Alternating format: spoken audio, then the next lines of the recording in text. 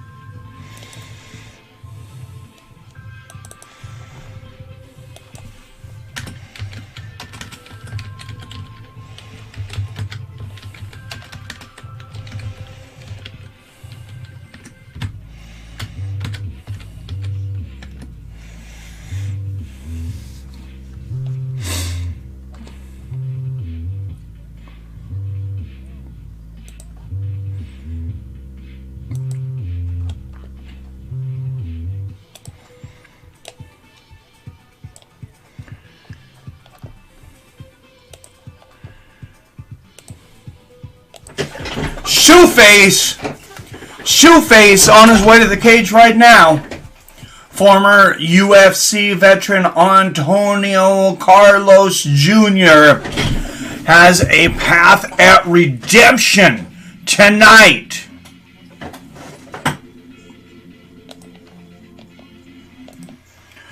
Tonight, Antonio Carlos Jr., Shoeface, gets the ultimate shot at redemption for $1 million in the PFL championships. But standing in his way is a man with Viking blood in his heritage from Norway, Martin Hamlet. This guy is quite the beast. And there is Junior Dos Santos with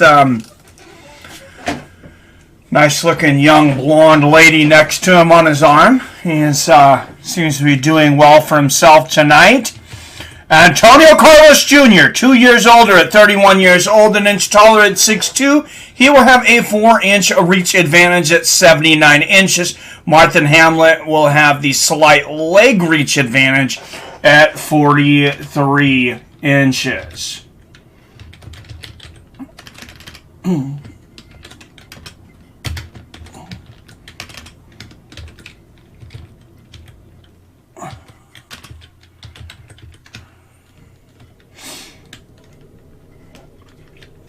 All right, now the blue corner, representing the country of Norway with a mixed martial arts record of 8 wins and 2 knockouts, 3 knockouts, 3 submissions. He is a plus 155 underdog, Martin Hamlet.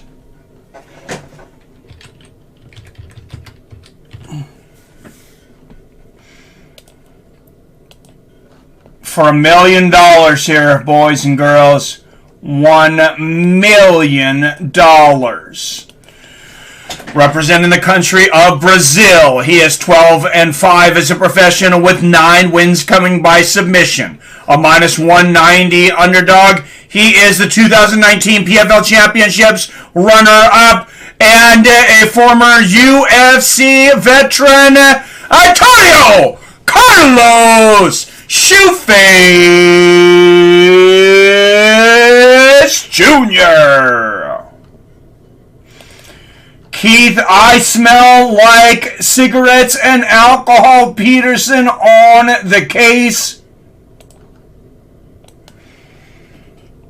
Martin Hamlet, Shoeface, let's get it on. 1 belt, $1 million. And 420, sitting with my friends, watching fights. How much better does life get? Maybe a little bit if I could partake in the 420, but work will come early tomorrow. Robert Kerrigan, hello. I seen you earlier in the chat. Spontaneous, my man. 7, what's going on, dude? Yeah, the time is strange. Main card is supposed to start at 5. PFL, all kinds of issues as far as the time is concerned. They've had with all of these PFL cards. Oh, beautiful combination there, though, from Shoeface. 1-2 upstairs, a low leg kick. Hamlin answers with a low leg kick of his own. Sorry, guys. That is... Antonio Carlos Jr., he has tried his luck at a couple of weights. Seems to have found the most success at light heavyweight, at least here in the PFL. Good left hand there from Shoeface. And he's not a knockout guy. Antonio Carlos Jr. never had a knockout in his MMA career. Oh, and he gets clipped with a left hook there. Maybe a bit off balance, but Hamlet jumping on him. I'm not sure that he was really hurt there as much as off balance. Rolls back on the ground, gets back up, and now Hamlet looking to use his grappling to get this to the ground. Nice left hook as they break, but Antonio Carlos Jr. wants to get this to the ground worse than he does, because like I said, all his finishes are by submission. Good left hand there from Shoeface. and a right. Could Shoeface get his first knockout here in PFL for $1 million? Talk about a great first knockout and a second beginning to a career. Nice little left hook there from Hamlet. Antonio Carlos Jr., I know most of you guys maybe know his story, but former Brazilian Jiu-Jitsu world champion turned to MMA fighter. Nice right hand to the body there from Shoeface.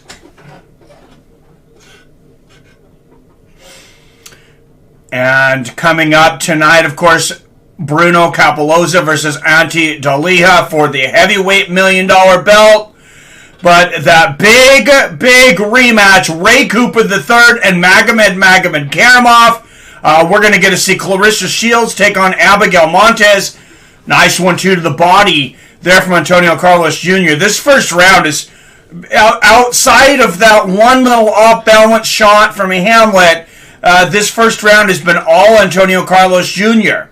Oh, and a beautiful right hand, and there's the takedown from Shoeface, and he's looking for the back. Hamlet is in trouble right now.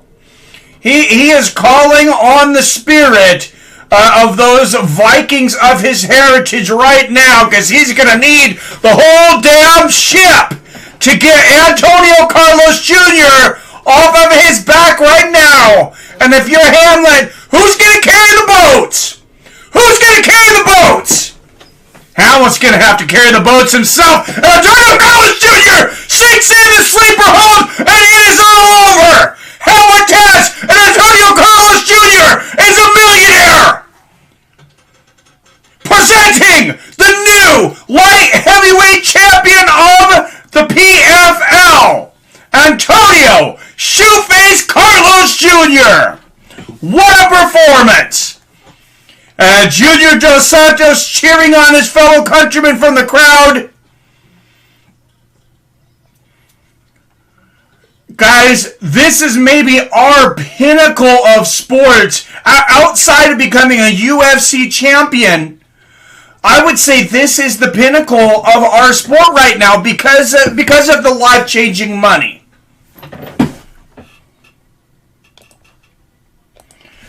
$1 million. And don't feel too bad for Martha Hamlet. Yes, he lost out on a lot tonight with that $1 million. See that right hand right on the temple, on the corner of that left eye there from Carlos Jr. He didn't get the knockout, but that right hand set it all up, gets the takedown, and once he gets on Hamlet's back, there is just too big of a difference in skill sets there. Antonio Carlos Jr., a Brazilian master. Look at that spin, though. Did you guys see on the replay there, the spin? That's going to be something a lot of fighters, I think, are going to be trying to replicate there. He's got the backpack, but instead of going for the sleeper hold right away, you see, he makes Hamlet spin. And the way he makes him spin, he almost loses balance there. What a genius move. What an absolute genius move. We've seen a lot of people get that backpack over the years. Liz Carmouche comes to mind against Ronda Rousey. Of course, Matt Hughes in a huge match against Frank Trigg. Antonio Carlos Jr., I don't know that I've seen anyone pull off that move. Particularly the way he set that up, the way he made Hamlet spin on his feet to keep from falling over. Then Hamlet lost concentration, it seems, and gave up his neck. That allowed Antonio Carlos Jr. to go for the choke. Notice he never goes for the choke until the standing spin. I don't know that most people, or a lot of people, are going to catch exactly how complicated that move was for Antonio Carlos Jr., but that's something he's practiced. That's something, he's seen in sparring.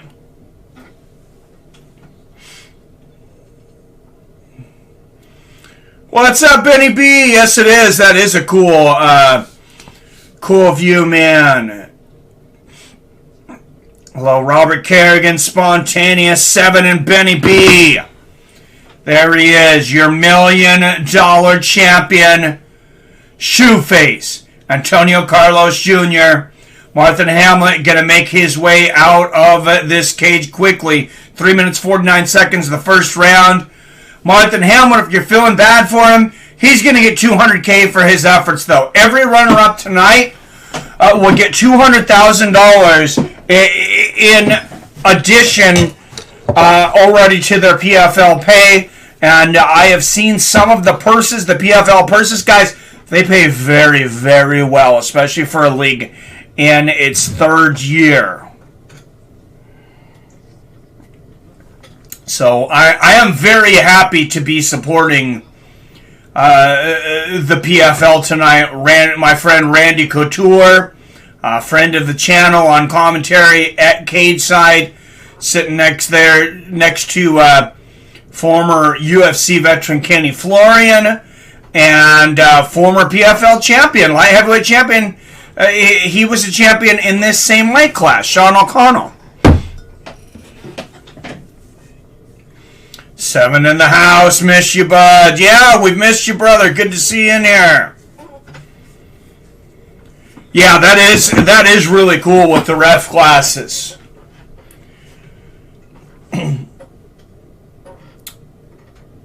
So, Antonio Carlos Jr. definitely doing very, very well for himself there. All right, if you're watching this, again, he's going to walk you through it. But watch as Antonio Carlos Jr. gets on Hamlet's back. Now, he's going to do something special here. He set all this up with a right hand and a takedown. There's the ground and pound. Now, watch when Hamlet stands up. Watch this. Hamlet's trying to spin out. Watch this little spin. Carlos Jr. not going for the choke yet. Not yet. Look at the spin! And there it is. Sinks in. And Hamlet, no choice but to tap. Wow. Genius move.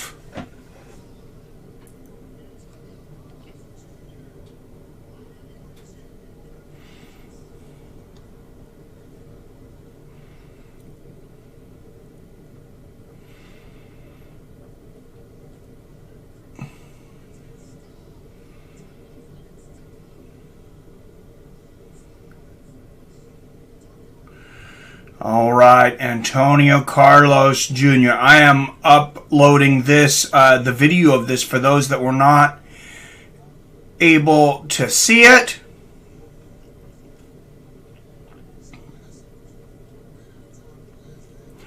On my Twitter.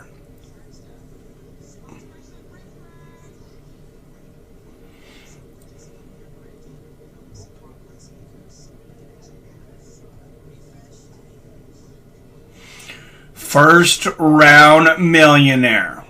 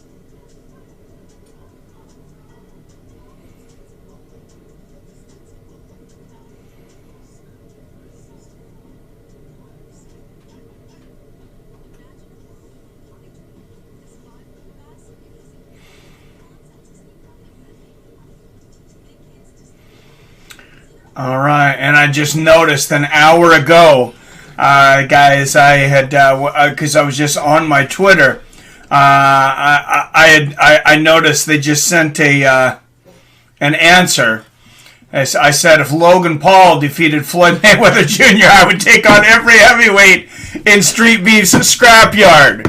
And Street Beef Scrapyard just tweeted me back. Come on down.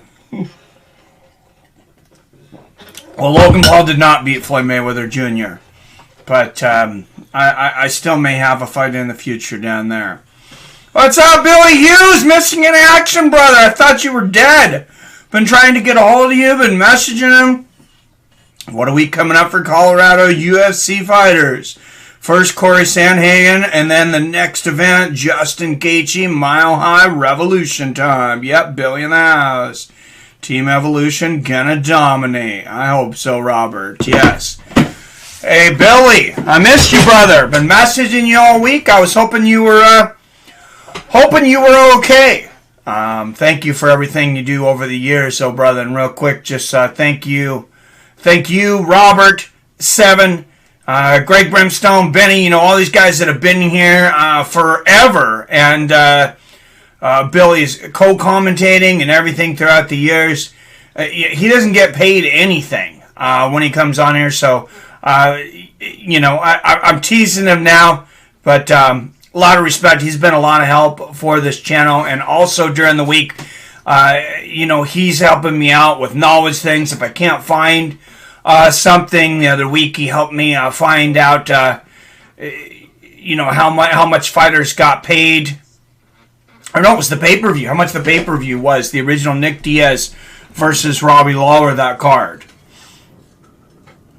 So Brennan Schaub was up there a week ago. Said Usman is up there training with him. Syed, that team are beast. Yes, absolutely. And I want to say one thing. I want to say this once. I know not everybody's in here. I may have to repeat it, but it's not something I want to talk about a whole lot. We had two members in here that had caused some issues. I liked having these guys around it sometimes. I don't have any hate against them, but they were causing issues for other members. And I know there were some questions and stuff. I didn't really want to have to address this, but I have gotten messages to where they are. Ordinary Pete and Derb Crunch are no longer with us at this time. They were just, unfortunately, they were causing more negativity than positivity here in this community. And I'm here for everybody to have a safe, positive place. It was several people that had said things, and the reason I definitely bring it up is that somebody someone had accused Billy of banning them. Billy doesn't have, I believe, even the ability to ban anyone. So that was me. That was a tough decision. I wouldn't have to ban any of you guys that have been around for a long time, and I took that very seriously. But I just want to make sure and throw that out there. None of our mods, Billy, Robert, Greg, Seven, none of our mods banned either of those guys. That was my decision, and I just wanted to clear the air on that. Yeah, Usman trained up there for his last fight, too. Usman was helping Corey for his upcoming fight. And he's not helping him in the supplements area, is he? No.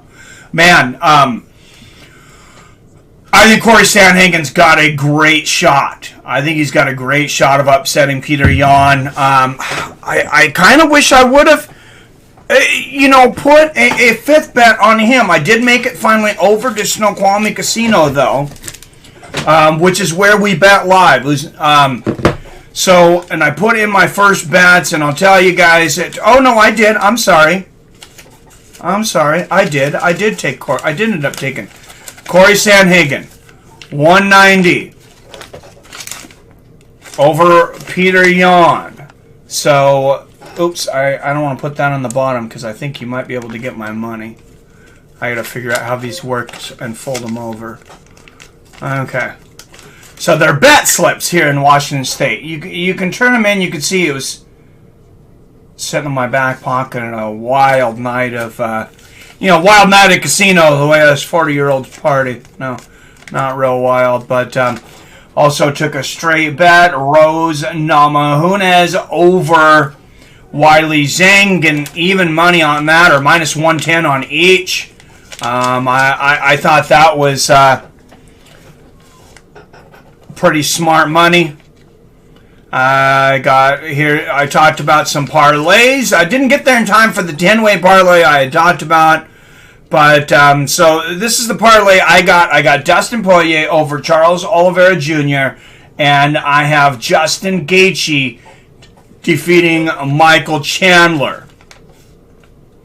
And Max Holloway versus Yair Rodriguez. Those three to pay 3.23 times. And then my first bet ever, I wanted to make sure that I... I got one more here. Excuse me. I did straight Justin Gaethje over Michael Chandler. I don't think you can really tune that in with that thing. You'd have to have the whole thing. But, got that one. This is what happens. So you go to a machine here in Washington, and it's just like your computer screen at home that you'd go to like DraftKings or another betting site, and you could see. Unfortunately, I couldn't bet on PFL. I wanted to bet on Magomedkerimov tonight. Not that I want him to win, but I think he will win. But I had to start with what I thought was a win. Not going to make a whole lot of money off of it, but I took the blessed one, Max Holloway, over Yair Rodriguez. Is there a lot of sports betting action there, man? Dude, the line at the book was so long. There was hundreds of people. There was thousands of people in this casino because Queensryche. I didn't realize Queensryche was also playing that Saturday. But man, this casino has 6 huge floors, 6-floor parking garage. It was packed. We went all the way up to the 6th floor to find a spot. And, the action was coming in hot and heavy. It's the only casino in the state that I know of that's 100% set up for sports betting now.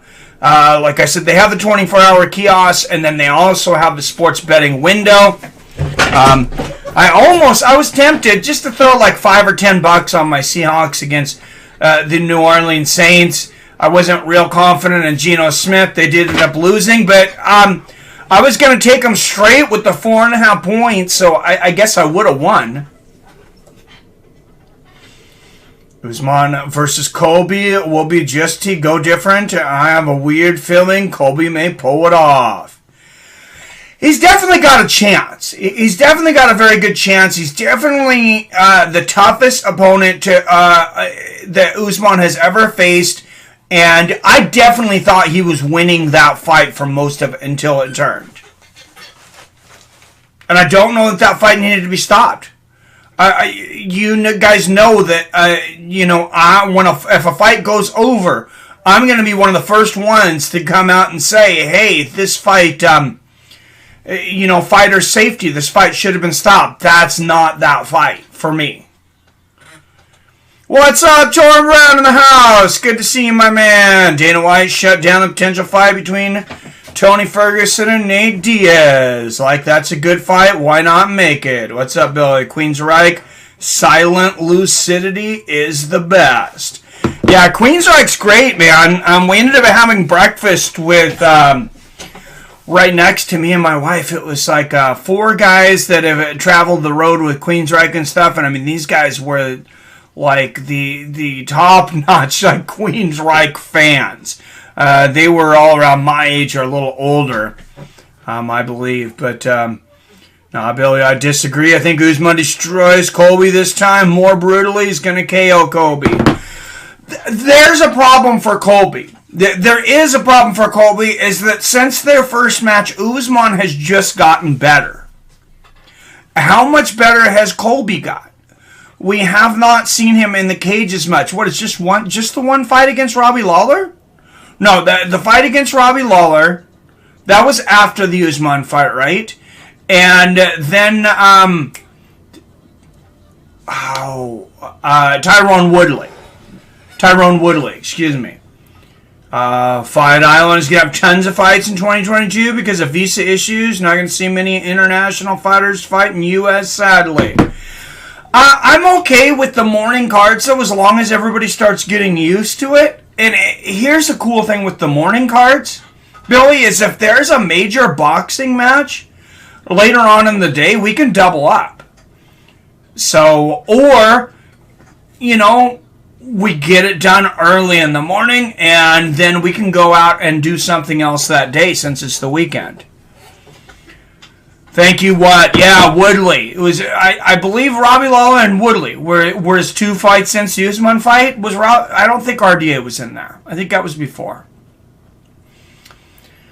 So, all right, looking inside, Extreme Couture there. There's Kayla Harrison. She'll be taking on Taylor Guardado Jr. tonight. Basically a rookie to the sport. I don't think anybody really expected her to get here.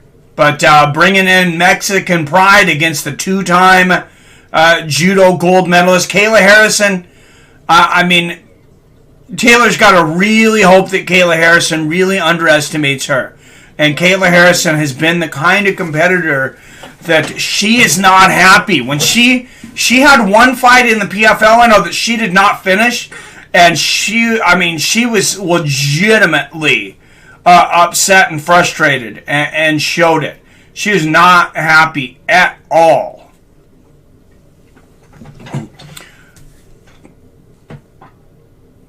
Dana White just doesn't want to see Ferguson make money. Why not give the guy a big money fight? He's done so much for the company.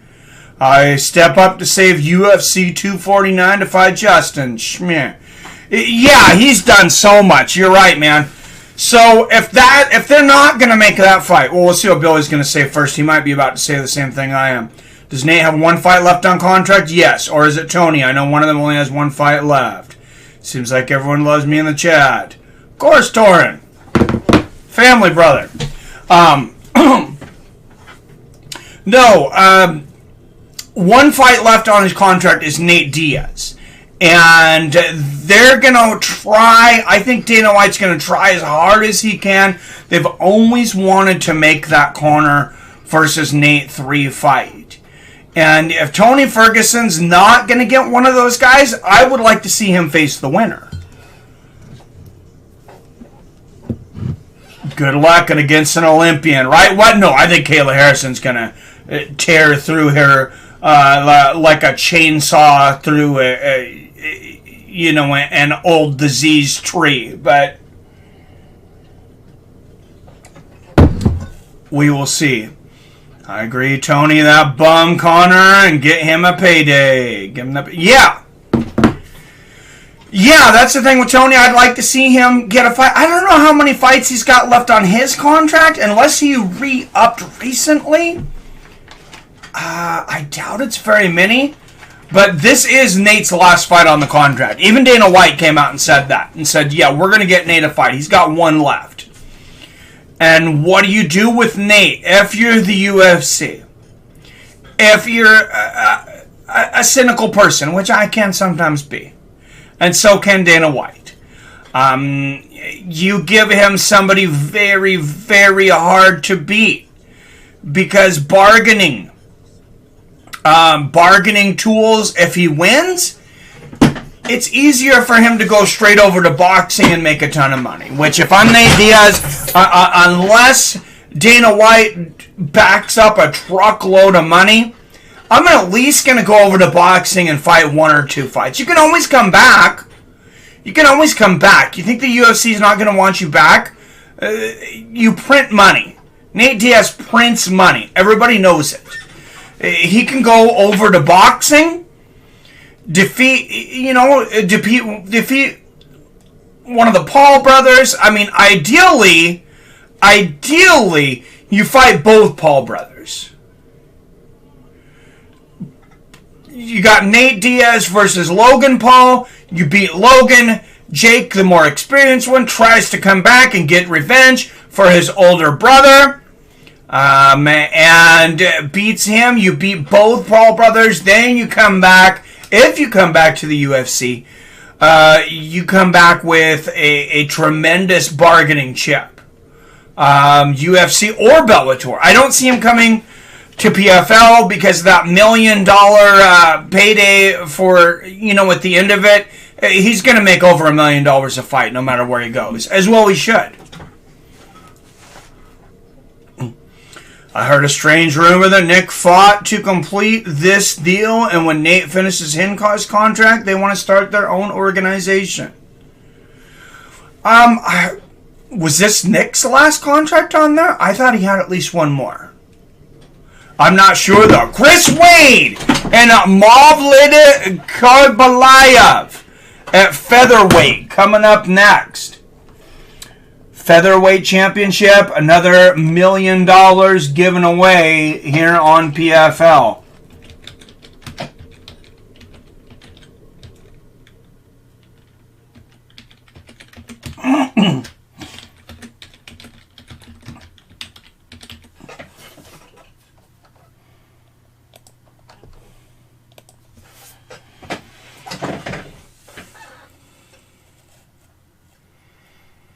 I don't want to see Tony Ferguson fight anymore.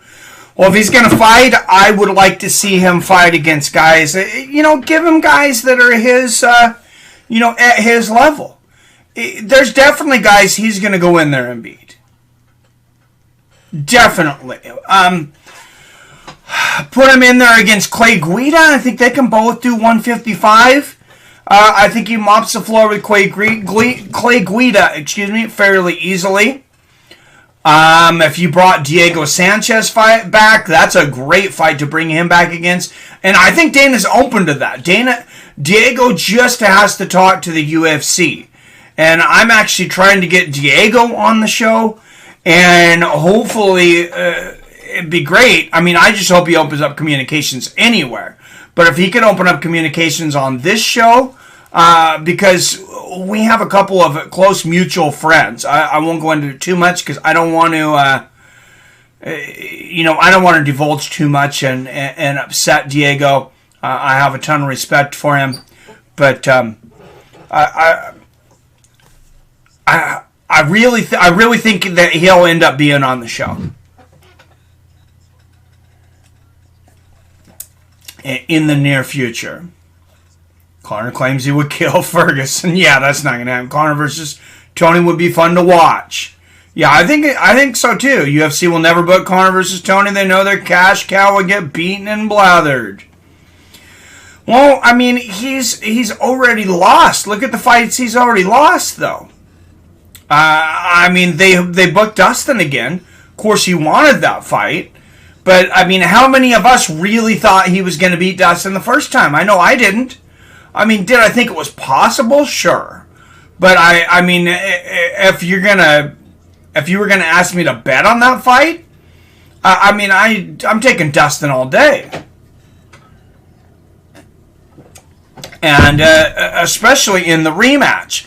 So, main card is up now. Magomed Karbalayev taking on Chris Wade at featherweight. Bruno Capoloza versus Ante Dalia at heavyweight. A special event, Clarissa Shields take on Abigail Montez. And then the co-main event, a rematch between welterweight reigning champion Ray Cooper III taking on 2019 champion Magomedkerimov. That should be the main event, in my opinion. But PFL's cash cow, if you will, Kayla Harrison's taking that spot in the main event, taking on Taylor Guardado. Runner-ups get $200K, Billy. So not bad. Not bad at all. And I gotta say once again, respect to Ray Safo and the PFL organization for going out there. I really don't know who's funding all of this, who's bankrolling it all. I know they were World Series of Fighting, but PFL, I mean, they are paying fighters well. They are paying fighters well. So I really hope that they succeed. And now as I'm saying all this, I should be embarrassed I have not bought any PFL gear. I'm gonna have to go over there and buy some PFL gear. Heck no, Tony deserves better than Clay Guida and Diego Sanchez. I would say give him Paul Felder because Felder's teasing a comeback. I get that. No, I get that, Doran. But here's the thing, and Sean O'Malley was bringing this up lately. When you have a contract that you're going to make a certain amount of money, basically, unless there's extra stuff that happens behind closed doors, which is the exception, not the rule, he's going to get paid the same regardless. So, I mean, I know for the fans you want to see a better match, but, a worn up, let him get in there against Clay Guida or a Diego Sanchez, and he can choose to go out on top in glory, or he can use that as a stepping stool, and he can climb his way back up, fight some of these other guys. I'm not saying that he can't compete with some of these other guys. He definitely can. But I think it'd be interesting to see him in there against Jim Miller after Jim Miller's last fight. Second round knockout. Against a young guy. Thank you, Robert. Despite Ferguson being on 3-fight losing streak, I still think he destroys McGregor with these. I would definitely like to see that fight.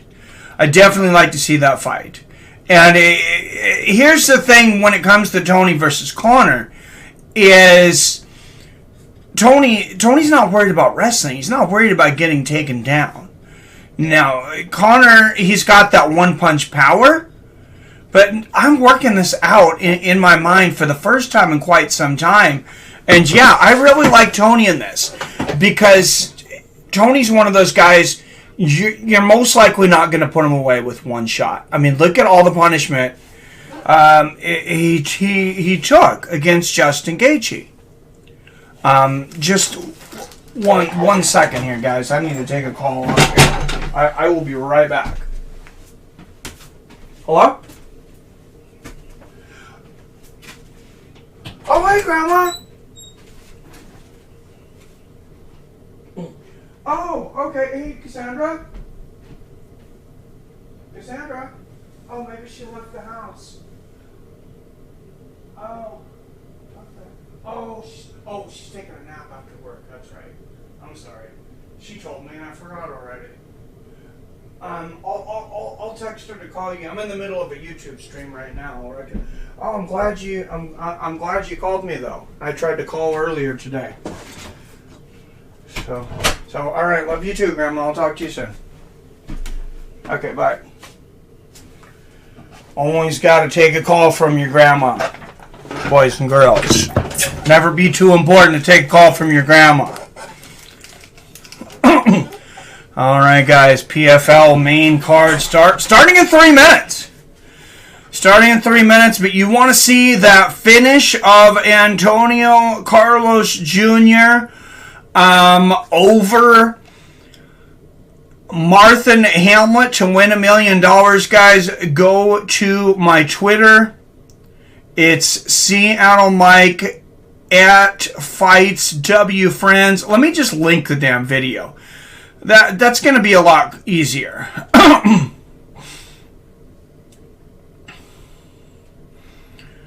I'll just do that. There you go, guys. If you haven't seen it, if you have, I'd appreciate you just clicking on it, giving me a like over there. And if you follow me over there, if I get to 10,000 followers now, Twitter is now monetizing accounts. So I'm kind of halfway working on that when I remember. I did see Junior Dos Santos. Oh, and AEW. No. I have not watched AEW yet. Ferguson is going to tag McGregor. Also, please don't think Conor will just have his way standing with Tony. I don't think so. Do a quick breakdown on Tony Ferguson versus Conor McGregor, like how you think the fight plays out. That's my grandma every day. She's a great lady. She raised me and most of my cousins. Well, respect and memory of your grandmother, Billy. Yeah, I value the time I have left with her, and I just feel bad that I couldn't take a little more time to take her call. I guess I could have done a 10-minute intermission. She's been doing really well until this year. I mean, not that she's not doing well physically, but mentally she's starting to forget some names, unfortunately, and she's having a hard time answering calls. So I keep calling her, and she's not able to remember how to pick up the phone calls. I asked my sister even to get her, because she lives over there by her, to get her a dumb phone. I said, don't have her a smartphone, get her a dumb phone. You know, just basic. So she can just push a button, doesn't go online, none of that crap to confuse her. And I thought that's what she did, but apparently she's not been able to figure out how to pick up calls. So, Torrin Brown, quick breakdown on Tony Ferguson versus Conor McGregor. I will do that if you go over there to Twitter and give me a like and comment. No, you don't have to. I would appreciate it, but no. So, Conor comes in the first round, guns blazing. I think Tony's going to exchange with him some. I think Conor clips him in the first round, 10-8 round Conor. Second round, you're getting more of the same. Tony's getting Conor to get into exchanges, though, pushing his cardio. You can start to see Conor getting tired, but he wins the second round. So we got a 2017 Conor McGregor. Third round, Tony Ferguson really comes on, starts to push the pace. Conor catches him a few times again. Very close round, back and forth, split decision. Some of the judges give it to Conor, some of them give it to Tony. They're in the third, but you can see Conor's getting tired. Tony continues to push Conor in the fourth and finishes Conor McGregor towards the end of the fourth round with a rear naked choke. How's that for a breakdown? Sorry if I talk about McGregor fighting Tony so much. It's just that it's a fight I'm dying to see. Dude, there's a lot of people that are dying to see it. I mean, does the UFC not like money? Make that fight. But if he's not fighting Nate, I mean, if Conor's next fight is not against Nate or against Tony Ferguson, am I wrong in saying that the UFC is making a huge mistake? I think they're making a huge mistake. I don't see how you could have Conor McGregor fight anyone outside of Nate Diaz or Tony Ferguson and make a bigger fight. I just don't think it's going to happen. He's already fought Dustin 3 times. Please do not say Dustin again. Because he's already fought him 3 times. And in the modern era, Dustin mopped the floor with him twice. Smoking on some God's green crack and PX strains. Good breakdown. Thank you, Torrin. I think Ferguson dodges Conor McGregor punches, considering he's been training with Roach. I think he dodges some of them. Tony's definitely very hittable, though, man. It would be good to see him. Kind of like Arturo Gatti did later in his career. You know where Arturo Gatti... Tony Ferguson reminds me a lot of Arturo Gatti. And Arturo Gatti would get in these wars all the time. And the fight of the year... It's like every year, it's like, oh, who's going to win the fight of the year? It's going to be Arturo Gatti, and who else? Is it going to be Mickey Ward? Is it going to be Ivan Robinson? Is it going to be, I know there was some more there. I think he was like 4 or 5 times fighter of the year. And then he learned how to box. And that's where he pulled away from Mickey Ward in the second and third fight.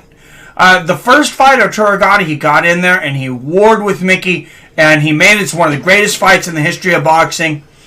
We talk about, I think we will always talk about, as long as I'm alive, I think we will talk about the Arturo Gatti Mickey Ward trilogy.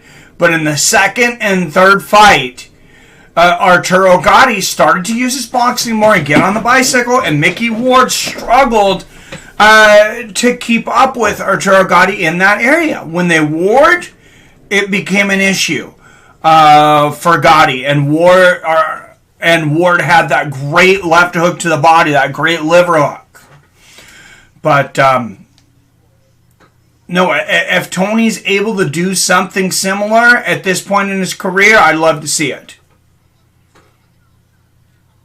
think Ferguson. Anyone notice Joe Rogan has quietly walked away from UFC work? He's always hunting or doing stand-up. When pay-per-view come up. Well, this next one's international, and the last one I think's the last one. I think that's the first pay-per-view, stateside pay-per-view he's pulled away from in a while, isn't he? He's a busy dude. I don't know that that's purposeful. I don't know that that's purposeful. So if he's not at UFC 268, which is in the States, I believe, then I would start to ask those questions. But I'm not really too much yet. Paul Felder should come out of retirement and fight McGregor. What's up, J Dig? J Dig 1982 in the house.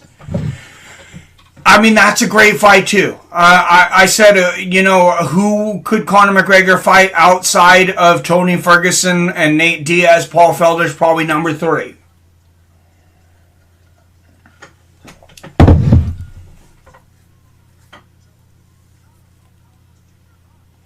Irregardless, YT, Joe Rogan's comment words were irrefutable, 100% accurate. Oh, his comments while he's commentating? Is that what you're saying? Oh, he didn't walk away. He only missed one pay-per-view. And he will not work pay-per-view out of the U.S. No more. He missed the last 3 UFC pay-per-views in USA. In the United States, he hasn't been there for the last 3? Huh. Well, I mean, I don't know. He's a busy guy.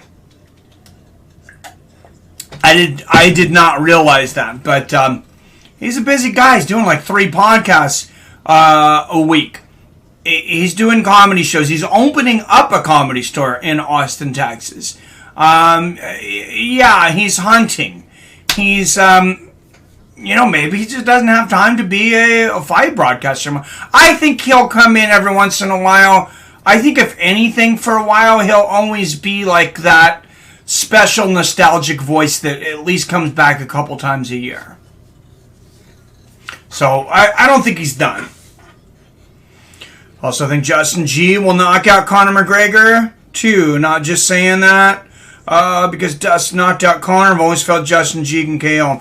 Justin can beat anybody in the UFC right now. I think he beats Dustin in a rematch as well. Justin Gaethje, I believe, if you line him up, now that Khabib is gone, if you line him up in the lightweight division, in my opinion, Justin Gaethje knocks them all down. He learned a lot from that Dustin Poirier fight. He was a much better fighter when he stepped in there with Tony Ferguson. Learned that much more. I think he takes Dustin Solo in a rematch. And I think he beats anyone and everyone, including his next fight against Michael Chandler. He was hunting on last one and had stand-up with Chappelle for 2 before that. Okay. Yeah, like I said, I don't disagree with you that he's backing off a little bit, Billy. I guess I wasn't disagreeing with you really at all. I was just saying, I don't think he's done. I think he'll, like I said, if anything, I think he'll still step in 3, 4, 5, however many pay-per-views a year. It's just not going to be every stateside pay-per-view anymore as we can see it. He will be at Madison Square. Thank you, Robert. That's 268. Next one's this Saturday's 267, right? And then the next one's going to be 268 is Madison Square. Tony Ferguson, Justin G rematch would be cool. Oh, I don't like Torin. I'm going to be honest with you. I think that fight was really bad for Tony. I think he's too tough, and I think Justin's at the top of his game. I think Justin is where Tony was 3 years ago, and if I'm going to be completely honest with you, I don't think Tony's where he was 3 years ago. I think Justin's the top of the food chain right now. He was in Jacksonville, Houston, and Arizona. What are you talking about, Billy? Oh, Robert fact-checking. Robert went over and seen Rogan in live for his new comedy. I cannot wait till that comes out on Netflix. If he makes it to Seattle, I'll go watch him. I don't know if he's coming to Seattle, though. He's going to be at Madison Square, though? I know he will not get vaccinated. I know he said that. God, and it's so stupid. I got to be careful even what I say about things like that. But I know he's not. He's not taking the jab, so I don't know if they're going to allow him into the building in New York. That'll be interesting. Only missed Vegas. It's not in Houston or Arizona. DC did the interviews. Well, I don't know. I'm trying to remember back, and I honestly don't remember. I'm not paying as much attention to the commentary anymore. I pay attention to it enough. I'll start paying attention if there's something going on that I can't see visually, and they're working on something in the background. But, Joe Rogan has tons of money. He doesn't have to work for the UFC anymore. I think he just does it for a hobby. Oh, absolutely. If I walked away from the UFC today, it'd be all right. Guy isn't hurting for money. No, and he did it for free when he started. I don't think he's ever really done the UFC for money. I think he does it because he loves it. It's like if I got a chance to commentate for the UFC. Yeah, they're a big company. That would be nice if they paid me, ESPN or something, but I wouldn't turn it down. I'd definitely do it for free. But I do feel that is an issue, with this sport. Yes, it's a young sport, but there's so many people that have so much love for this sport. And a lot of fighters and stuff, and they're willing to not get paid like a professional. And they're working for a professional organization. They should be getting paid like a professional. And pay is much better than it was 10 years ago. I'm not saying every fighter in the UFC is underpaid, because I don't think they are. Bruce Leroy, Alex Caceres, he did his due diligence, got his win, got a submission bonus this last week, and made $250,000. Where else is that kid make $250,000? He's not going to fill a boxing arena. So that's a huge payday for that kid. And there's a lot of other kids. You right, Bill? My mistake. All right. Oh, no problem, Robert. Hey, that's why we have Google. Felder versus Diaz in a triathlon, and then they fight at the finish line. I don't think that would be very fun, seeing two guys already on their deathbed. Do you know how crazy that would be? That would be like two men that weighed 180 pounds, both killing themselves to cut down to 155 pounds.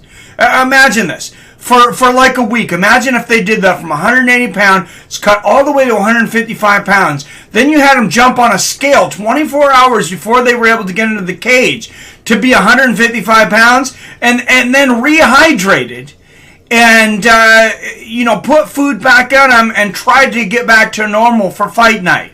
You know how crazy that would be? Yeah, it would never work.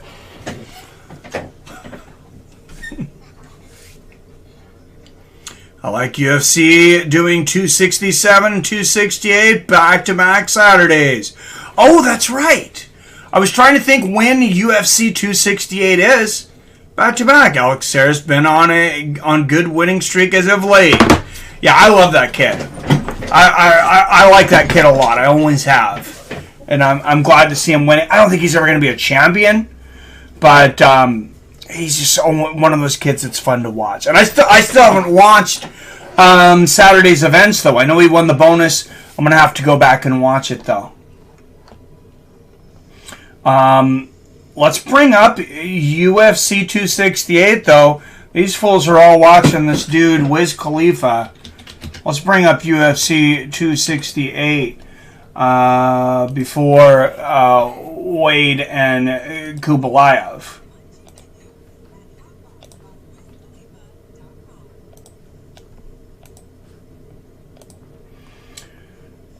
Alright, guys. Looks like going to be some commercials here, and then we're going to get the next championship fight here. But yeah, in the meantime, we're gonna bring up the whole freaking card. Let's do this.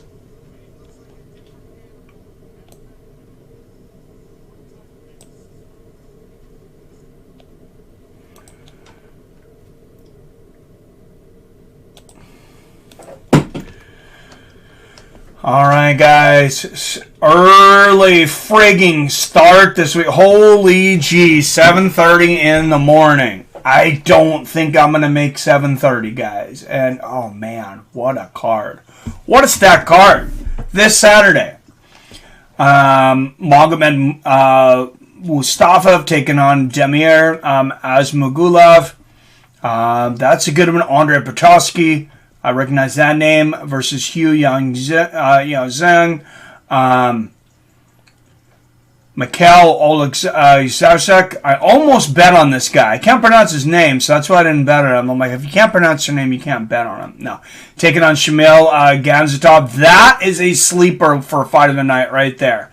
I know it's a huge stat card, but I think this light heavyweight bout, that's my sleeper pick. Elizo dos Santos taking on Benoit St. Denis. Ricardo Ramos returning against Tuhugov. This is a great fight here, though. This would be a big fight night main card, but main event. But they've had several women's main events recently, so it's the main of this prelim, and it definitely belongs there. Amanda Hebes and Virna Jandarova. That's a great freaking fight. Rose fighting at 268. Yeah, I got money on her. November 6th. Where's Crone been? Yeah, Crone Grace hasn't fought in a while. I know his father was talking on Rogan and said that he may not come back. He's not sure, but he's just giving us some time. No time. Volkan Ozdemir taking on Magomed Ankalaev. Look at the odds on Ankalaev. 3-1 favorite against Ozdemir. I haven't done a lot of research on that fight, but that seems a bit wide.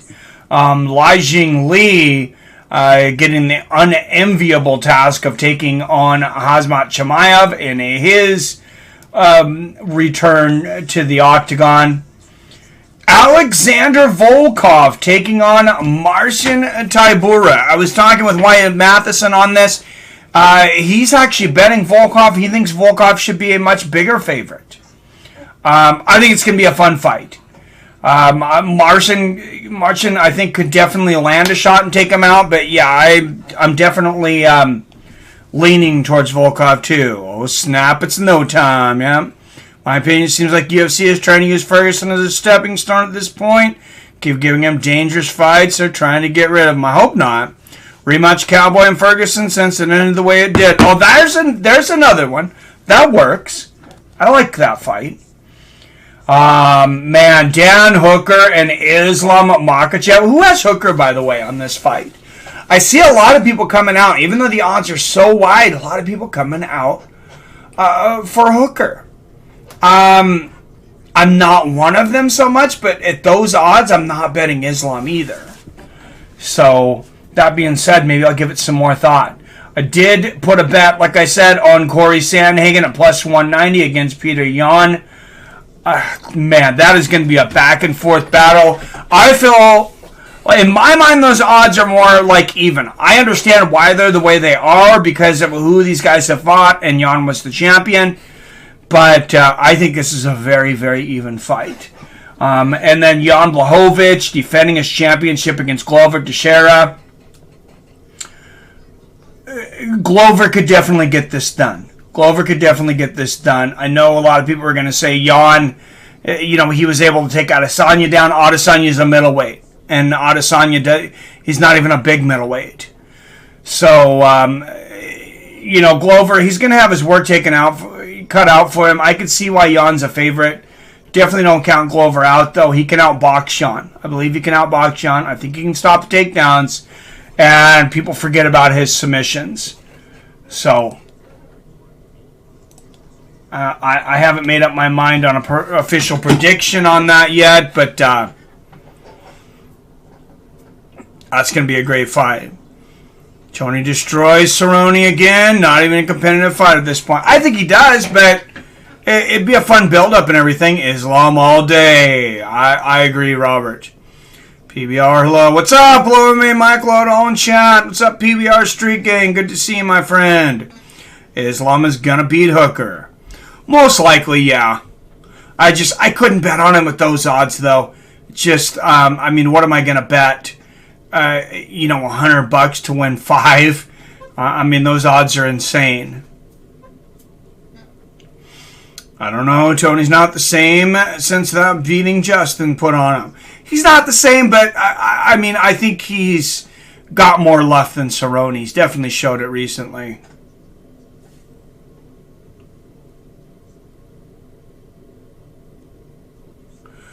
Oh, PBR Street Gang with the super chat! Dropping a dime. Dropping the dime on us. Wrecked. PBR Street Gang with the $10 donation to open up that tip jar. Thank you so much, my friend.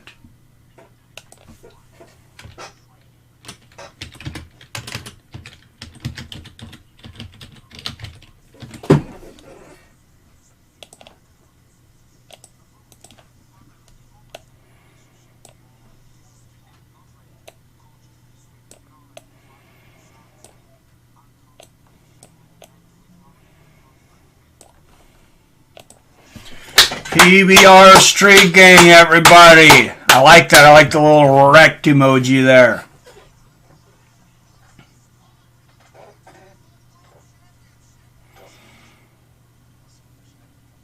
Yeah, Tony has way more left in the tank than Cowboy. I think so. Yeah, I think so too. I agree with you. Had a few too many today. Or you've had just enough. Who's to say? Too many. Has he had too many, Robert? Robert's our gauge.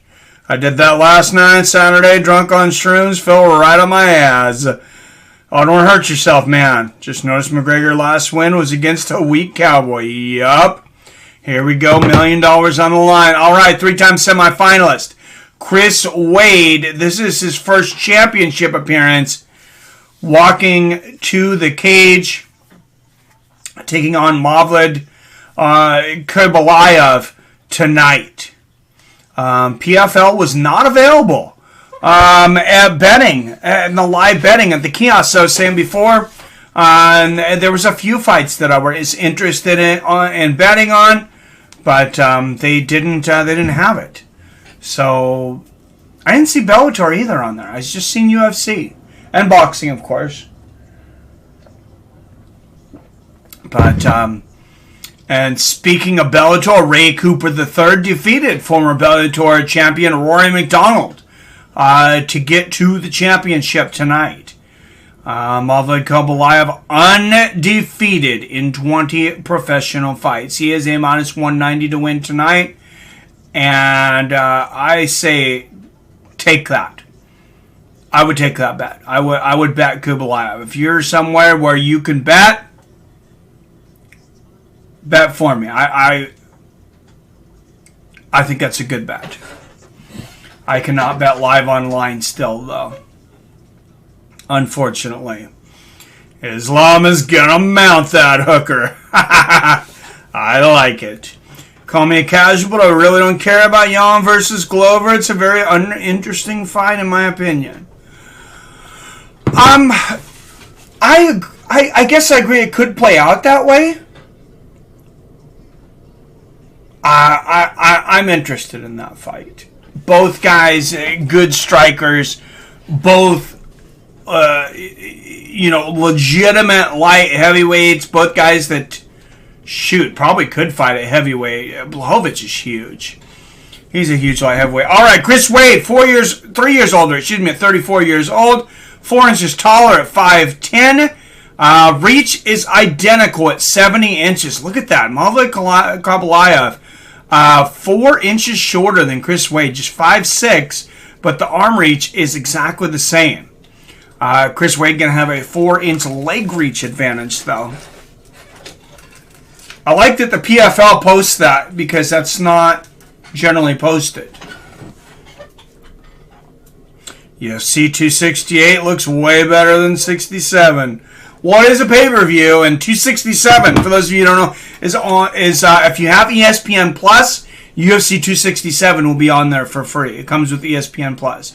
All right, first the challenger, representing the United States of America. He is a plus 160 underdog with a mixed martial arts record of 20 wins and 6 losses, 5 submissions with 1 knockout. Chris Wade. And across the cage, he is your favorite. Representing Mother Russia. He is 18-0, undefeated as a professional with 6 knockouts and 2 submissions. A minus 190 favorite in tonight's $1 million matchup.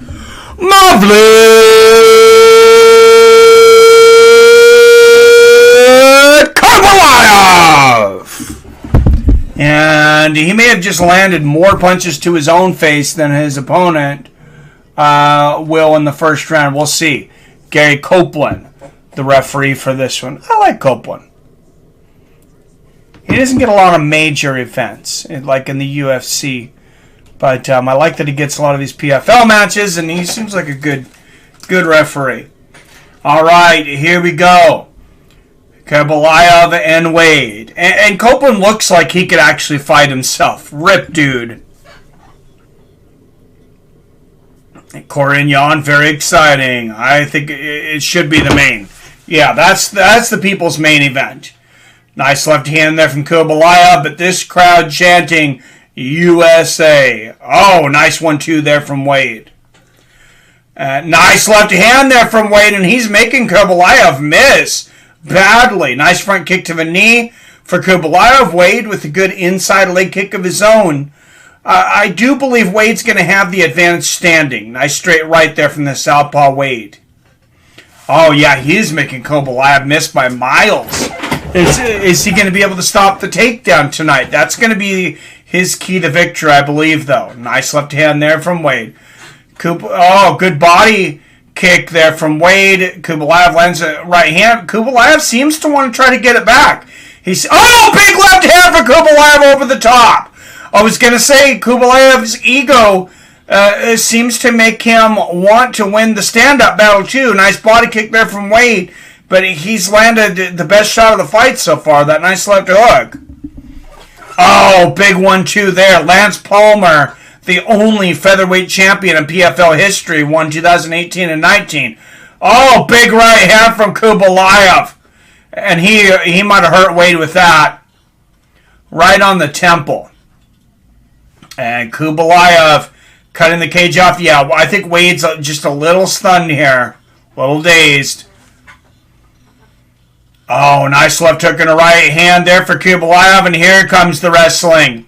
Now Chris Wade's, now that he's gotten tagged, he's going to have to deal with the incredible grappling of Kabayev. And this is why I thought Kabayev was a good bet coming into this.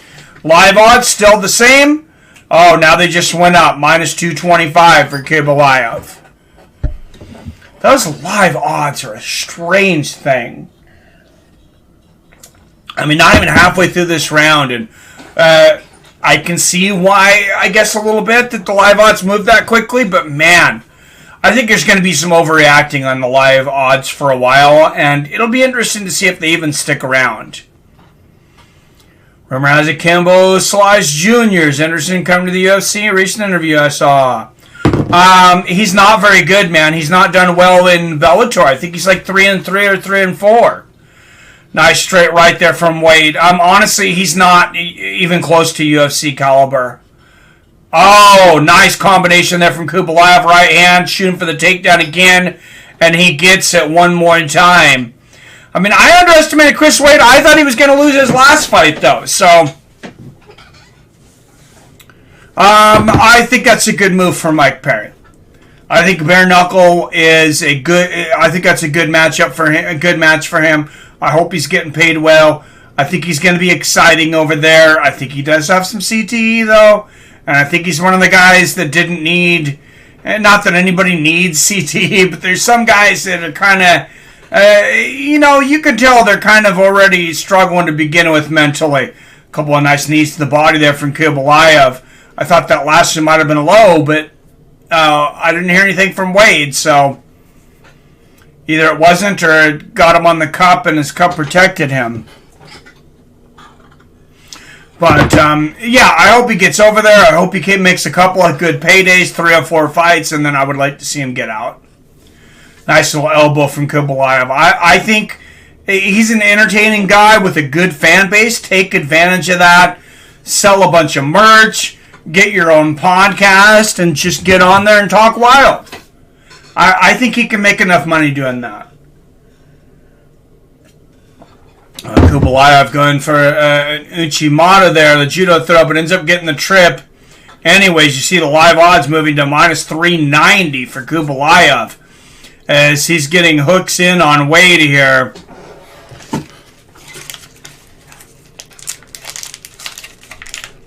Very... So...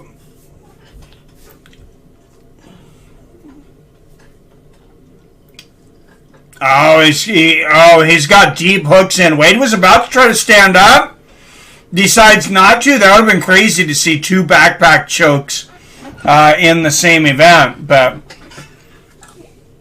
Wade survives the first round. Barely. Kubelayev said he is dedicating this fight to Khabib's father. Nice. Mike Perry finally got cut. Did he get cut or did he leave on his own accord? Or did he ask to be released? That I'm not sure. I just seen that he's...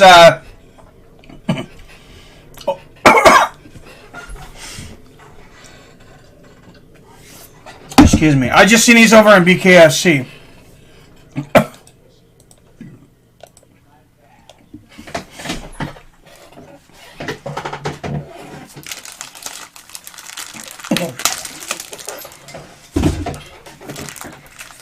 Did you guys hear this advertisement on Dave Vigo? I don't know if you guys are listening to this, but it says, Dave Vigo may cause things that you do not remember in your sleep, like driving. How the F is this legal? How is this legal? You may sleep drive and not know it. What the fook? And this is why this little tiny show, vet my sponsors better than ESPN. Head kick from Wade to open up the second round. Freaking scary, though. Good ridden of bad rubbish, I say about Mike Perry. He's a bum. Wow. Tell us how you really feel, Robert.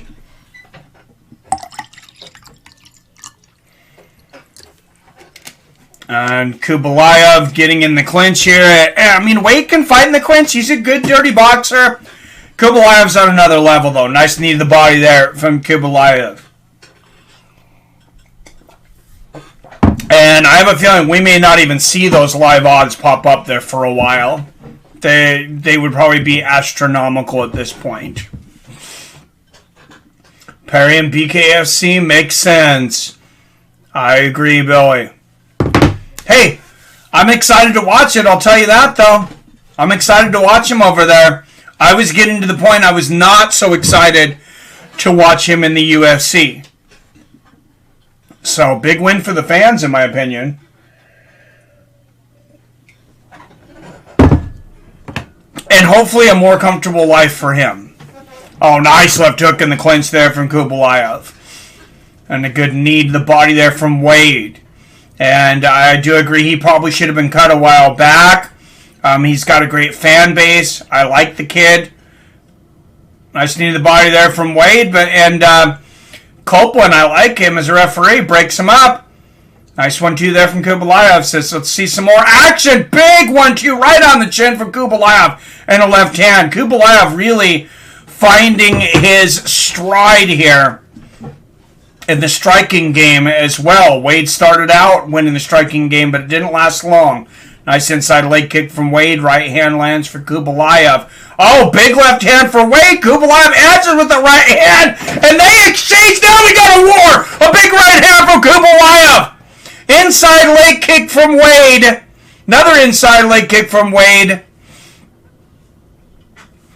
Chris Wade may not win this standing and exchanging, but I think that's definitely his best shot. A couple of good right hands to Kubelaev, and he has Wade around the waist once again. All right, guys, 7-Up in the chat. If you haven't hit that thumbs up button, make sure don't forget to hit that. Help us out in the algorithms. I wasn't sure how much people were going to be into PFL, how good of a crowd we were going to have. It's under 10, but, I got some sleep. I'll enjoy it. You got to stay active. Nice knee to the body there from Kubelaev. And thank you for everybody that did show up. I appreciate it. And Wade with the hammer fist to the legs there. Not the most effective method there. But and if you do walk out of the room, if you leave the volume playing for the dog or something, it's not going to hurt my filmings. It'll help us on the algorithms, actually. So, all right, now we're back up to 10. Thank you. Look at the live odds now, minus 1100 in favor of Kubelaev. Actually, plus 550 for Wade. Honestly, that's closer to where I would have made him to begin with. I was always very big on Kubelaev coming into this fight.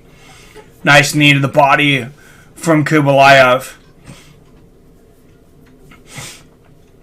And that's if you're gonna bet. I'm not telling people to gamble, but if you're gonna bet, when you see something like that, if you really know what you're looking at, and you see a guy like Kubelaev, less than a 2-1 favorite coming into the fight, if you're a gambler, I just think like that's the kind of bet you need to jump on. Nice exchange of knees to the body there. Big right hand upstairs from Kubelaev. And a good body kick from Wade. And a nice side kick to the knee. And Wade's eye is exploded, though. Right hook and a left hand from Kubelaev. And a beautiful Ichimata. Does not immediately go for the guillotine, even though that's generally what a fighter would do right there. Kubelaev, he's a smart guy. He knows that's not a real, not a real high accuracy move in today's MMA. So he takes the time, gets the back. Nice little knee to the thighs here. He's running out of time in the round here, though. Oh, and a big shot there, and probably a good chance of at least one 10-8 round. Thank me for waking Mike up. Yeah, Wade's busted wide open. Yeah, thank you, Robert. Robert told me about 3:30. He's like, hey, man, they're doing this thing early. Their time's all messed up. So I said, all right, man, I'll set up. So, yes, thank you, Robert. Oh, and I got to update the tip jar here. Sorry, I put the $10 tip from Mr. PBR Street Gang.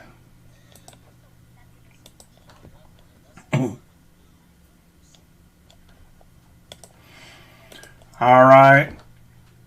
And just real quick, guys, don't forget our sponsor, Cash App, for helping this go through. You can donate directly, Seattle Mike and Cash App.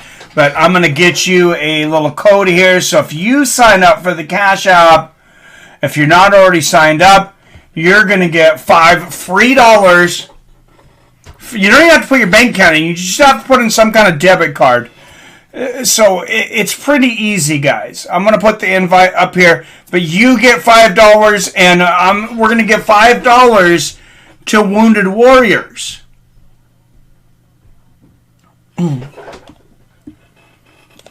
So, the Wounded Warriors, trust me, they deserve it.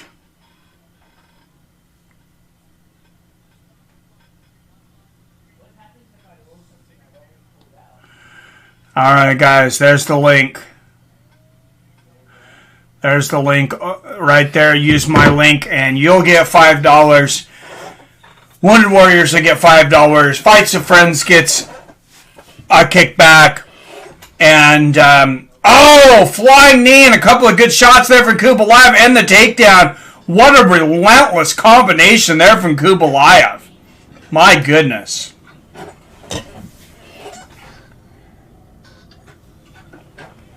And no, the security on the Cash App is second to none, though. I'll tell you what, guys. And this weekend, me and my wife went out. We were at the casino. And we're like, hey, we want some snacks. We want a little bit of alcohol. We want some goodies and stuff. We ended up spending, $75 at a local drugstore on some things. Boom. Use the Cash App. Tapped it at the register. $7.50 back in Bitcoin. For getting drunk. Get paid to get drunk. The Cash App. Nice little elbow there from Wade.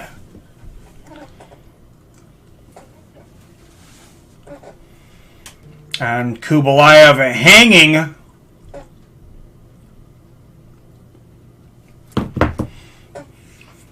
hanging on Wade. I feel like somebody's listening to me. I just got an email from my bookie. Stop listening to me, phone. Still minus 1,100 live odds for Kubelaev, plus 550 for Wade. Would anybody take the plus 550 on Wade? I wouldn't. But I mean, you're going to get 5.5 to 1 odds. That's pretty thick. I just don't really see Chris Wade's path to victory here.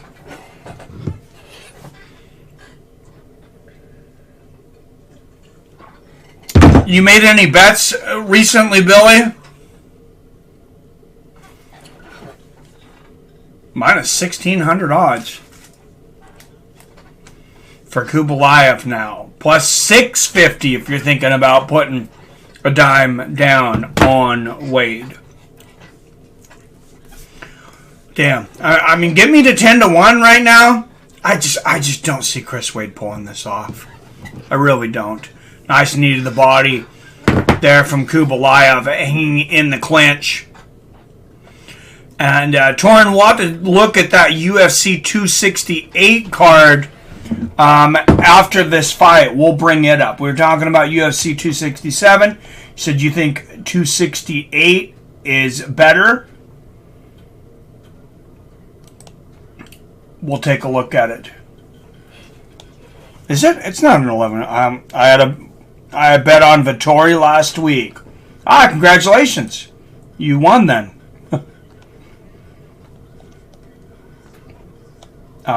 Billy bet on Costa. So you could have bet him, won some more money. Wyatt. Nice left hook and a right hand there by Kubelaev. Just in total control. Dude is in total control. I guess that was a really good fight, though. Nice right hook and a left hand there from Kubelaev. Right hand, big left hook from Kubelaev. He might finish Wade here in the third. Another right hand there. And, Kubelaev's a monster. This guy could compete in the UFC. Tell me differently. This guy could definitely compete with the best in Bellator in the UFC.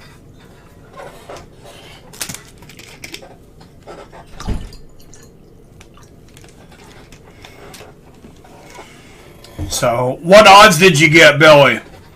Costa needs some help. I think he looks like he is spiraling. Yeah, and I hope he gets it, man. You don't want to see these fighters, mentally spiral down like that. It's wow. Live odds just went to minus 4,000 in favor of Kubelaev. You're going to get plus 9. Now it just went to 5, so you're going to get 10 to 1 odds for Chris Wade.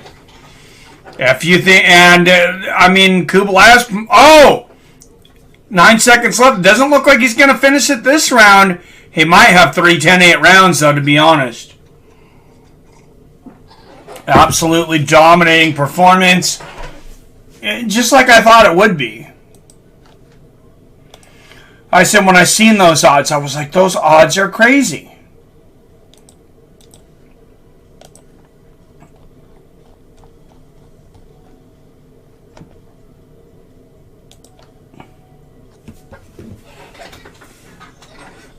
Agree, Bill. Yeah, I hope he gets some good people around him, some good positive people, a good environment. Even if he has to step away from fighting for a little while, I mean, your mental health is more important. And yeah, I mean, we can say whatever we want, about the weight cutting and everything, and professionalism and different things. But at the end of the day, yeah, that's a human being and somebody that puts their body and life on the line for our entertainment at the end of the day. So, yeah, I hope to see the best for him, too.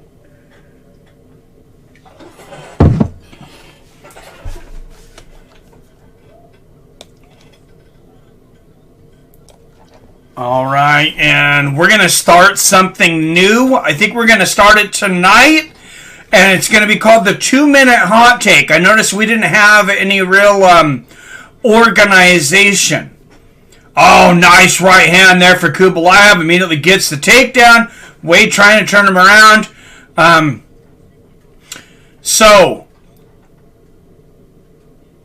we're going to have the hot take. 2-minute warning. You get 2 minutes to call in. Give me a hot take. Why you think a certain thing. It could be whatever you want. Why you think a certain fighter is going to beat another fighter. Or why you disagree with the mainstream on this or that, and that'll be more organized, I think, on the call-ins. We'll just make it 2 minutes, and you just call in and give me your take for 2 minutes, and then we'll respond to it live on air. 30-25 Kubelaev. Yeah, I completely agree. Robert, what was the 110-9 you gave the first round? I gave the first round just 10-9 since Wade started, striking pretty well the first round. But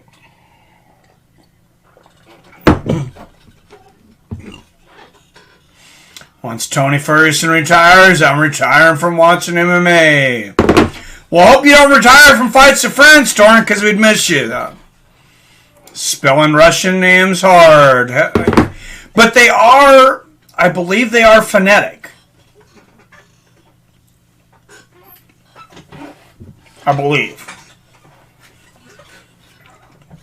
All right, Kubelaev hooks in.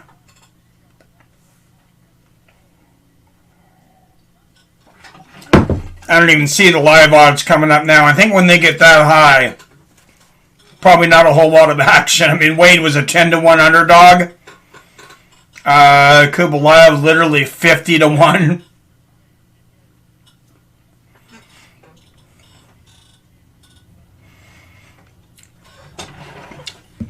All right, yep, scored it the exact same way, Robert. But yeah, it's not that I'm trying to encourage everybody to gamble, but I'm saying if you do, you got to look for things like that. I wish I could pull the button. Could have pulled the button live. And like I said, our live casino didn't have PFL bets. But, Kubelaev coming into this at a minus 190, that was a steal of a bet, in my opinion. Oh, big right hand for Kubelaev, and a right hook there lands for Wade.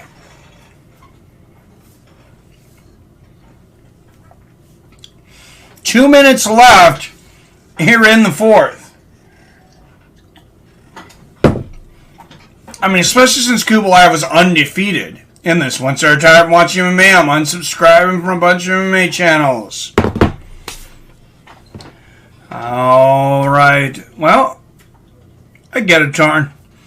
All right, Kubelaev hanging on Wade here. Don't forget to hit that like button, guys. Make sure that you share this. I'm going to share this stream on the Twitter.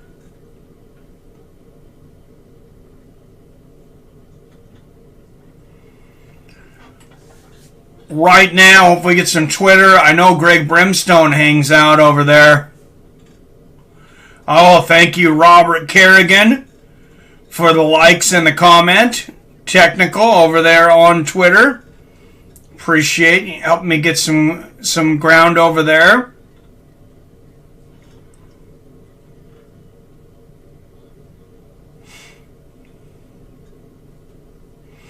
All right, and like I said, Street Beef Scrapyard calling me out, saying, come on out.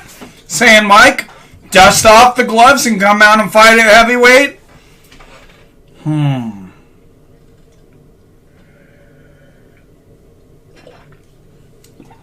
43. If I don't do it soon, I'm going to be too old. Oh, good move there by Wade, but I thought he was going to get on top, and he misses, and oh, man. Indecisiveness cost Wade there. He could have chosen to get on top. He could have chosen to put it back to standing, but it looked like he couldn't decide what he wanted to do there, and Kobylaev was very decisive. He knew what he wanted to do, get right back on top of Chris Wade, because that's what Magomed Kobylaev does for a living. He likes to lay on other men for 25 minutes at a time.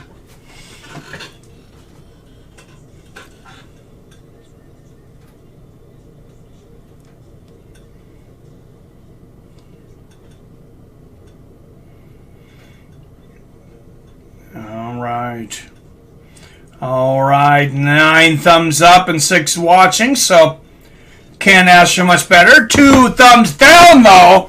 I don't know who the hell those people are. I have an idea, though.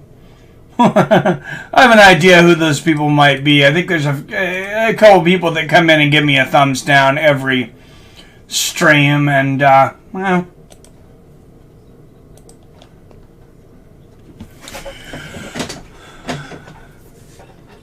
Mike, do you watch Ticket TV? Ever heard of him? I have no idea. Oh, I'm just messing around. MMA is my life. Never time watching MMA. Oh, all right. Glad to hear it, Torin. I was a little worried there. I was gonna go off camera and cry there for just a moment. But now they're looking at that cut on Chris Wade's eye. They're not going to stop this fight right now, though. He's definitely going to need some stitches, though, after this fight, I'll tell you that. We'll see if those live odds come up again. They got to be just astronomical right now if they do. Nice left hand there for Kobylaev. I imagine they might cut it off at minus 5,000. Oh, flying knee attempt from Wade, but Kobylaev catches him with a big combination right hook, left hand, and gets inside with the body lock once again. Nothing but domination tonight from Magomed Kobylaev.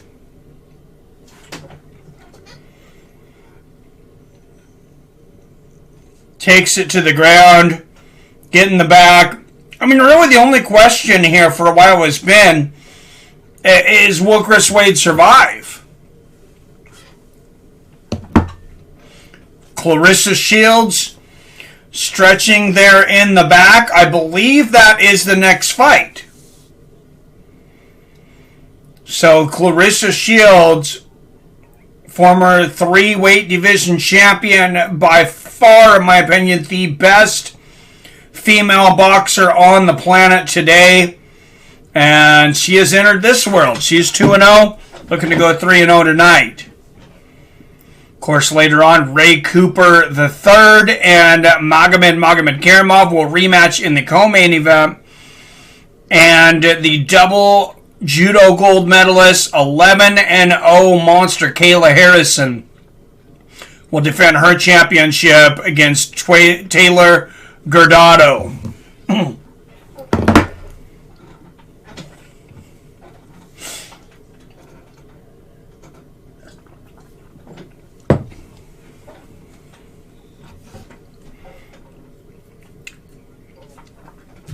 8 takedowns, just a tremendous beating from Kobylaev. Oh, and grabs the one leg. Oh, he's got Wade around the waist. Here's the thing about Kobylaev, though. He's not just, and this is kind of a compliment to Chris Wade tonight, too, for the toughness. He's not just a grappler. He's a much, much better striker than some of these other Dagestani guys. I mean, I'll compare him straight to Khabib Nurmagomedov and say he's a better striker. He's a much better striker.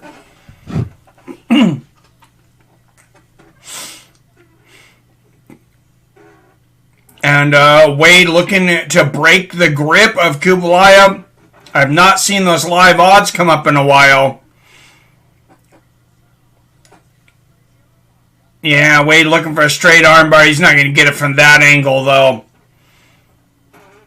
And Magomed just uses that to get the back.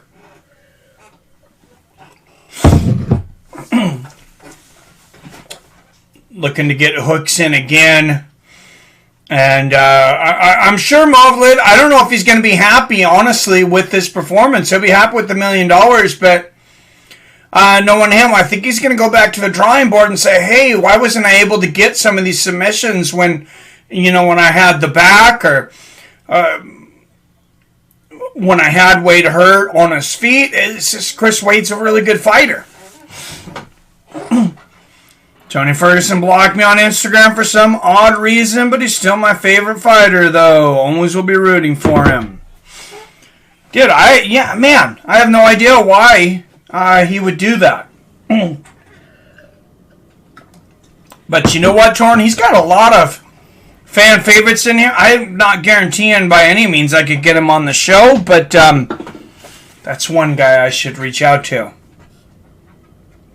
He barely wants to give an interview to Ariel, but he would be the toughest. Working on Diego Sanchez at the moment, but it'd be great to get T-Ferg on here.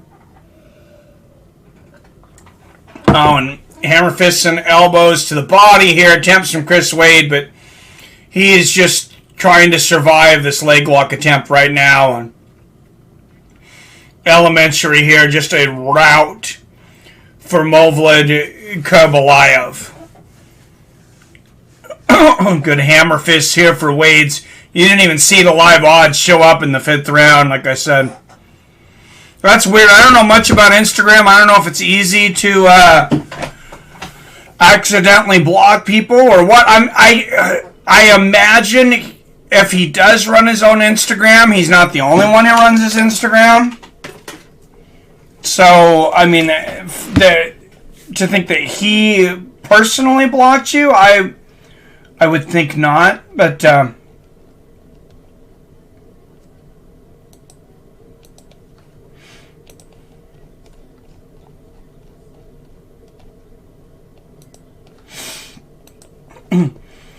all right, easy night here from Magomedkerimov. He made it look easy.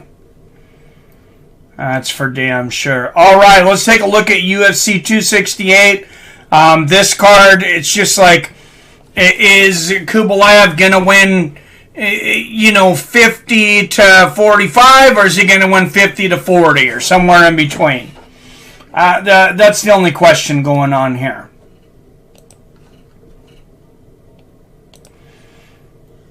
All right, Mr. Torin, you wanted to see a UFC 268. Wait, is being a baby. Let's look at it. Early prelims. We don't see that all the time anymore. So 4 fights on the early prelims. UFC Fight Pass, also on ESPN Plus, though. Interesting fight in this one. A couple of them. Alexa Kummer, I like this guy, against John Allen. And then, of course, Gian Villante, always fun to watch. Up at heavyweight stuff against Chris Barnett. Let's go to the prelims. Edmund Shaboyzian returns against Nassourdine Imavov.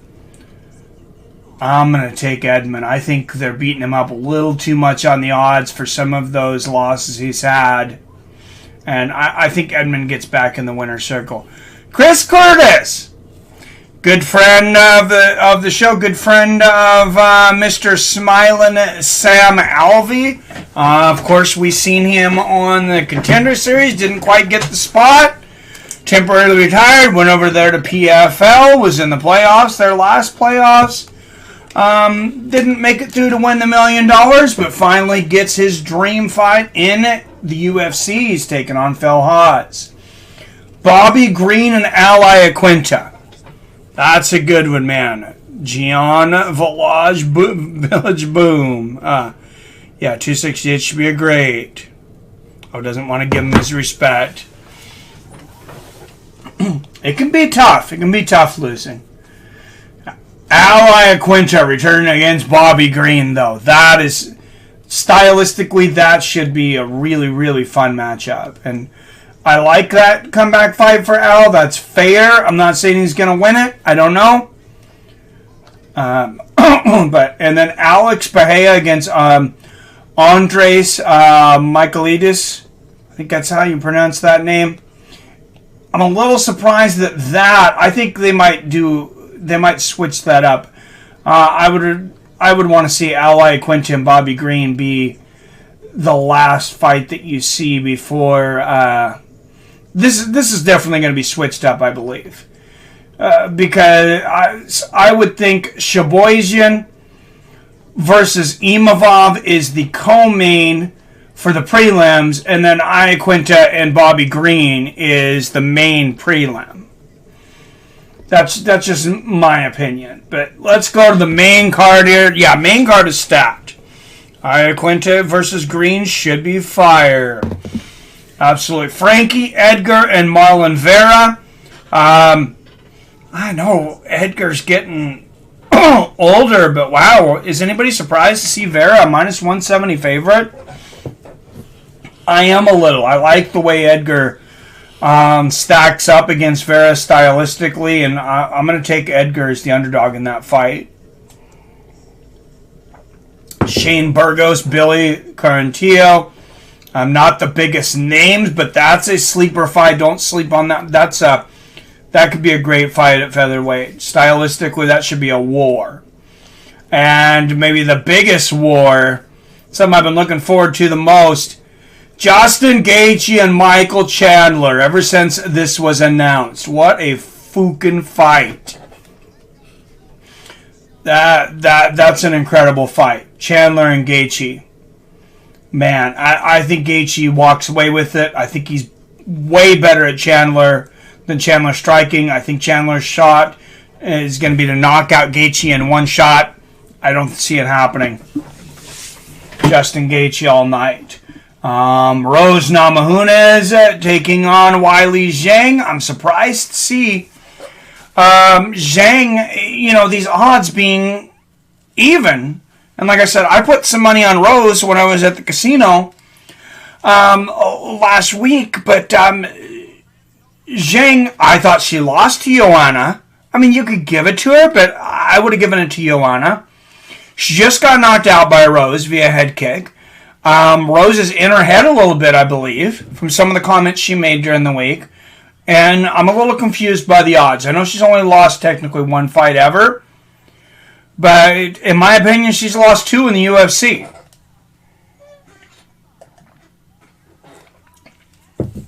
And then the rematch. Main event, Colby Covington, Kamaru Usman. Colby Covington gave Kamaru Usman his toughest fight to date.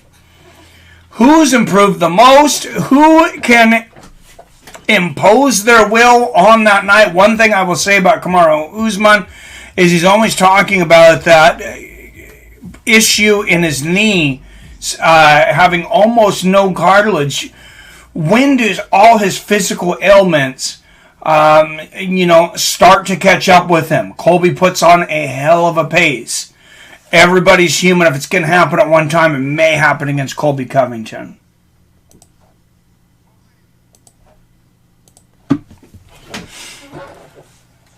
Going with Usman by a brutal KO. I got Bobby Green beating Al. I'm picking Justin G to beat Chandler. Yeah, I put money on Justin G. I'm going to have to... I have no idea what's been going on with Iaquinta. But Bobby Green, I mean, he always looks good. The guy's always tough.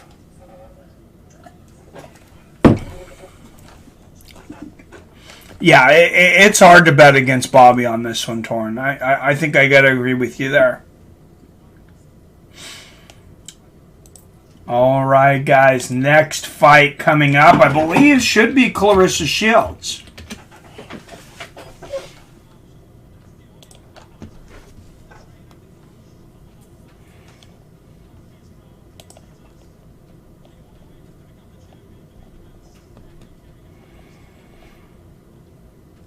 No, excuse me. Next is our heavyweight championship.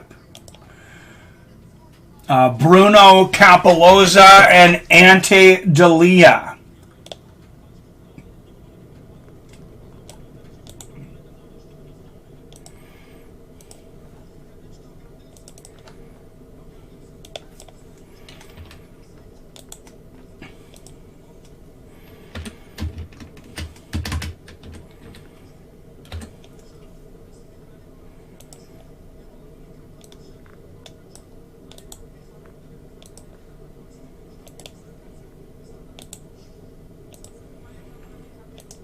All right, heavyweights. Heavyweights up next. We like heavyweights. Here. Colby gets it done this time. UFC offered Ferguson Islam. Oh, that's a tough one, man. Rose will be victorious. I agree, Robert. I agree. I think she does it again. And how the hell you have Weili Zhang? I mean, Rose gets no respect. She beats Joanna the first time. What is it? Joanna, I believe, came in a favorite in the second fight. Or it was very close. Now she beats Weili Zhang. And Zhang, you know, I got even odds on Rose. Now Zhang's just a slight favorite. I don't know what's going on. What I do expect is for a lot of money to come in on Rose late. It would surprise me if that doesn't happen, to be honest. But heavyweights coming up next. Let's look at this. Let's look at this next matchup here real quick.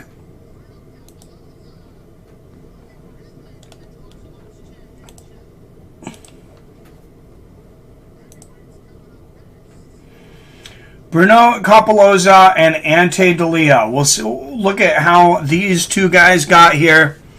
Hope they don't give Ferguson another wrestler in his next fight. They give the guy a striker, someone who's willing to meet in the middle and bang it out with him. Oh, that's what we all want, man. That's why we watch Tony fight, right? All right, guys. Bruno Capoloza, Ante Delia. Capoloza 13-5, Ante Delia 19-4 as a professional. Capoloza undefeated this season in PFL. Delia with the one loss, 2-1, and you're going to get the live DraftKings Sports book odds right now at -195 for Bruno Capoloza. I agree. I think Capoloza is going to win this fight, but we got no other stats on finishes or anything here on their site. I do like the PFL site for the most part. I wish they did have like all the finishes and things on their records right there, so you don't have to go to other sites. Sleeper fight in PFL up next. I believe so too. I was thinking they do Tony Ferguson versus Ally Quinta for UFC 267 instead of Bobby Green. Ooh. Yeah, I would have liked that too. That would have been great.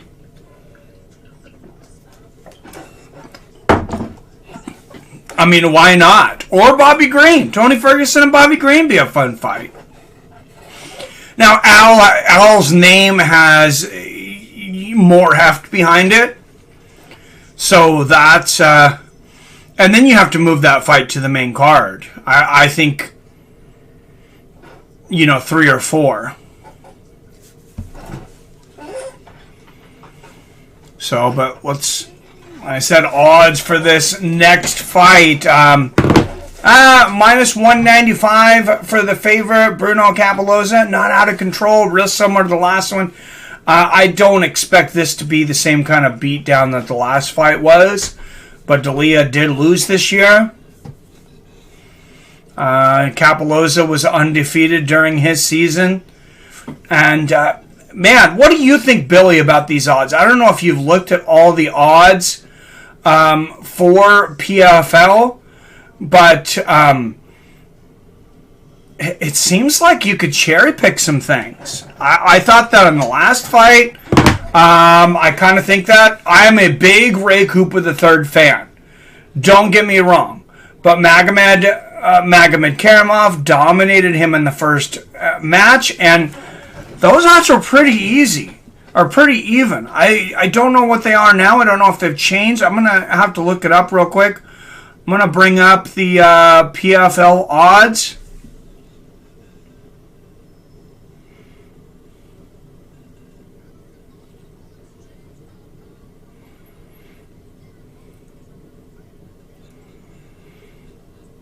There we go, PFL.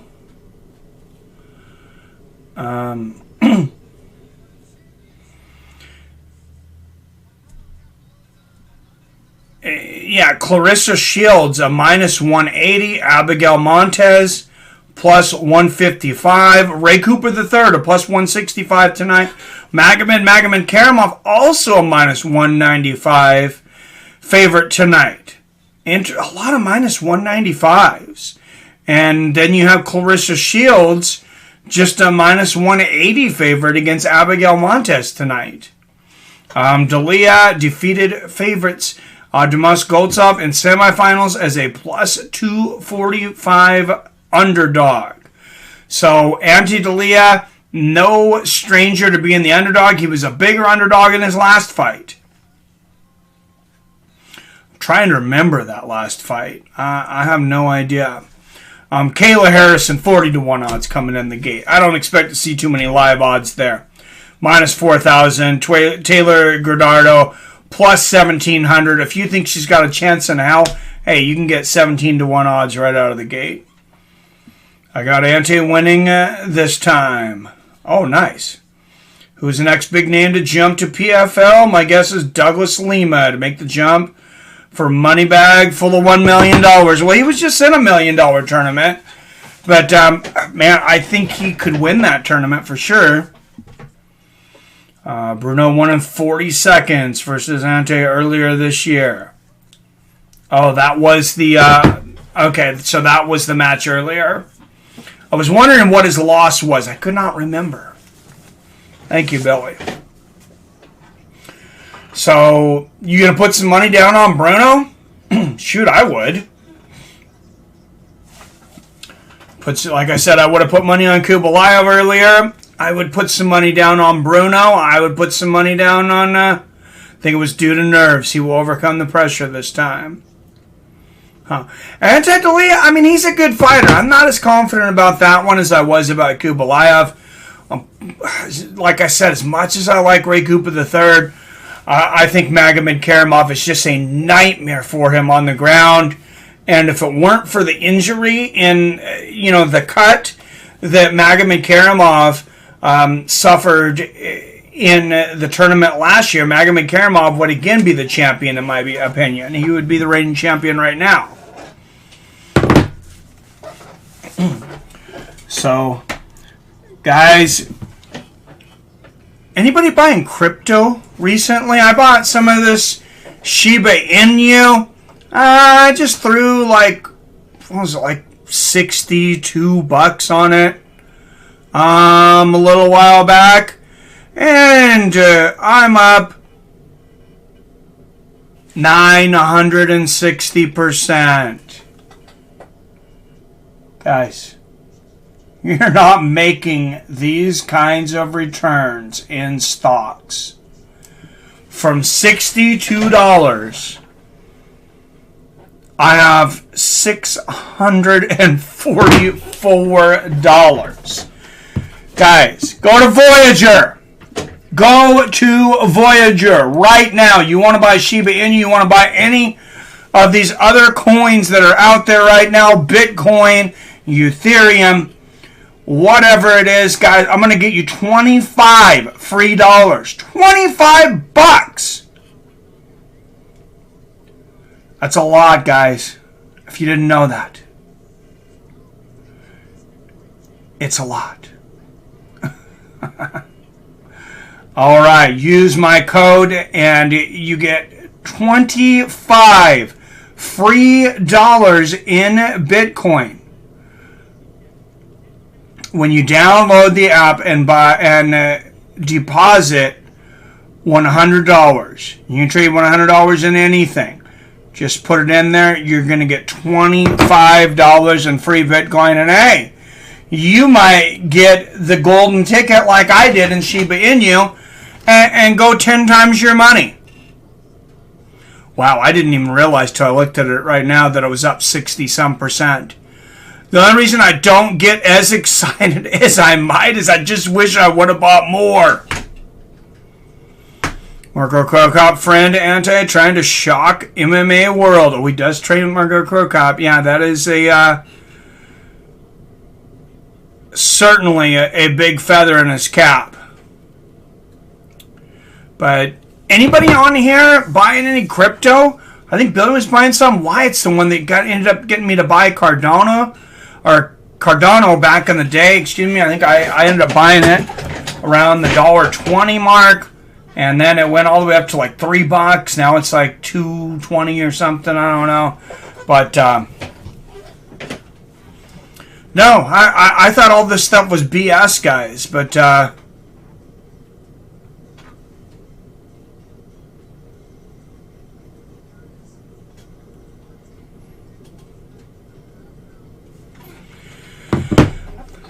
Ante Delia in the cage first. I said he is a protege of the great Mirko Krokop.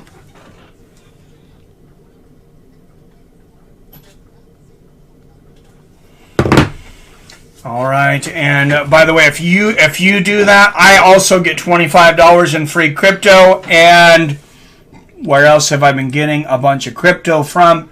But the Cash App. Every time I buy something, I have that boost. There's a boost on there. Robert, look at your boost thing. Make sure you add your boost. There's a thing on there that says get 10% back in Bitcoin anytime you go to a restaurant or a coffee shop. So, use your Cash App just to buy things just like normally, guys. It doesn't cost you any extra money. It's just a debit card. Plus now, if you don't have a bank or you don't want your money being deposited to a bank, you can do your direct deposit there, and they're going to give you $50 for your first direct deposit of $300 or more.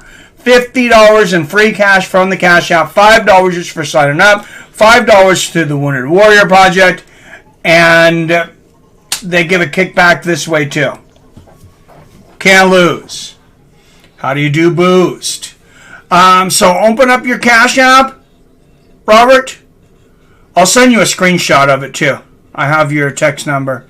But so on the bottom of your screen, all the way to the left, it's going to tell you how much money is in your cash. Next to that, there's a little thing that looks like a TV. It's actually a card. And it says add boost. And then you can go through and you can see 50% off of one purchase anywhere. What?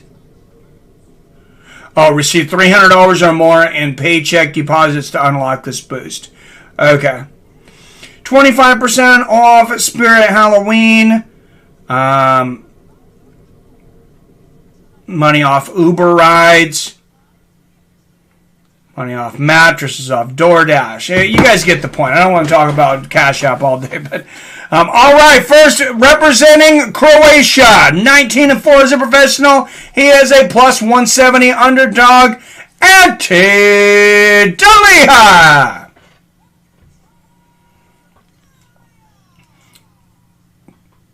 Did you find it there on the app, though, Robert? Like I said, if you go to the bottom left, it's just one to the right. Looks like a little TV. Click it, and you can add boost. All right, representing the country of Brazil. He is 13-5 as a professional. All 13 wins coming by way of knockout. And minus 200 favorite, Bruno Cabaluza.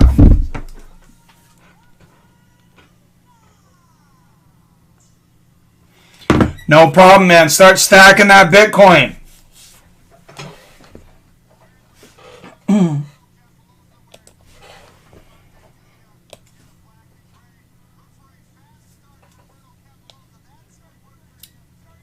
Nice, Robert.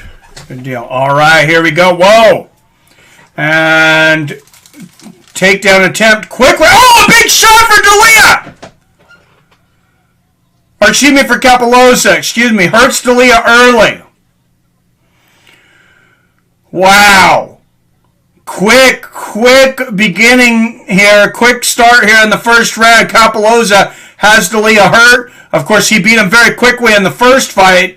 Kapoloza on top, raining down on D'Elia right now. And you're going to start seeing those live odds go pretty crazy all of a sudden. If you're still thinking D'Elia can come back, you're going to get your opportunity to bet on him.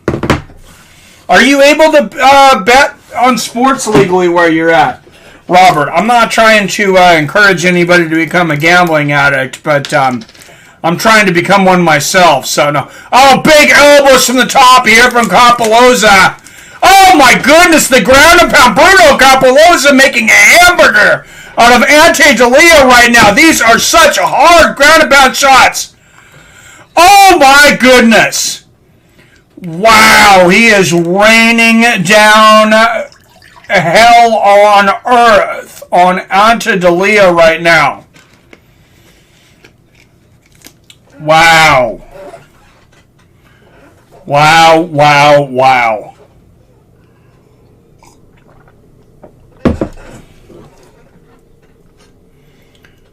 Oh, no, I can't. I wish.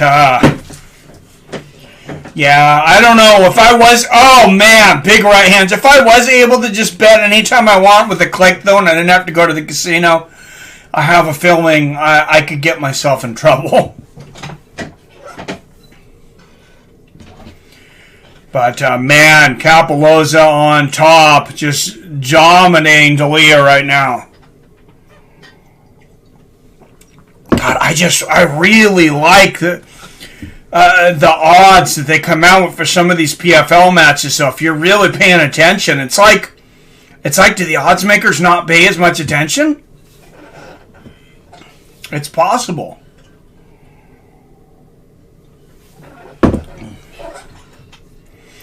I think it's very possible. All right, coming up after this, former women's multi-weight champion Clarissa Shields, but Bruno Kapoloza putting the pain on Ante D'Elia right now.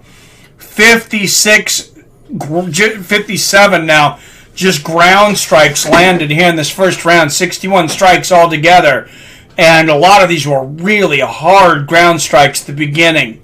He actually had to slow down since he wasn't able to stop D'Elia, I think, to keep from burning himself out. Because he was expending a lot of energy. And Kapoloza just continuing to pound on D'Elia here in the half guard. They might stand him up. Well, I mean, Kapoloza, he's busy enough, though, that he can maybe justify keeping it on the ground now. He's not super busy, though, and full mount for Kapoloza, though. Now D'Elia could really be in trouble. A lot of blood on the face here of Ante D'Elia.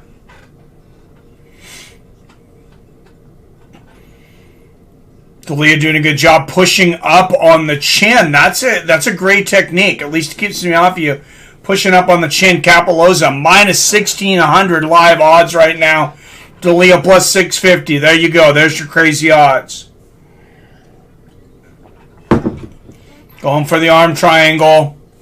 I wouldn't take that bet right now, but if D'Elia makes it through this round, maybe.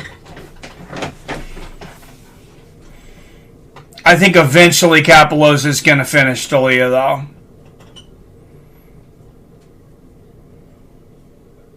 Oh, and D'Elia turns him off. Oh, it lands a big combination himself. And a right hook and a right hand with Kapoloza, and they're exchanging. 20 seconds left in this first. Oh, big combination here from D'Elia, and he shoots for the takedown instantly enough.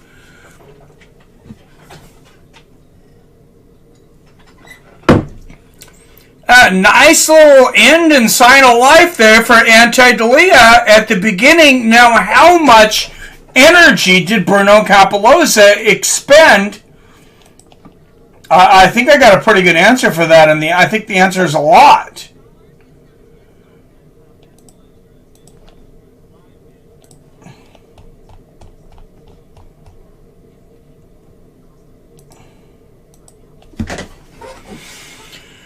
What's up, Yippee-ki-yay in the house? Ante getting dealt. This is over soon. Wow, I take that back. Yeah, he's starting to come back. What's up, Yippee-ki-yay? Good to see you, my friend. All right, 10 up in the house. Make sure you've hit that like button. If you're chatting, I know you're subscribed. If you can't chat, it's because you're not. So this is a good time to take care of that. All right, and don't forget, always to help support this channel, you can donate through Super Chat over there in the corner. That's that tip jar, $10 in there from our lone donor, PBR Street Gang. And you also take Cash App. And my cash handle is Seattle Mike.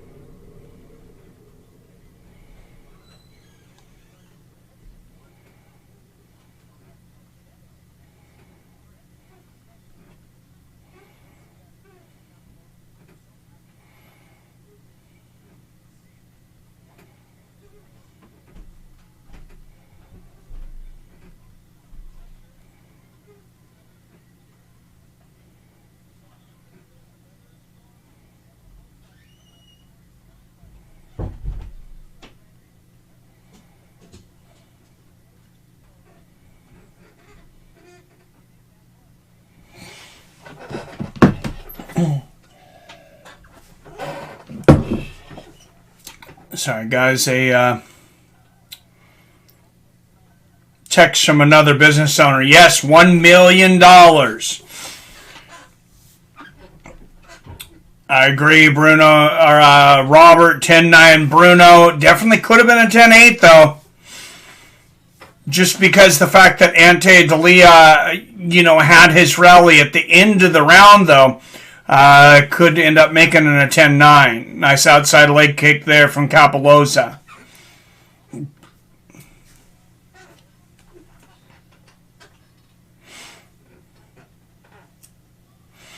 Oh, big combination from D'Elia. Did anybody see live odds at the beginning of this round? I forgot to look for him. D'Elia gets the takedown. And Hammerfist D'Elia in control. Cappelozza might be out. And D'Elia looking to shock the world.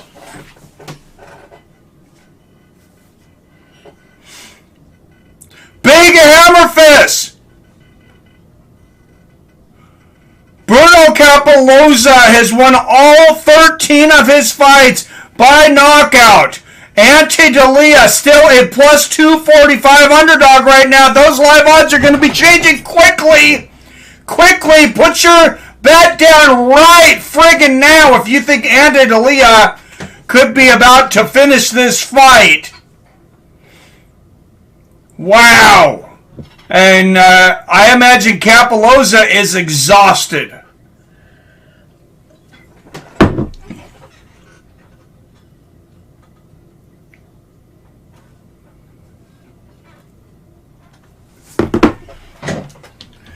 Oh, D'Elia going for the north-south choke.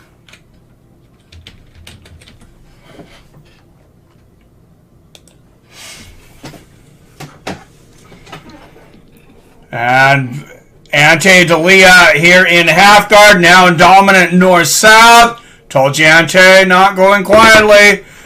And now Cappelozza gets the back and turns it around. And he's got Delia's back. And he's got some brutal ground and pound here. Right on the ears. That one hit the back of the head. Not on purpose, though. Big shots here. Oh, that one, he's got to be careful. He's got a couple back of the heads. He's looking at the referee, trying to get it stopped, and he's accidentally landing shots at the back of the head. He needs to be very careful here. But wow, you might, if Delia finishes this round, you might get some great odds. Oh, big shots on the ear here from Capoloza. You can really hear those. Man, what a fight. His guess, why did he do that? I do not know why he decided to take it to the ground. He keeps on trying to get the takedown though. Oh, more shots here from Capoloza. So Delia still at plus 245. Capoloza minus 350. I imagine that's going to change a little bit. Now it just did. Plus 370 for Delia, minus 600 for Capoloza. Alright, guys. I may not be predicting him straight up, but you can get 6.5 to 1 odds on anti-Delia right now. I think he's got better than 6 to 1 odds of winning this fight right now. They're going to stand back up. And Bruno Capoloza, he's going to sit down. He's going to get that adrenaline dump. He was already tired. He's getting a second win now. But I think he could certainly gas out. 6 illegal strikes to the back of the head. What the fook. And you can tell from his camera, just the referee taking a close look. Yeah, he's looking up at the referee, trying to get the referee to stop the fight as he's landing shots to the back of the head. A little unprofessional, if you ask me, looking at the referee like he's going to stop the fight when you were just possibly literally unconscious. Andy Delia may have had him unconscious for a second. Sean Connolly actually even mentioned that. Alright, guys. Biggest night in mixed martial arts. $1 million champions. Here we go! $1 million is that distracting. He was landing illegal shots. I like it. Alright, where's our live odds? Good job here from Delia. Oh, good 1-2 here from Capoloza. Another 1-2. And combination of the body. A flying knee lands for Bruno Capoloza. And right hooks to the body. Left and right. Capoloza unloading on Delia. Right hands and a kick to the body. Delia trying to strike back, but Capoloza just unloading. My God. And the inside leg kick from Bruno Capoloza, and Ante Delia again will shoot for the takedown. Only 2 of Capoloza's last 14 fights have gone to the 3rd round. Keep that in mind. I'm not seeing live odds right now, but the longer this goes, I think the more it favors Delia. Shooting, wow, war shooting, he fired everything. Yeah, and that might have been it. Delia was able to weather that storm, and it may have been the last storm that Bruno Capoloza had in him, because I think he thought he was going to finish the fight there. I mean, how is Delia weathering these storms, though? He has taken so much punishment.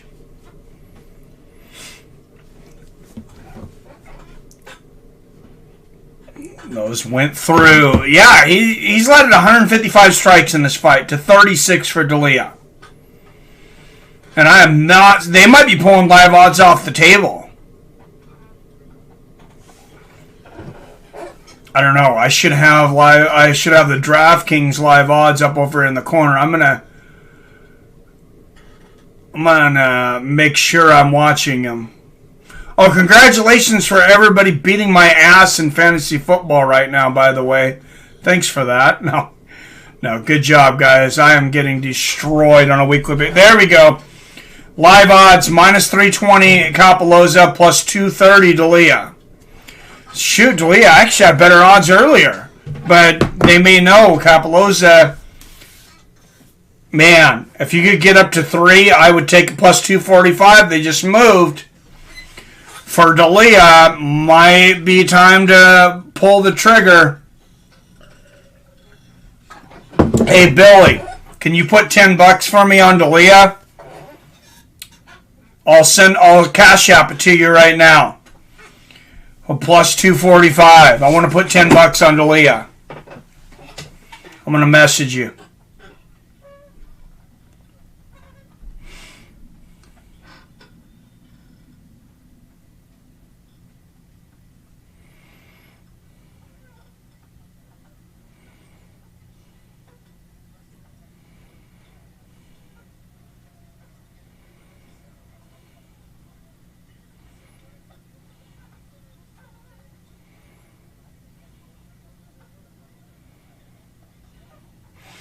All right, live odds still plus 245 for D'Elia. Ray Cooper III warming up in the back there, reigning champion.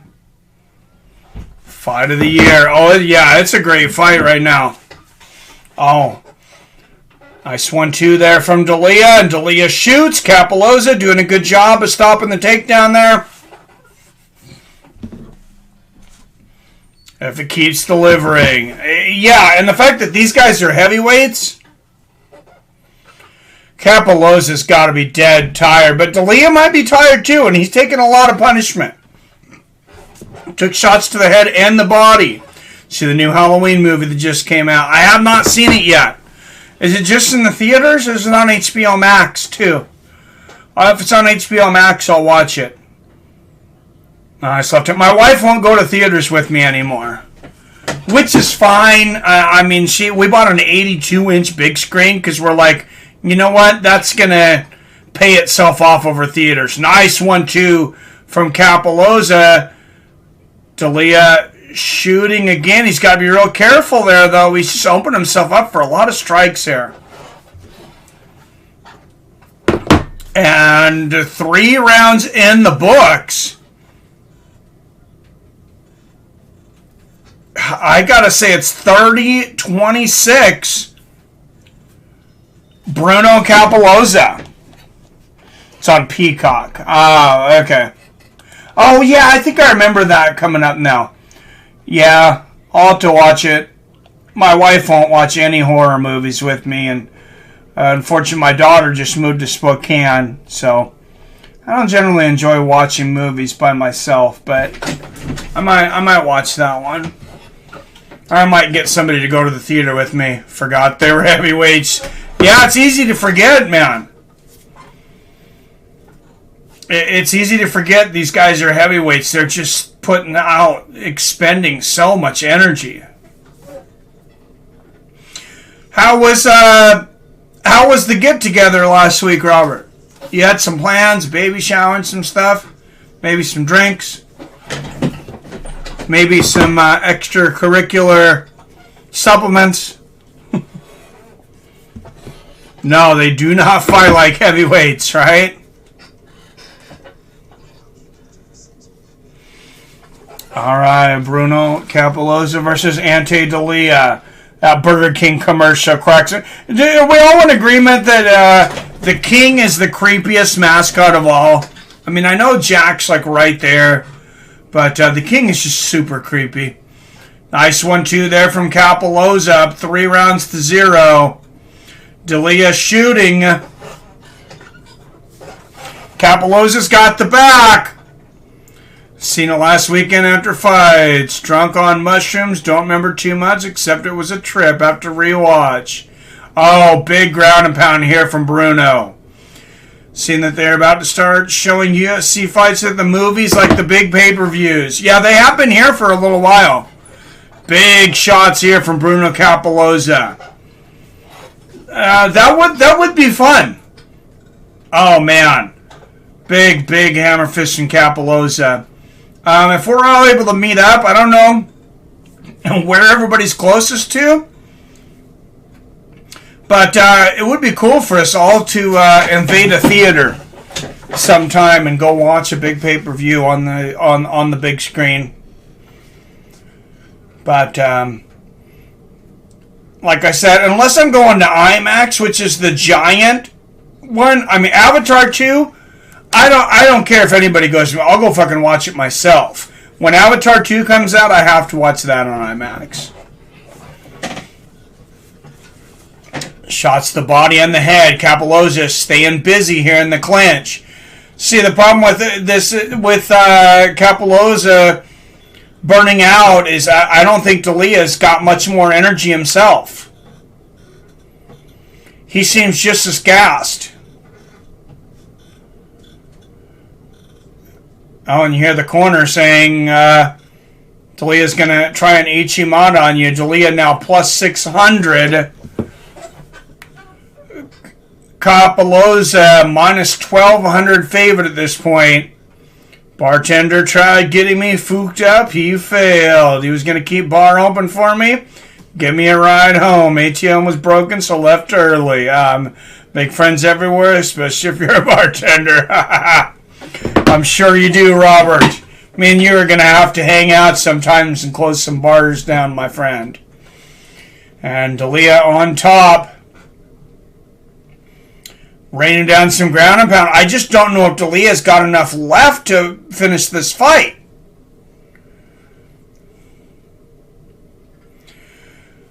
But I would drop $10 on plus 600 for Delia right now. Not saying I think he'd win, but 6-1.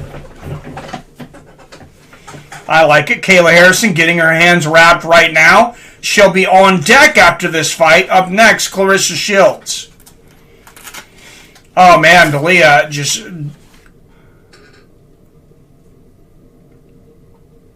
in total control here in the fourth round in the half guard. Problem is he's going to need a finish to win this fight, and I don't know if he can finish Bruno or not.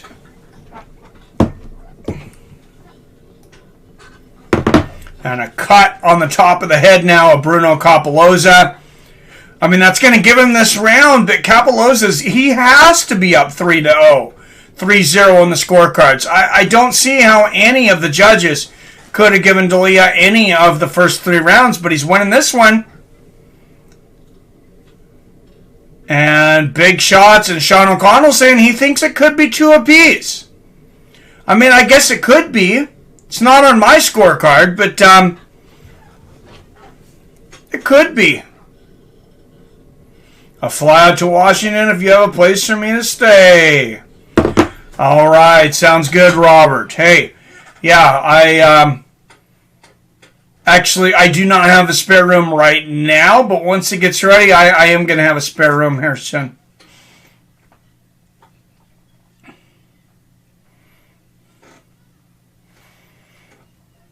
All right, back to the center of the cage, left hand, and the shot here from Kapalozza. Or excuse me, from Delia. And Kapalozza still stopping these takedowns. Here's the problem. Delia's really not doing things to try to finish this fight. He's doing things to score in a fight that he's down 3-1.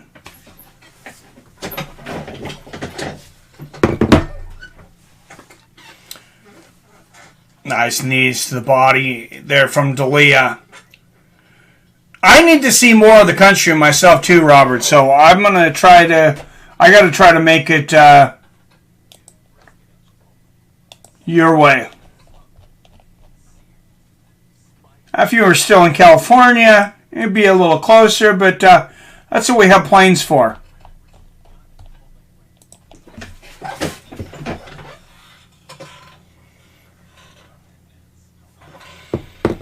That's what we have planes for. All right. After this fight, guys,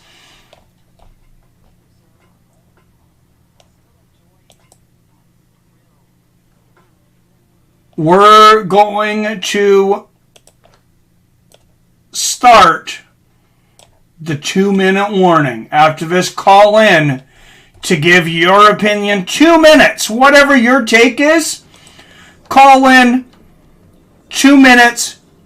There's the number there. Write it down now. Don't call him until after this fight, please. But call that number. You have the 2 minutes. You can do 30 seconds if you want. Anything you want to talk about in the world of fighting, rant for 2 minutes, and we'll talk about it. Oh, why not Vegas? Yeah, we should all meet in Vegas. I've been wanting to do something like that. Massachusetts, California, or Texas. Also be in Minnesota, October next year. All right. Well, hey, we'll have to try to meet up with you somewhere in there. All right, good job to the body from Kapolozha. Oh, and D'Elia leaving himself open for a 4-punch combination with the sloppy takedown effect. Ante D'Elia, he just doesn't seem to have the tools tonight to take Bruno out. I mean, we know Bruno Kapolozha is tired, but D'Elia, he's got a poor game plan. We could do Vegas. We should do Vegas. I think we should definitely do Vegas. Go to the Apex. Yeah, if we can get in there. They're still not... I don't think they're selling tickets to fans yet. I think they're giving some away. But, I try to call in a favor. Get a couple of us in there. Tuesday in Vegas. Oh, I think it would be like The Hangover. I think Robert would end up on the roof. I think Billy would lose a tooth and marry a stripper.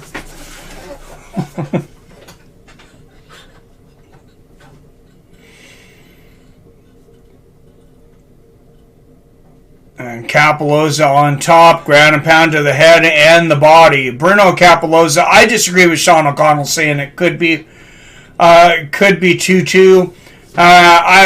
You can't make any case to me to give any of the first 3 rounds to D'Elia. I thought D'Elia won the last round. That's it. And Bruno on top, just being dominant, as he's been most of this fight.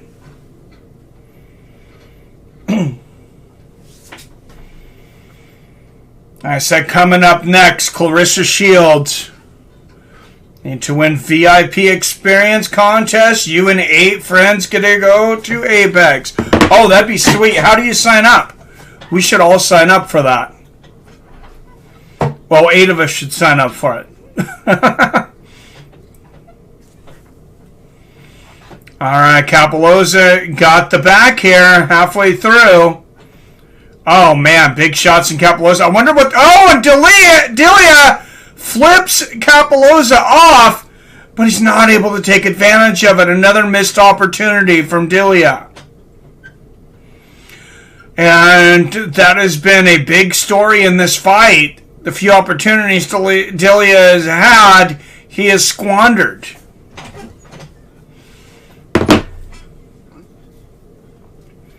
And now D'Elia, I would not take him at plus 650. Kapolozha minus 1600. Yeah, you're basically just betting on some rotten judges at this point.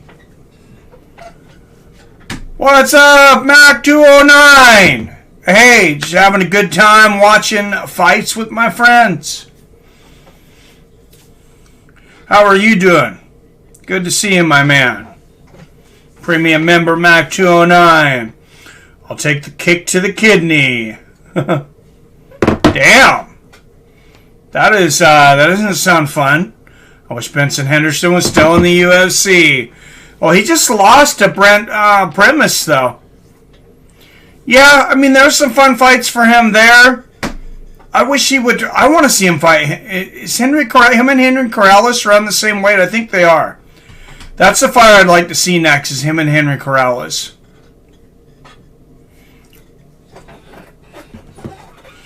UFCVIP.com. All right, I'm going to screenshot that, Robert, because I'm going to go there and sign up for a wow and a big slam from Bruno Kapolozha, putting an exclamation point on this performance.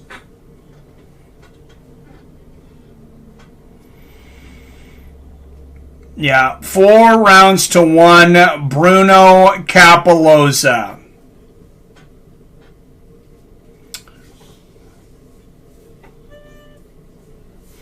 $49.45 Capoloza. 10-8 in there. We're trying to win for 6 months. How often can you enter, Robert? Oh, and shots to the body, shots to the head. Bruno Capoloza pouring it on. And you could make a case for him for a 10-8 round in the last round, too. And you see the Bruno Capoloza watch party there. People going absolutely crazy.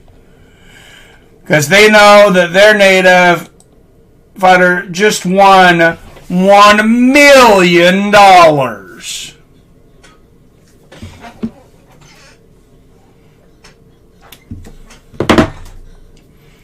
All right, Bruno Capoloza with the big performance.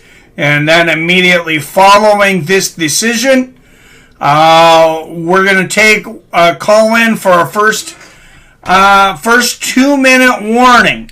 So new format, you call in, you get up to 2 minutes to get to push your case for anything. And why you think a fighter is going to be upset, why you think somebody's going to win a big fight, or just whatever you guys want to talk about. Rant for 2 minutes. Many times as you want. Oh, I got to do it. Hey, Mike, what do you think of Herzog taking a point away from Costa after one eye poke? Trinaldo got the same treatment. Will this be the new norm?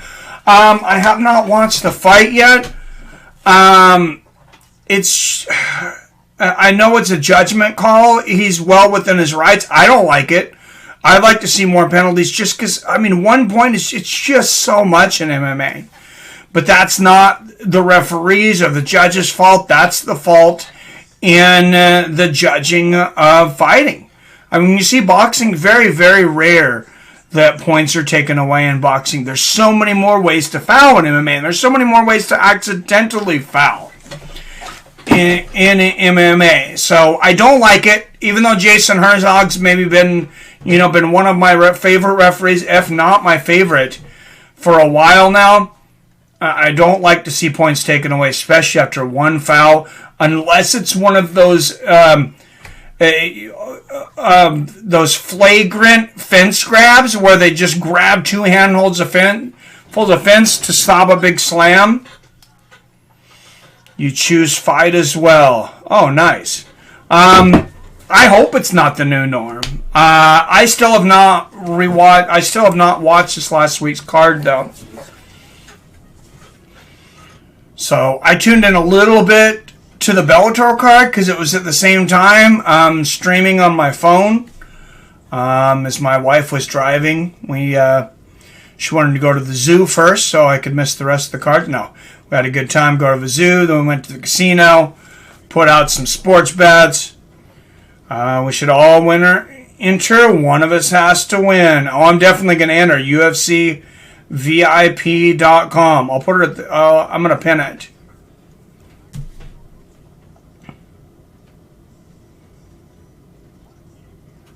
So we don't lose it. Oh, why is it not letting me? Oh, there we go. It just hadn't updated. Oh. I didn't mean to take your moderator off, Robert. I was trying to pin your comment and took the moderator off for a second. Put it back on. All right, official decision.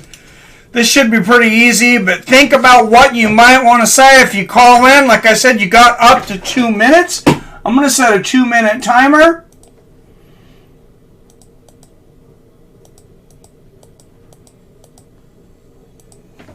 So anybody that wants to call in, any take you have, it's not wrong until we get a chance to respond. But yeah, what a performance from Capoloza. Delia, he had some moments. I'm not saying fight of the year by the way that the last couple of rounds ended, But he definitely had his moments as well.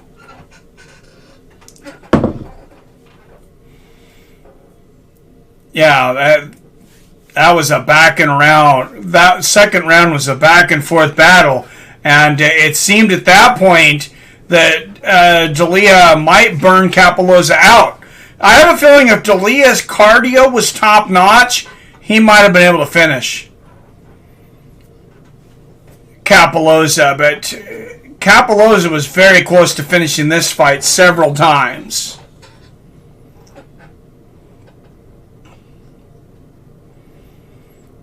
What did J-Dig say? I don't even have his comment on my thing. That's weird.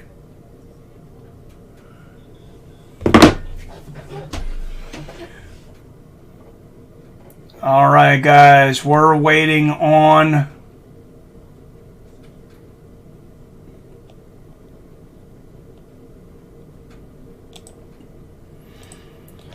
Waiting on the decision here.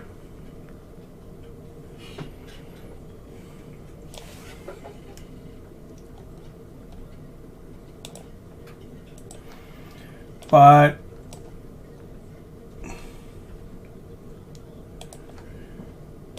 in the meantime, guys, call in to give your opinion. 1-425-791-8730. Right there is the number. First episode, who will be the first ever take on 2 minute warning.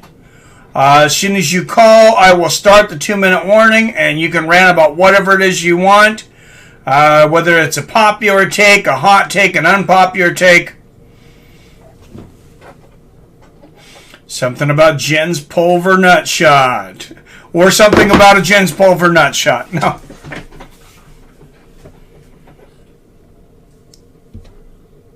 Two 49.45s and a 49.46. All right, Robert Kerrigan, you're on Fights with Friends. What's up, my man? Hey, what's up, Mike? Not much, man. All right, you got a hot take for us? Yes, I do actually. They brought that Julia Budd in at 145. She fought earlier on the prelims to fight Kayla Harrison, even though she's 155. I don't think Julia Budd's got it. Her only 3 losses is to Amanda Nunes,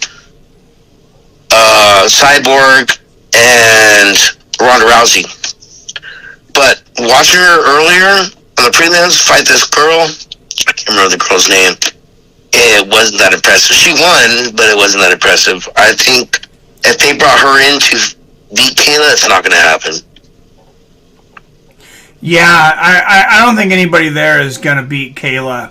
No, I think Kayla's going to go to the UFC, and if Dana don't create a 155 for her, I think she will cut down to 145. I think she can do it. Well, she 10 pounds. Yeah, she did do a test cut. Well, she did 2 test cuts. Well, yeah, she did. Yeah, for was it Invicta? Invicta, yeah.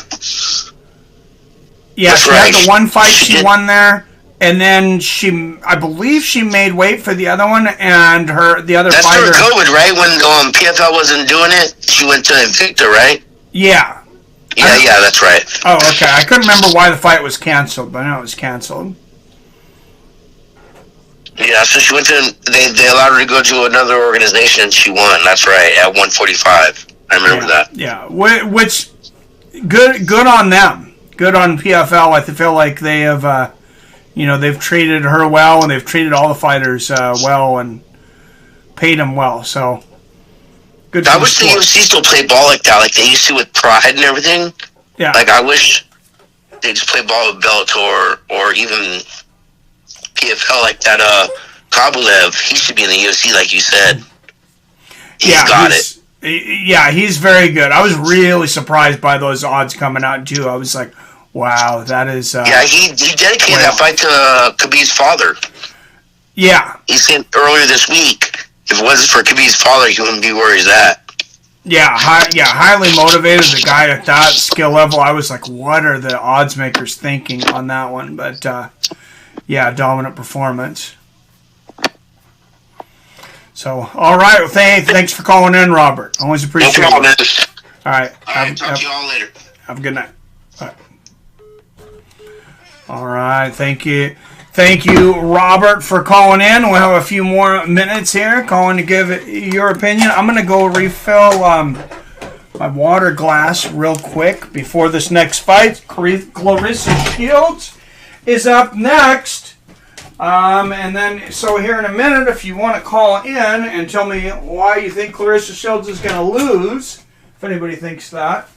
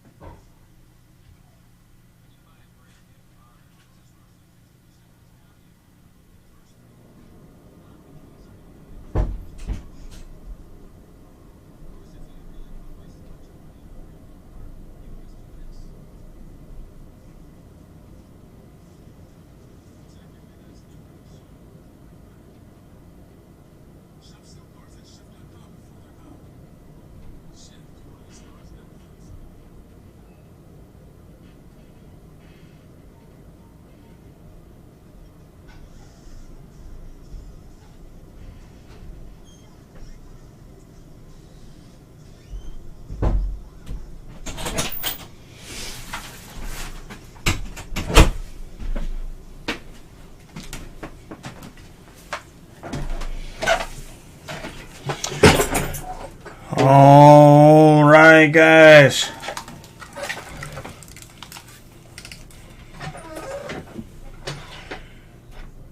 Here we go. Yes, Mac 209 in the house.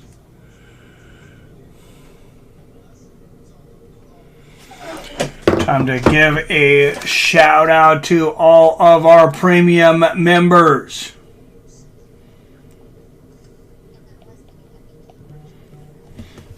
Oh, and just a second here real quick. First, though. Hey, MMA Mike, this is PBR Street Gang. I thought that was your number. How are you doing, sir? Oh, I'm feeling a little bit under the weather, but I was just going to call and say thanks for the show tonight. I got, at least I got to listen to some good fights while I was not feeling so hot. Hey, well, I hope you're feeling better, man. Yeah, you sound like you're not feeling real well. Hope you're...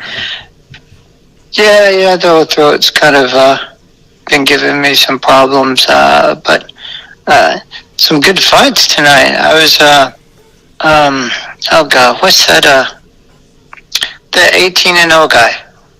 All of a sudden his name fell out of my head. Oh, Kubelaev. Yeah, how long do you think that guy's going to go undefeated? I mean, what's the... Well, as long as he stays in the PFL, probably about 10 years. But no, I mean, I guess it depends on who he fights. I mean, if he goes to the UFC, I mean, he could go a ways. I could see him competing with anybody there. Well, I guess the longest winning streak would be, what's his face with 30-0? Yeah, Khabib in the modern day era, longest winning streak ever was Sammy Schelt, and he was over in Pride. I think he was like 43-0 or something like that. But wow, dude, what do you think about shit? I can't say his name to save my life. The 30-0 guy, Khabib. Oh, Khabib Nurmagomedov. Like if he's going to come back, or how good he was. No, do you think any of his fights, do you think they padded any of his fights? I know that they kind of sort of do that a little bit with boxing. I mean, I think he definitely was not fighting the toughest of competition towards the beginning of his career, but in a way, I mean, our sport is so young anyways, and then it's just that much younger in Russia, so I'm really not sure how much competition there was at the time when he was coming up compared to now. They've grown very quickly. But yeah, definitely he was not facing UFC caliber competition before he came over. Yeah, that's what I was just fixing to say myself. Like, I wonder how many of his earlier fights were really, in the same caliber as he was. I don't know where you would go to watch all of his fights. Has anybody seen all of his 30 fights? I definitely haven't. Yeah, I don't know. I don't know if they've all been posted online. That's a good question. Some of these fights are really hard to track down. Like, I've been trying to finish my Valley 2 Do collection. Like, I just got some DVDs, International Valley 2 Do Championship 3, 4, and 9 the other day off of eBay. But I cannot find the ones in between them. So, yeah, I have no idea. What do you think is out of your favorite fighters, what do you think is the longest legit that you've seen, like UFC caliber? Oh, Anderson Silva. Anderson Silva is the most impressive streak for me by far. For the guys that he was fighting and everything, yeah, I think it's Anderson. Even though he popped positive? I mean, I guess that's a good question. Do you think it's cheating if both guys are cheating? Like, if both guys are on roids, is that okay? I mean, I guess they're both cheating, but I mean, under the set of rules, I mean, I don't know if it's okay, but I mean, I guess I would have to say it was fair if they're both on an even playing field. It's kind of, I guess that would be my answer to that, is that it's a fair competition. Right, and I would assume probably the rest of the guys that he was fighting during that time, Anderson Silva, I would assume probably the other guys were probably on the juice too during that time. Yeah, I thought he only popped for a diuretic, but I could be wrong. Well, now I know he said something about a male enhancement pill, so I don't know. It's hard to say. I wasn't for sure what he got caught for. I thought it was I didn't know male enhancement stuff was something that would get you in trouble with him. I thought it was, like stereotypical roids. Yeah, no, I don't know about that, but I know one of the biggest things in bodybuilding right now, one of the biggest so-called sleeper supplements is Viagra. These guys taking Viagra because it gives you more oxygen to your blood vessels, and they're able to have better cardio. Really? I never would have thought Viagra would something that's what I'm hearing told. I have not tried it personally, but that seems so strange that Viagra, but yeah, I guess from what I've heard, bodybuilders have been using it for like well over 5 years. It's a pretty common supplement for them. I would have never thought that, but anyway. I appreciate the show tonight. As always, it's good listening to you, and keep it up. And all right, thank you, PBR. Good hearing Thanks from you. Mike. Thanks for calling in. Have a good night. Bye-bye. Bye. All right, PBR Street Gang, everyone. Probably got time for one more caller if somebody wants to call in. Guys, have any upsets for Saturday's UFC event for me? Glover at plus 245. I mean, he definitely could do it. I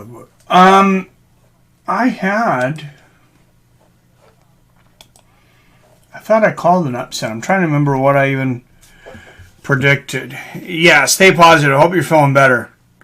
PBR soon. Is that a question? Cheaters only cheat because we catch them. Everybody cheats. Fun. I remember when the GOAT debate was between Fedor and Anderson only. GSP was always considered number 3 back then. True, Mac. Everybody cheats. It's like laws. New ones are made and the meta changes. Yep, it's definitely true. Rules and laws are meant to be broken. Basically, yeah.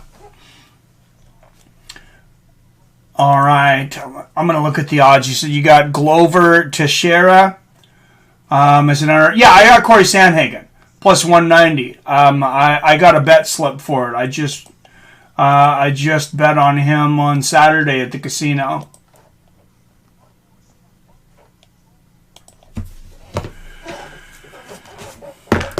So, yeah, I mean, I think Glover's got a good shot.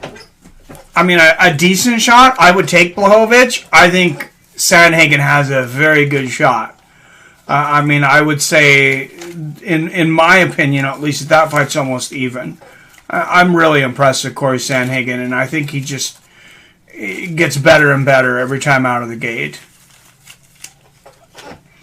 And, yep, there you go. I have...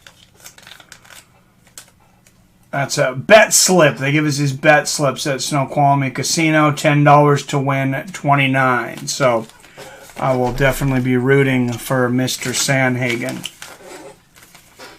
And don't forget, everybody who doesn't know already, or if you forgot, UFC 268 this weekend is on ESPN+. It's also, the prelims start at 7:30 in the morning. Pacific, 10:30 Eastern. Main card starts at 11 a.m., 2 p.m. Eastern. But if you have ESPN Plus, it's free. It's a game. The only rule is win. Oh, just like locks only keep out honest people. Yeah, right? Best weapon is element of surprise. I'd like to bet like that. Where are you at, Yippee-ki-yay? I know they're starting to... expand sports betting, and honestly, I think I think COVID is just going to accelerate that. I think everything that and the government wanting more and more revenue, it's just becoming such a huge machine. All right, everybody, stay that Fedor is the best to go, but forgets that Fedor got slept by Dan Henderson, and yeah, Dan was older than Fedor, so you can't blame that on age. That's a good point. I mean, yeah, it's one fight. If somebody beats, it's like, Junior Dos Santos knocked out Cain Velasquez. Do I think JDS was better than Cain? No, and Cain came back and beat him twice. But that's a good point. Dan had a great career. Canada. Now, why it's in Canada? Is it certain provinces over there? Huh? Oh, not hippie.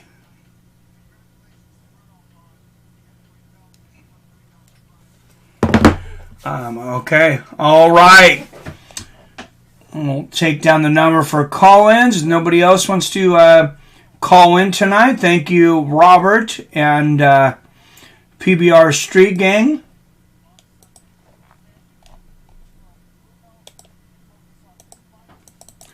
Giving us some thoughts. And we have Clarissa Shields up next. Now, I think this one's going to be a really interesting one. If it lasts very long, this one could get very interesting on the live odds. I'm kind of obsessed with these new live odds, to be honest. It's probably a really good thing that I can't bet every time I think about it, because I would either be rich or very poor very quickly. And do you know a lot of rich gamblers? I don't know any. I know a few broke ones, though. All right, Abigail Montes will be the opponent for Clarissa Shields in her second ever fight. Abigail is also undefeated, 2-0.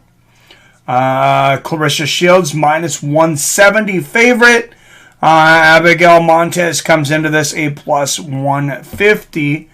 And I want to see who the hell Abigail fought, because I have no idea.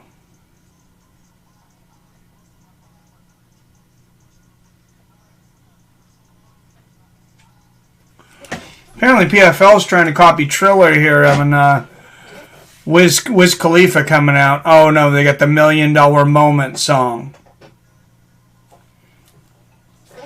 from Wiz Khalifa. All right, that kind of makes sense. It is their big event.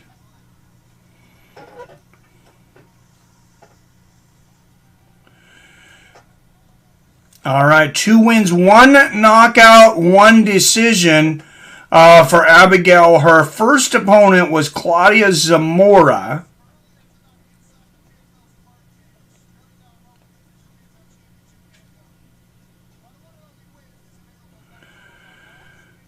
Who was 3-2 as a professional with a knockout and a submission.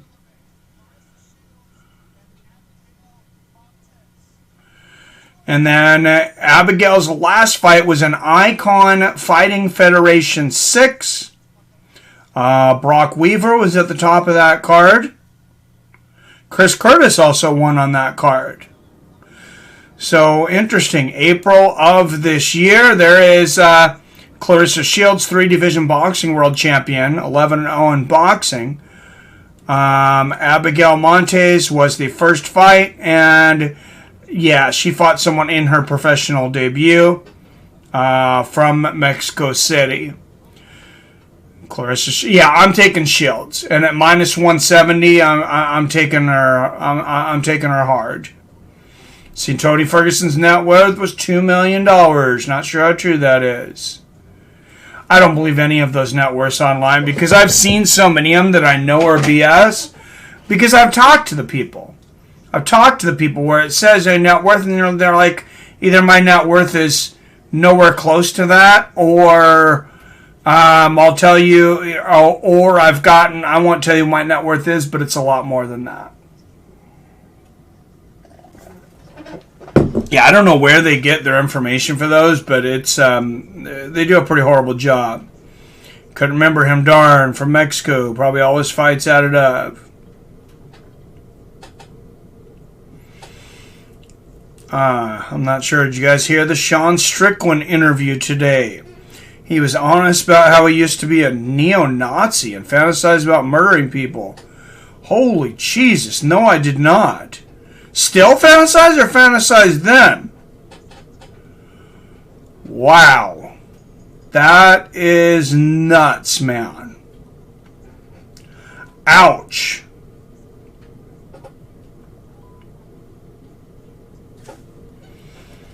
Not good. No bueno. Alright, guys, if you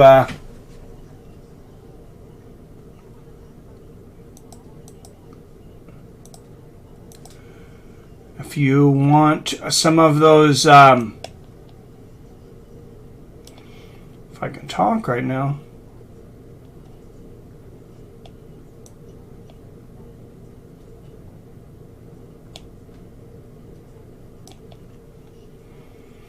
If you want some of those personalized emojis that you can only get from being a premium member, you can do that by hitting the Become a Member. At the bottom, shout out to the premium members: Greg Brimstone, Milton Nelson, PBR Street Gang, Arcade Chaos, Billy Hughes, Robert Kerrigan, Brock Ellery, John Coffey, Phil D187, Chef Johnson, Yippee Kaye, Mag209, and newest member, King Brown. Thank you guys so much. Everybody on this list donates every single month to the Fights with Friends premium membership. PBR Street Gang, also a member of the Patreon.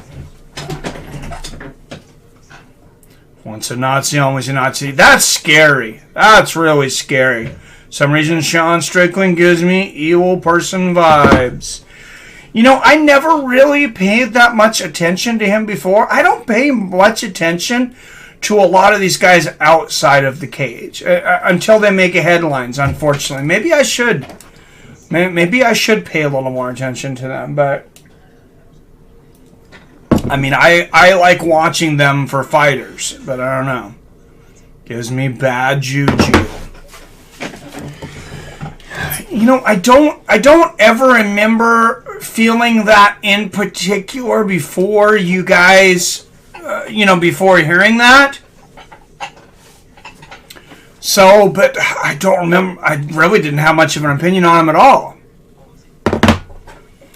To be honest. All right, 3 fights still coming up, guys. Clarissa Shields versus Abigail Montes, and then the rematch. Reigning champion Ray Cooper III defeated Rory McDonald to make it to the finals a second year in a row. He will get his long-awaited rematch against 2018 champion Magomedkerimov.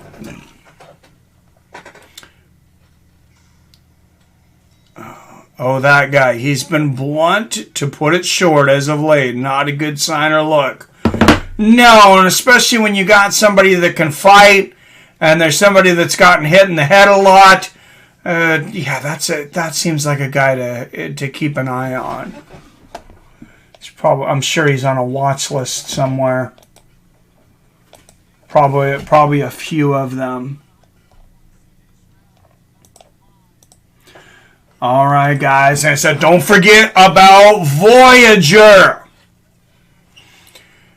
Guys, a decentralized cryptocurrency. It's decentralized. It's the biggest hedge, the best hedge against inflation, which is going insane right now. I don't have to tell you guys. But some of these things, like I'm going to look up my Shiba Inu. This is if this thing goes to a penny, we're all rich, guys. Like literally, we're all rich. Wow, and it is continuing to go up. I am up 1,111% on this since I bought it, guys. I think I'm up about 200% during this stream. I am amazed. I'm not even kidding. Every time I look at it right now, it's more. I don't know what the heck is going on with it right now, but guys, get in there. You can buy this thing. I bought 8 million of these coins for like $62. Like $60, and I've made 10 times my money. So, you want $25 in free Bitcoin to start out? I'm going to get it for you. It's super easy. So, just follow this link. Deposit $100 in Voyager, and guys, for me, they're the only ones I use to buy crypto. I get Bitcoin back through the Cash App, of course.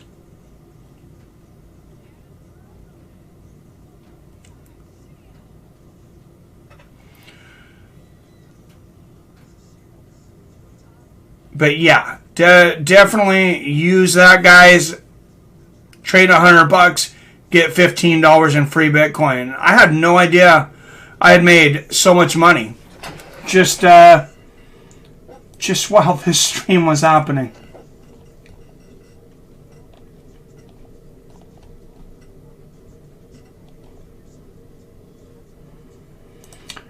All right, guys. Abigail Monte, Clarissa Shields making her way down to the cage now. Take Lewis. It would be a quick. Nick Mike, for $1 million, would you rather fight Derek Lewis or a prime Nick Diaz? Derek Lewis might kill me, so I guess it'd have to be prime Nick Diaz. Diaz for me, yeah. I take Lewis to be a quick KO with one punch. The beating Nick Diaz would put on me, I'll be sore for weeks. Diaz would torture you. Yeah, but Derek Lewis might kill you. All right, Clarissa Shields, 5 years older at 26, 2 inches taller at 5'8", and a 1-inch reach at 68 inches. Remember, these odds are very, very close. I am going to take Clarissa Shields. I'm just going to take Clarissa Shields. I have no idea how it's going to go down, but I'm taking Clarissa Shields. She's just a slight favorite. Anybody taking Abigail? All right, representing the country of Mexico. She is 2-0 with one knockout at plus 185 underdog. Abigail Montez.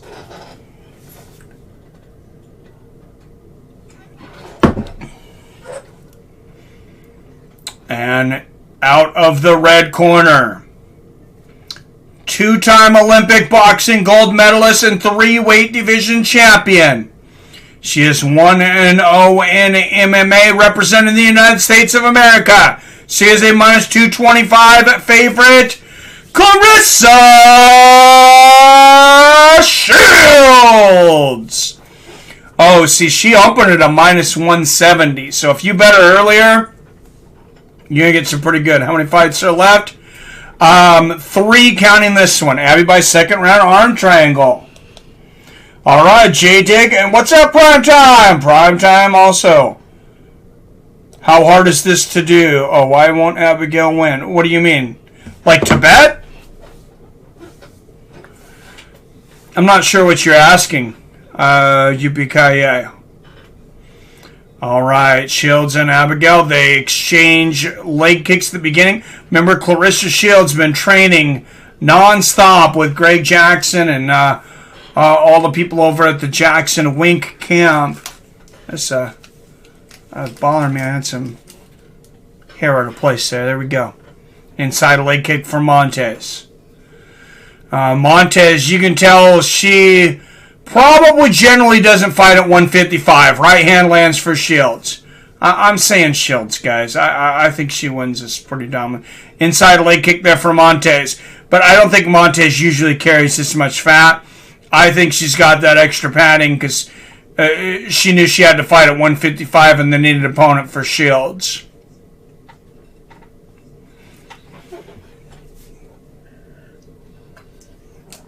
Nice inside leg kick there from Montez. And she's keeping the distance. She's landing these leg kicks. See, the distance is further out, of course, for a kick than it is for a jab. Oh, right hand. A big combination for Shields. She's inside now. Montez immediately clinches up. Shields doing a good job of keeping this standing. Odds. No, Tony's Demons beat him first. Oh, odds on this fight. It was like it was minus 225 for Shields. It was like plus 155 for Montez. But Shields was only like minus 170 when they made these odds, which I found super strange. Versus training may make the difference. Winklejohn, yep. I mean, 155. She's only calling out bigger demons. All right, and Shields already to a minus 245. And I think we have learned a little bit just from, these first couple minutes. Montez has been unable to take Shields down. She was able to keep her off balance with the leg kicks, but Shields was able to come in and land a combination. Shields got some junk in the trunk. Smell tape, pew, what? No, yeah, she's got a good size caboose, but she's definitely not got a lot of fat on her. She's just a little thick, but Montez definitely carrying some extra weight for this one than normally. Shields up to a minus 390 favorite quickly. Like I said, if you took Shields at minus 170, congratulations. You're probably going to win some money tonight. Billy Hughes still in here. I was trying to cash app him some money to make a live bet on me a little while ago. It's a good thing I didn't. I would have lost my money. Good knee to the body there from Montez. She's a live dog.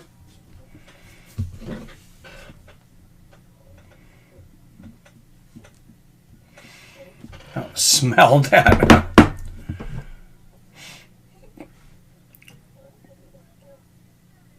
All right, and you see Greg Jackson in the corner of Shields saying, be assertive.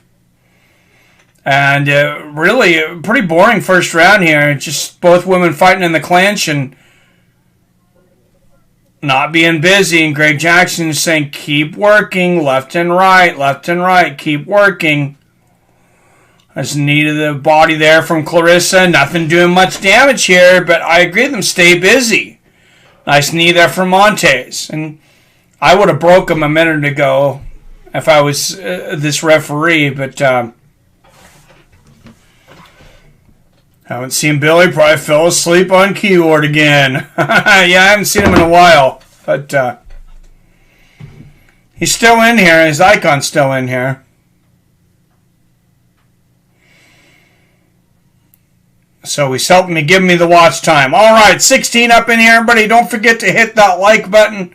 Hope you like what's going on tonight. We got the co-main and main event still to come. And don't forget UFC 268 this Saturday, free on ESPN+. Yeah, you're going to get plus 230 on Montes right now, minus 330 Shields. But honestly, Montes, it's a hard round to score. A couple of knees here for Montes, a couple of right hands. I got it 10-9 Montes. I think she won the first round. She did more. So avoiding fighting.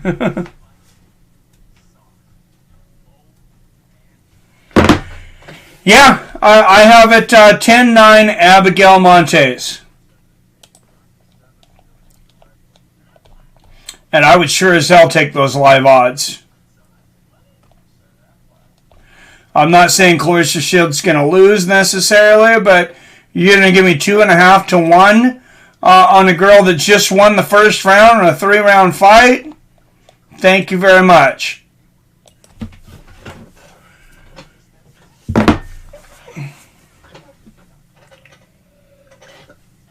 But, I mean, I'm going to take it most of the time.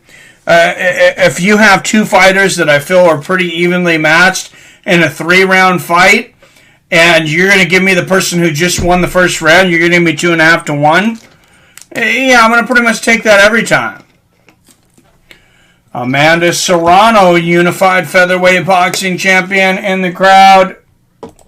I'm sure she would like to call Clarissa Shields back out. She might be hoping Montes gets this. So Shields comes back and boxes her and she gets a payday. Chris is saying she'll fight Triple G. Delusional. Oh my God. So, avoiding Clarissa's only weapon. Yep, Carissa needs a takedown and ground and pound. Absolutely. All right, inside leg kick there for Montes. And I don't think that CompuBox really tells the story of the first round. Nice combination there from Shields.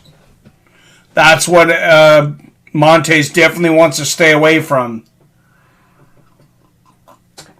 Is the boxing range. Nice knee to the thigh there from Shields. Robert says 10-9 Shields. All right, it was a hard round to score. There wasn't a whole lot of action, and that's, you got to be careful when we all know how bad these judges can be, or just how hard it can be to score MMA fights. I mean, Robert almost always agree, but we're split on this one. And Shields open hand slaps there on the face of Montes. But and Montes, this has got to be the game plan. Just get in and smother Clarissa. I know she would like to take this to the ground. She's got her hands around the waist of Clarissa. Good job by Clarissa to grab that and spin around. I know Shields has worked on her takedown defense extensively. It's the first thing she said to Greg Jackson. And Montes now only a plus 150 underdog. Shields still minus 205. Shields breaks open, and now she's on the run. Oh, big right hand from Shields. Knee to the body from Montes. Abigail's got to go back to those leg kicks. There it is, inside leg kick. Nice left hook backing up there, lands from Montes. She cannot try to box a Clarissa Shields, though. Oh, good combination there from Shields. And she's going to start a counter. And Montes is, she cannot let her make this a boxing match. Montes gets a takedown, ducks under the shot. That would make Randy Couture at cage side. I'm sure that makes him proud. That's what he did to boxer James Toney years ago. Nice defense. Yeah, and Abigail Montes. Now this is her world. We'll see how good Clarissa Shields is off of her back. And now Montes a plus 195 underdog. That's about to change.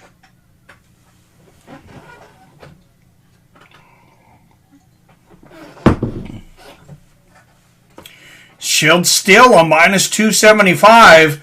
And I gave Montes the last round. I think she might be losing this round.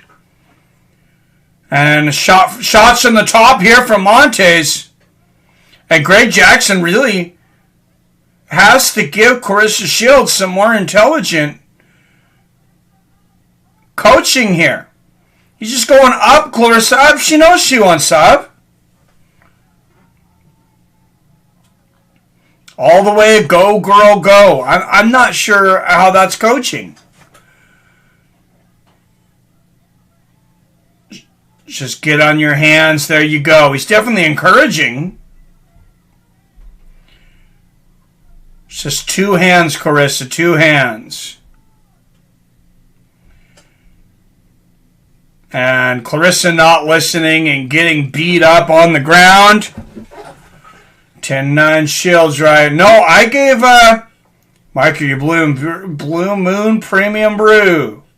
Oh, drinking blue. No, that's funny. No, actually, it's just Gatorade and water because I got to work later.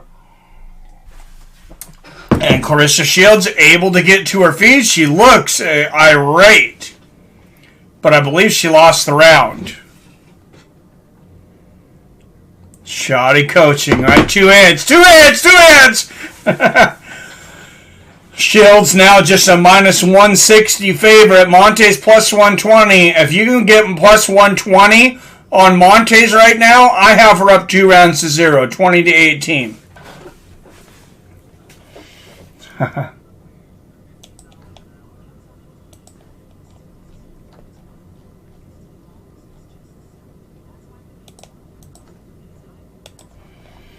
We should make a 2-hand shirt.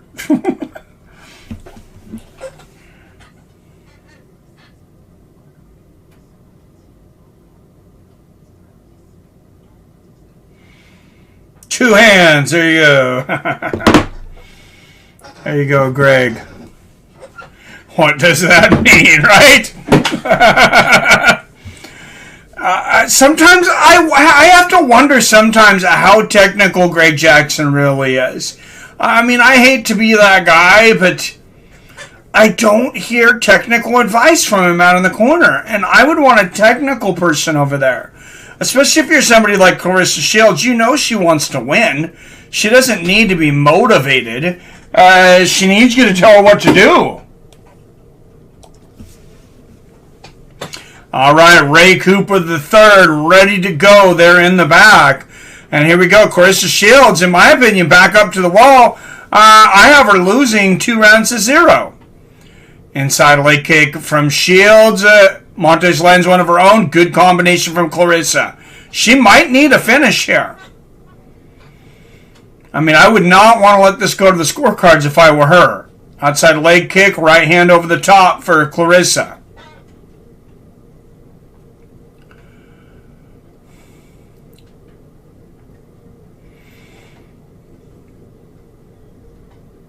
Oh, nice right hands there from Shields. Right on the chin. Good left hook there. And she is fighting the takedown.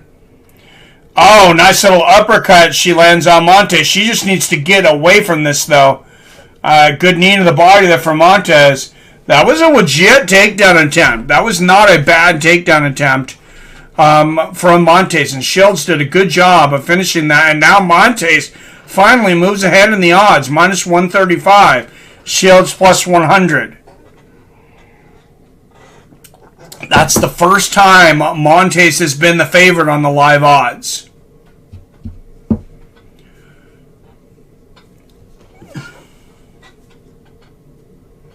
You repeat the first part before you specify how many hands.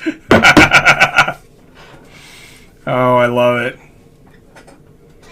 Oh, Montes almost had the takedown there. Claressa Shields, she has definitely not been an easy takedown.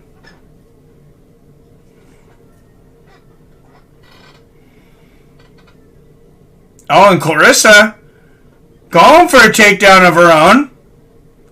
Oh, and she gets it. There's a couple shots. That's a good little move there from Claressa. Oh, and now she's back in boxing range. Abigail's got to start throwing those leg kicks. And she's moving backwards.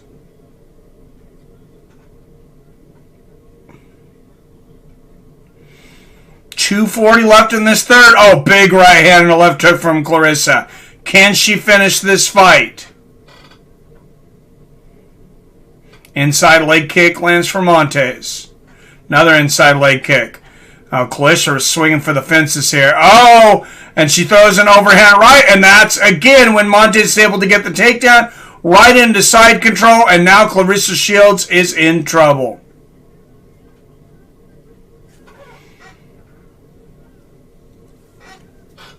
Greg Jansen, underhook.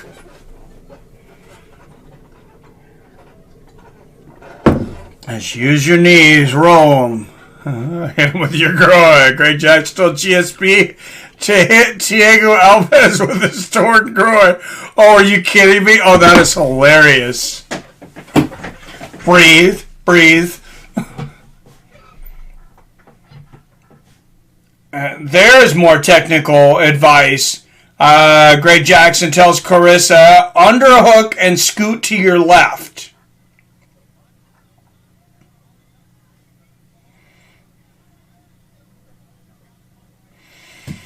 Oh, wow. And Montes, I mean, she's in half guard, but as far as striking, this is basically mount here. Claressa doing a good job, keeping Montes from hitting her much and holding her arms, but she's in a lot of trouble here. Not left hook under. Go, go, go. Start scooting. Nice shot there from Montes. Getting some of these shots through now in the ground and pound. And the CompuBox, like I said, you guys know that I generally hate the CompuBox. And Montes now, you could take Montes to minus 175 right now. You could still get, these live odds are ape shit, in my opinion. Basically, you're just betting on bad judging. Or on judges doing their jobs. Oh, wow.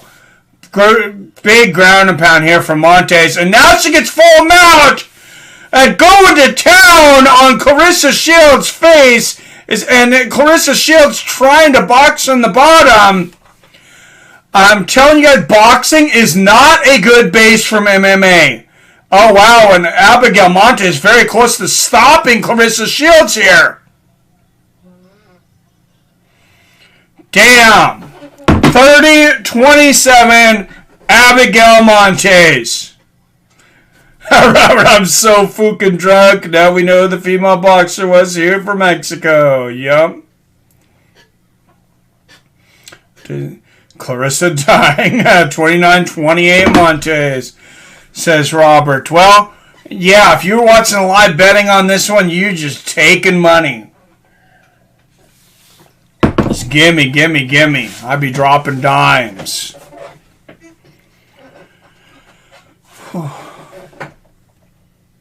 God, I would tell you guys, before they get this live betting perfected or before they change it, I'm telling you, if I was in a place where I'm able to bet live, I would be live betting just pop, pop, pop, pop, pop.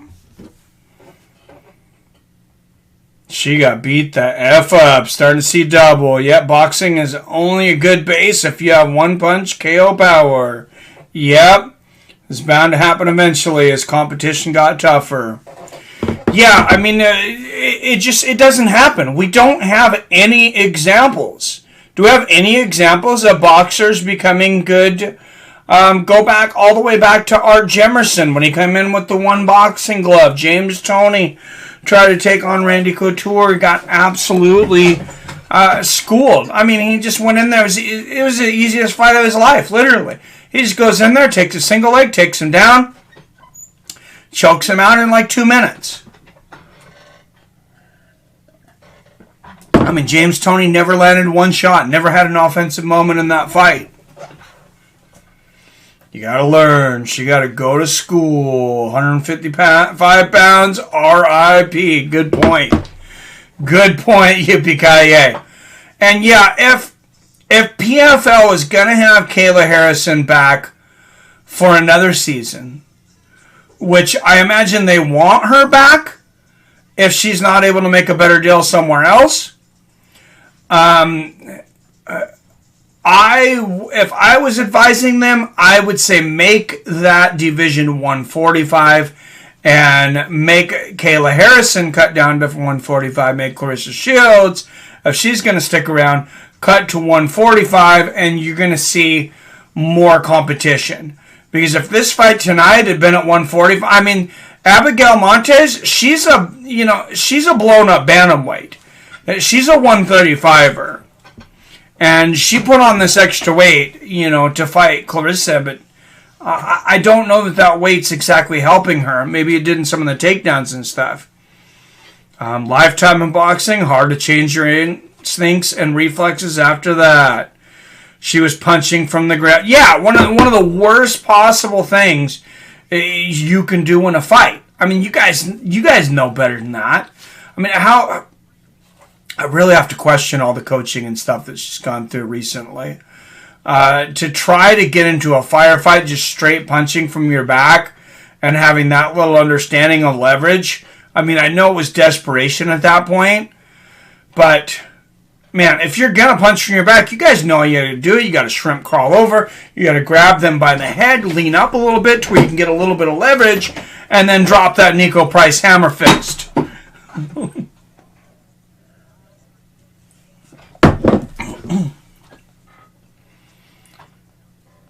She's fighting on her back with punches. She didn't throw one elbow. Yeah, she's still boxing. She's trying to go in there and box in an MMA fight, and that's just dumb. I've always been a fan of the sport of boxing, but I'm always careful to call boxing a sport. This is a lot closer. MMA is so much closer to real fighting than boxing. And now you go back, for those of you that are maybe like a blue belt in jiu-jitsu. Maybe, you're a blue or a brown belt. Maybe you got a brown belt in judo or something like that. And you got to wonder, now, if you ran into some of these boxers in real life, some of the tougher ones, would you be able to hold your own? Would you be able to actually defeat them? I think that answer maybe sometimes is yes. 12-6 elbow, easy, right? Two hands, what the fook does that mean, right? The answer was get up or learn jiu-jitsu. Exactly, all right. Official scorecards.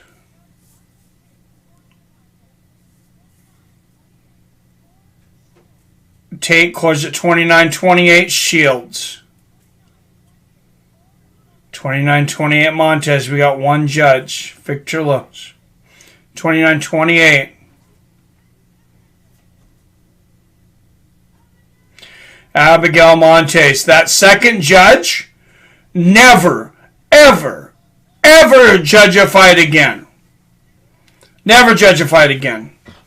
Never watch a fight again. Not if they can street fight like Mike Tyson. Oh yeah, I wouldn't mess with him. That guy, he knows how to throw some elbows in the clinch. Ask Francois Botha. 29-28, like I said, Montes. Yeah, it was a good call, Robert. And I was probably wrong as I started to think about it, giving Montes the first round. But 29-28 is probably the right call there. But luckily, the right fighter won, but that got pretty scary there for a minute. All right, guys, he is next. Reigning, defending champion, Ray Cooper III takes on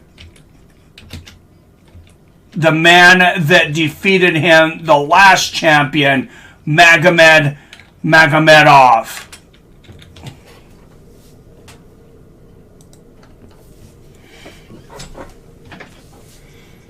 Thoughts on Tyson versus Logan Paul? Oh, I don't know, man. I like to see Mike Tyson fight. Hopefully he knocks that kid out. I'm pretty damn good at judging. Yeah, you are, Robert. You should take the dude, you should take the Herb Dean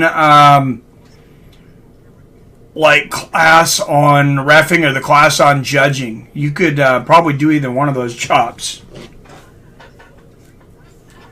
You'd be pretty good at it. Then you get to see all the fights for free. Kicks in the street is almost suicide and are almost looked down on. Yeah, they definitely are. Maybe I'll register to be a rep. You see my drunk fat ass in the ring? That would be great. There you go. Hey, you and Keith Peterson could party in the back. Sorry, guys. Take a call off. Hello? Yes, this is Michael. Oh, hi. How you doing? Good. Yeah.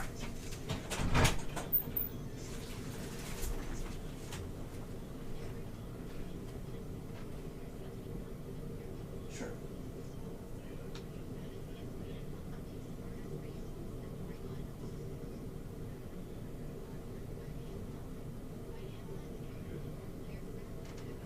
Oh, okay. So I don't legally have the right to ask for an estimate and pay for it out of pocket then.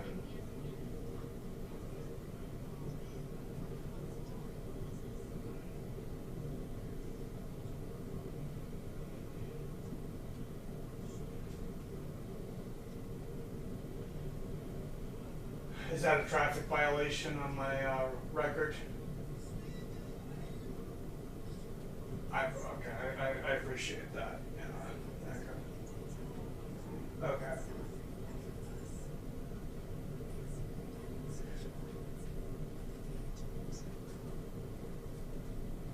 Oh, yeah.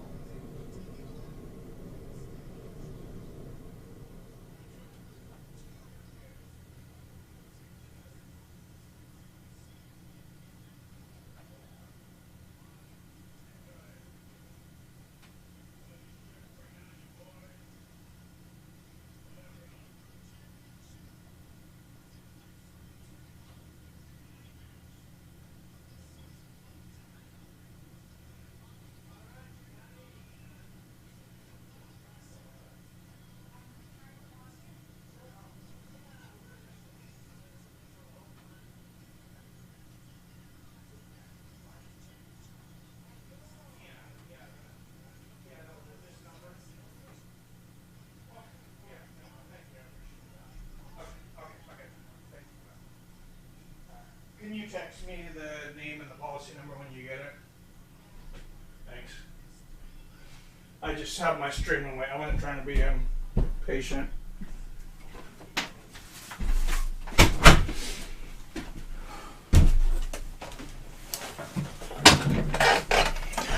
All right, guys. Ray Cooper the third, Magomedkerimov up here. Everybody, throw your picks in. Who's everybody got? I think Magomed takes it. Sorry, I'm trying to remember which.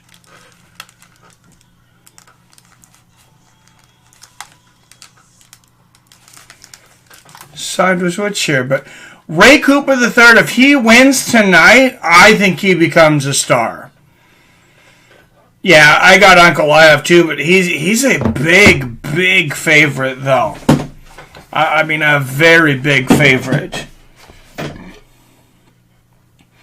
All right, guys, this stream brought to you by the motherfucking Cash App. When you sign up for the Cash App, guys, now $5, every single person that signs up, $5 goes to the Wounded Warrior Project. You get $5 back, and they have a new boost now. If you have a direct deposit from a job or something, deposited into Cash App of at least $300, they will give you $50 free right now. I'm thinking about looking into figure out how to deposit my own paycheck into it. I want $50. And boosts, you get 10% back in Bitcoin. Up to $75 purchases at coffee shops and restaurants. All kinds of other boosts and discounts. Plus, I mean, the point of the thing to begin with is just to be able to very easily send money to friends and family.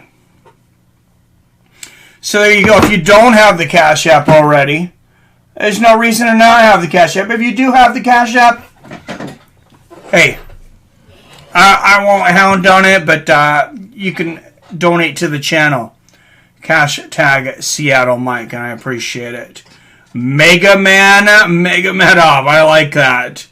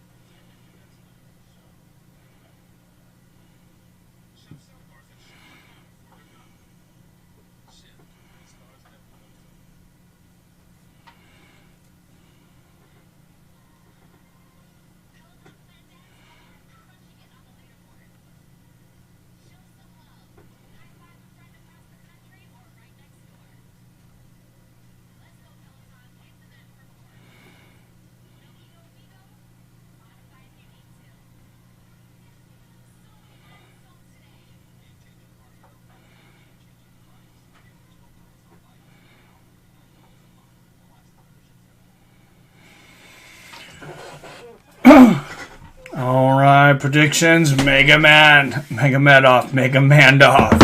I like it. He's a beast. Like I said, that I really do think that he would have won the last tournament if he had not, if it hadn't been for that cut when they had to fight twice in one night. And Chris Curtis. I mean, one of the meanest things maybe a promoter's ever done. And nicest, I mean, I guess he got paid again. But Chris Curtis, of course, had just retired inside of the cage. And then Magomedov gets cut. They call Chris Curtis back out. I mean, he's literally on the buffet line. And Ray Cepho goes and grabs him out of line and says, "Hey, you want to fight one more?" And he's like, "All right." He's like, you're back in this tournament. Goes out there. Unfortunately, poor guy gets his ass beat again. All right, number 4 and 3 seeds are the ones that ended up making it to the finals here. Of course, PFL, you know, it's based on when and how you finish people. All right, here comes the 2018 PFL welterweight champion, defeated Ray Cooper III in their first match, Magomedov. Or as some of you have named him, Magomedov.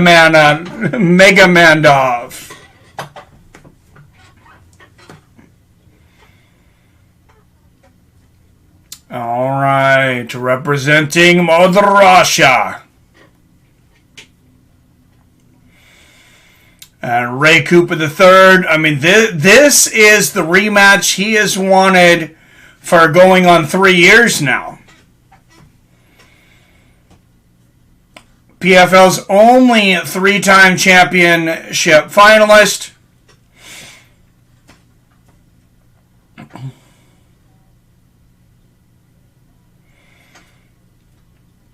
And here he comes, looking much leaner than he has when we first started seeing Ray Cooper III, too. You know, not much fat on him. He likes to finish fights, finished 21 of his 23 wins. I'm not counting Ray Cooper III out. I just heavily lean towards Magomedov. Yeah, this is definitely the main event, though. This is the people's main event. The main event is because it's Kayla Harrison. This is the biggest fight possibly in PFL history right now. In my mind, this is the biggest fight in PFL history. Magomedkerimov, 3 years older at 31. 4 inches taller at 6'1", and a 3-inch reach advantage, 73 inches for Magomedkerimov. Dude has to learn the whole alphabet to spell his name, right? All right, guys, tell your friends. And I'm sharing this on Twitter.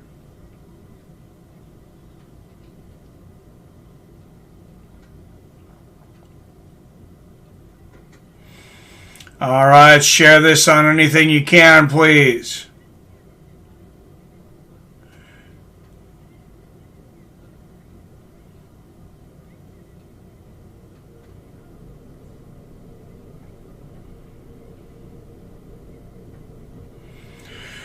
All right, out of the blue corner, representing Mother Russia. He is a minus 195 favorite, 28 victories, with 10 knockouts and 9 submissions. A minus 195 favorite,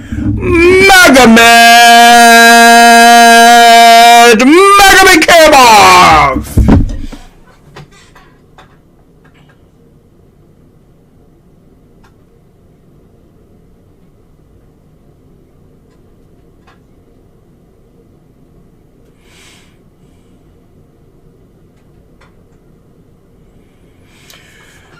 All right, and representing the United States with 23 victories and 7 losses. 21 of those wins by finish, 14 knockouts and 7 submissions. A plus 165 underdog. The PFL's reigning, defending welterweight champion, Ray Cooper III. Gary Copeland will be the referee. I feel like that could be very important. This is a guy that is not afraid to break up a position if he feels there's not enough action. Here we go. The biggest fight in the history of PFL.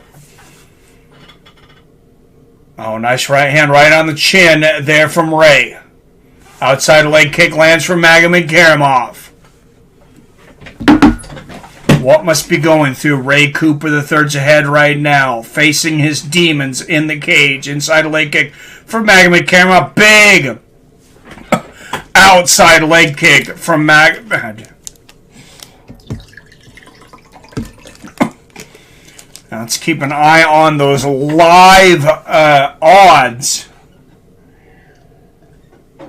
Like I said, oh, nice left hand there from Ray Cooper III.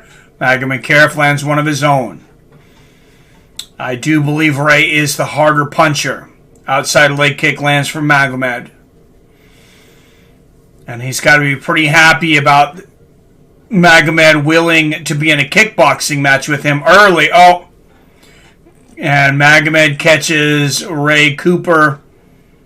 Yeah, right in the chicken coop there.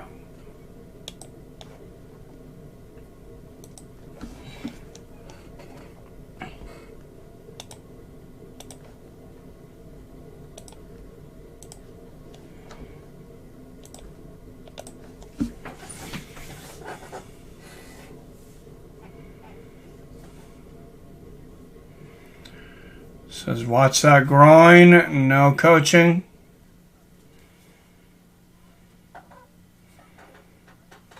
All right, here we go. Oh, right hand right on the chin for Ray Cooper III. Now Magomed shooting. Big moment here. Magomed gets the takedown. Can Cooper get back up? Magomed 10-0 in the PFL with 5 finishes.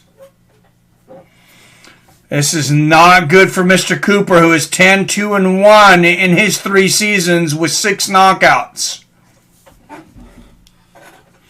Most in the short NFL history. Smart, low blow, everybody cheats. Jab is in a jab. Oh, jeez.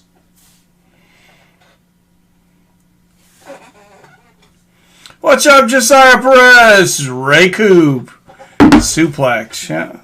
I like Ray Coop. And Magomedkerimov now going to a minus 175. Ray Cooper III plus 195 underdog at this time.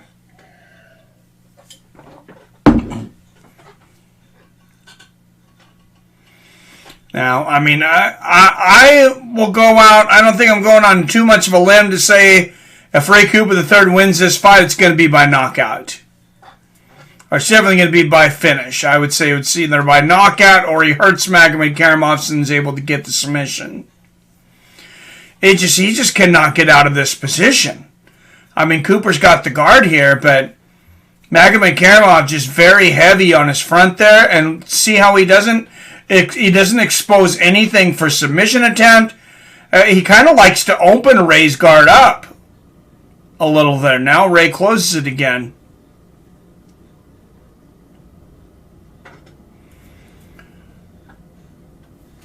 And Randy Couture just said, I would put these 2 welterweights against any welterweight in mixed martial arts right now. Well, I mean, Ray Cooper just beat Rory McDonald. And, I mean, he beat him pretty soundly.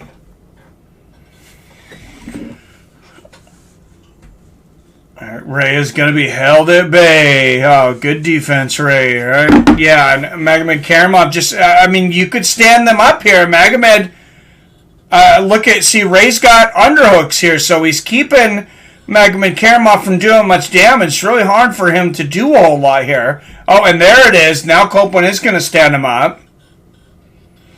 Like I said, I thought that referee would be an advantage for Ray Cooper. Oh, Magomedkerimov going for the head kick. Ray blocks it. Outside leg kick, though, lands for Magomed. And I think Ray kind of figured he would probably give up the first round if he doesn't get the finish. Oh, big right hand from Magomedov, but Cooper lands a counter left hook as he comes in. Ray's got incredible power, though. I mean, a 5'7" welterweight. Cooper checks that one. Oh, nice little uppercut there from Magomedkerimov. I mean, Magomed, the fight IQ is very high on this one. Jab, left hand upstairs and to the body there for Ray. Ray trying to cut the cage off. He does. Lands a left hook. He's got Magomed up against the cage. Throw that right hand. He's right within range. Ray needs to throw something here. Outside leg kick lands for Magomed. Inside leg kick for Magomed.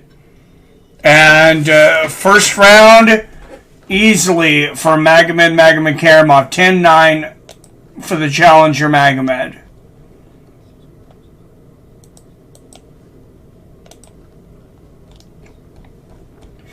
No, I feel like this is like real life Rocky and Drago. Magomed is this almost undefeatable, immovable object. Ray Cooper III is this gritty veteran with a ton of heart and some power, but just kind of outmanned right now. We got a war taking control of the double jab. Sisipi 10-9 Magomed.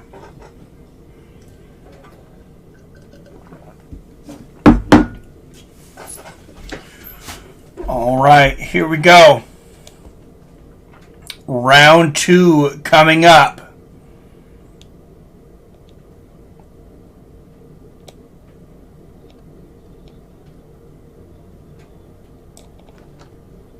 Oops.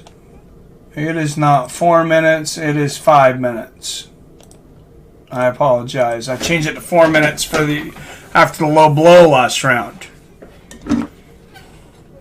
So I'm going to pause it for a minute. I don't know if you guys can pause it, but I got to sync my fight clock up here. There we go.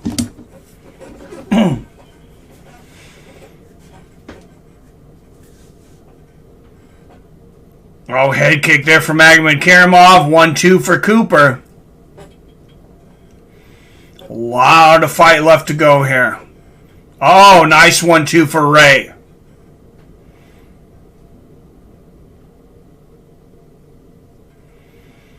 Left hand gets through for Cooper. Magomedkerimov doesn't seem to like to fight going backwards. Oh, nice little combo there from Magomedkerimov. Magomedkerimov looking for a guillotine here. There's nothing really there. Ray says, please. Knee to the body lands for Cooper.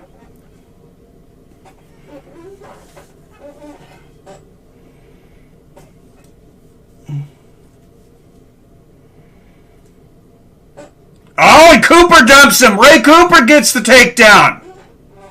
That's not something Magomedkerimov is used to dealing with. And how good is he off his back? I've never seen him get taken down.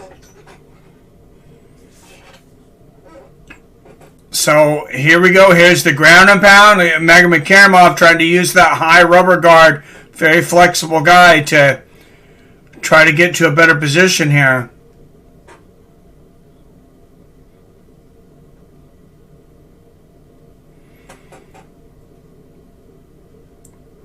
And Ray just being patient here, but it's Magomedov landing strikes off his back. How are the judges going to have to look at that? There's a shot from Cooper. And, we've watched basically PFL homegrown Ray Cooper grow up and improve before our eyes. And Magomedkerimov looking for a Kimura there. He's got a high rubber guard. You can tell he is definitely comfortable here. Nice shot there for Cooper. And odds now, plus 165. Cooper, minus 225 Magomedkerimov.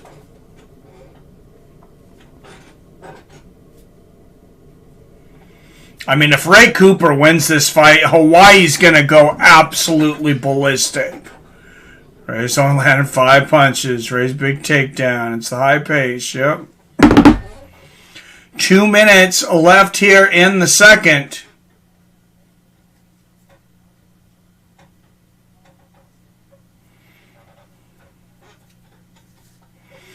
He's landed 17 now. Nice little left there from Ray. Oh, that was a good shot here in the ground and pound. Picking his shots in the ground and pound. Couple of big left hands. Some guys can be busy when it comes to ground and pound. Ray Cooper, he's basically got mount here. A couple of big right hands from Ray.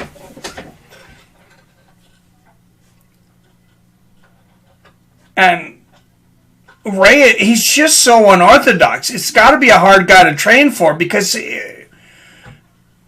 he does things that other people don't, too. The hammer fist there, he's going for the head and arm choke.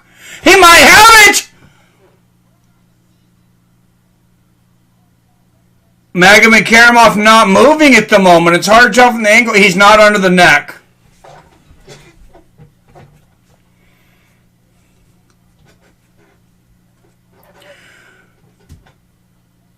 Wow, yeah, that was Magomedkerimov ducks a little bit of trouble there, maybe. And Cooper, pushing back on the chin of Magomedkerimov. Oh, that was a big shot. You see Magomedkerimov wince. 40 seconds left here in the second.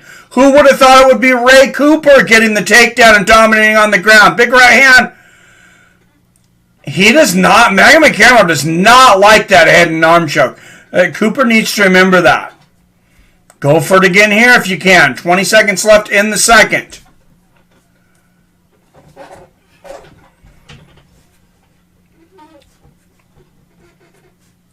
And Ray doing a good job of controlling distance here and just staying busy here in the second. Guys, we got to fight. I got a round apiece. 19-19. Ray Cooper and Magomedkerimov. He's relentless. He has to burn out. Last 15 punches in a round and a half compared to 41. 19-19.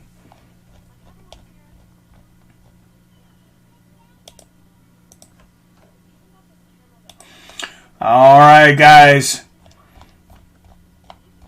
The biggest match in PFL history continues as the rematch. Rocky Ray Cooper takes on Drago incarnated Magomedkerimov in what could be a legendary U.S. versus Russia fight.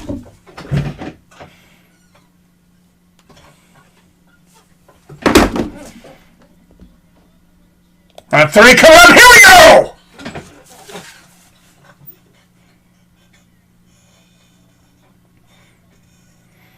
Oh, nice counter right hand for Magomedkerimov to start the third, and Cooper checks that leg kick. Left hand lands for Magomed.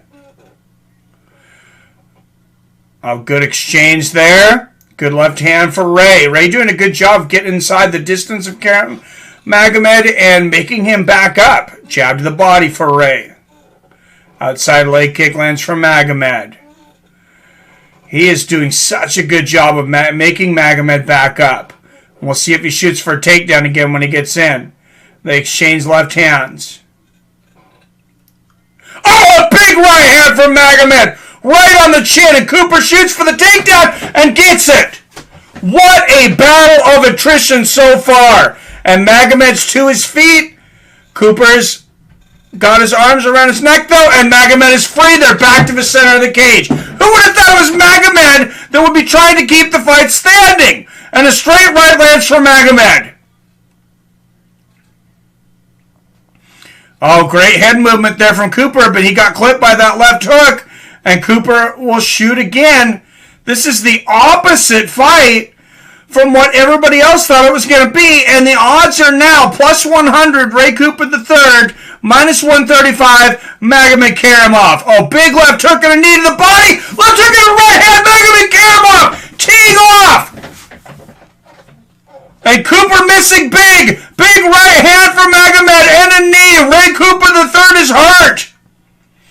Knees in the clinch from Magomed. That's three big knees to the head in a row. And going for the guillotine. Cooper releases it. Left hook and a right uppercut, Magomed. Cooper is helpless. A right hand to the body from Magomed. And just like all those middle rounds that we seen Rocky get beat like iron from Drago, Ray Cooper III now getting pounded here in the third round by Magomed. A big overhand right, and Gary Copeland watching closely.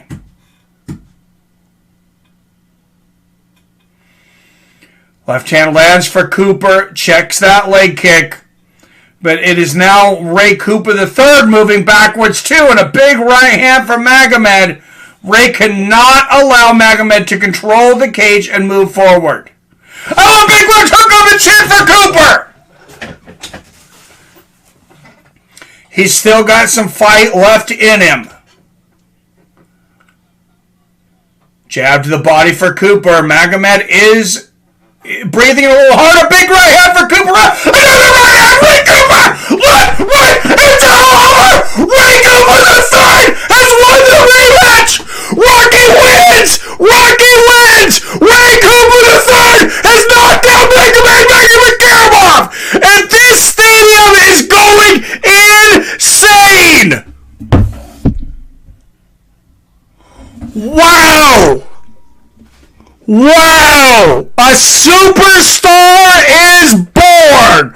Ray Cooper III is the biggest star in PFL right now. Forget Kayla Harrison. Forget Rory McDonald. It's all about Ray Cooper III. Wow! You could not write a better script.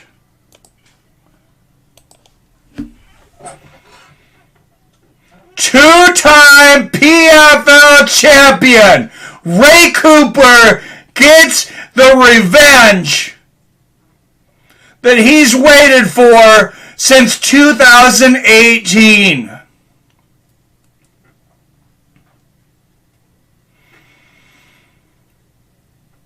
And the chance of USA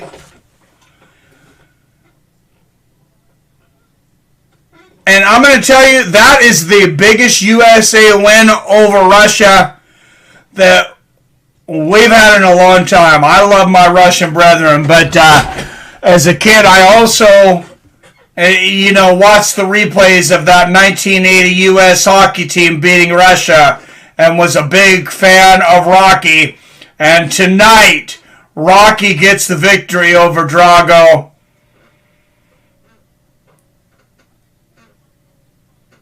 Wow. Let's watch the replay here.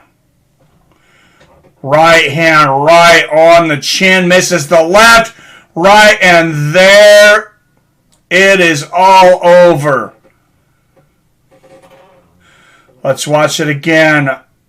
Boom. Right hand right on the chin. Absolutely out. Ray Cooper III. A superstar is born.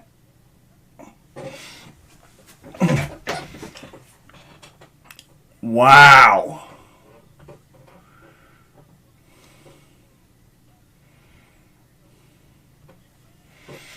And they were just talking about, they just said Ray Cooper III may be the hardest hitting welterweight on the planet. They might be right. They very, very well could be right.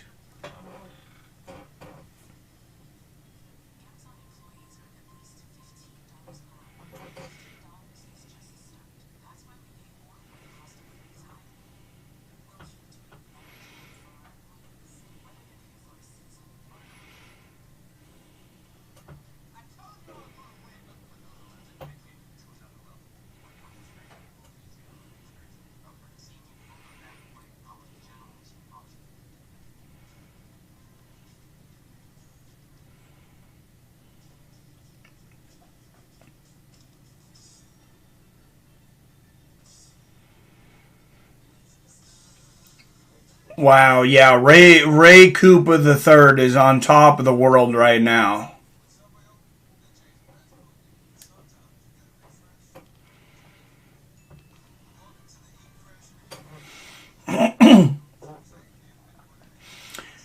Eating them from Mega Man. Oh, wow, it's Robert Hawaii, USA, man. Yippee-ki-yay, baby. Smack 209, holy OMG, wow. Gary Copeland scares me. That was a fight for the ages.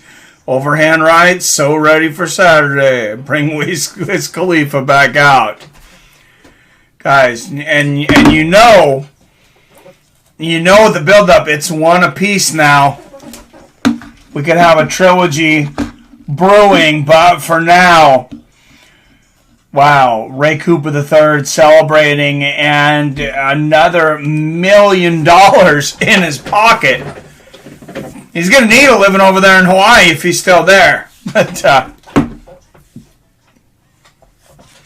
man, what a victory. All right, guys. If you want to see that knockout,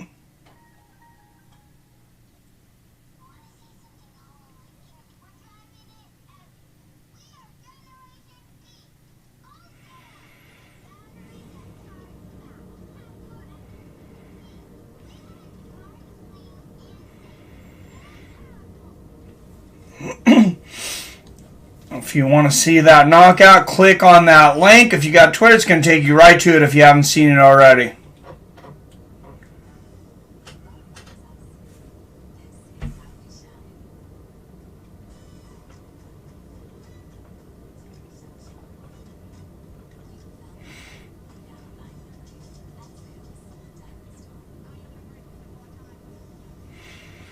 And over there on Twitter, who are you? Why are you reading this? I don't know if this is somebody from this community, but it says Cooper Benestar, man.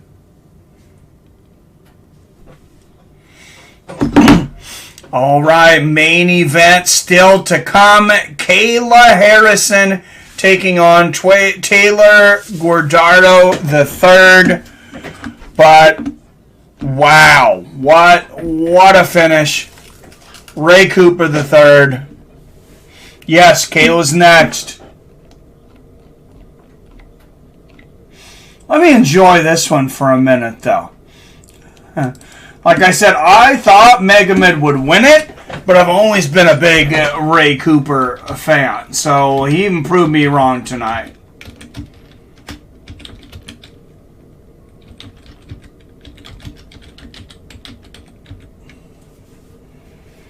Three minutes, 2 seconds of the third round, winner by knockout, and the 2021 PFL champion, Ray Cooper III.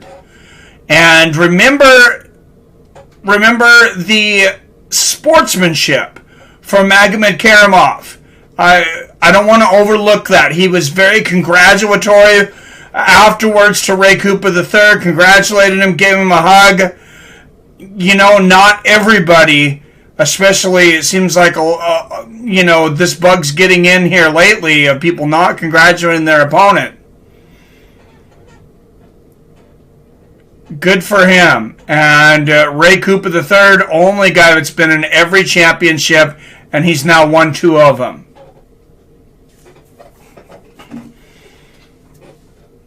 Ray took him out. He should have gone down. Yep.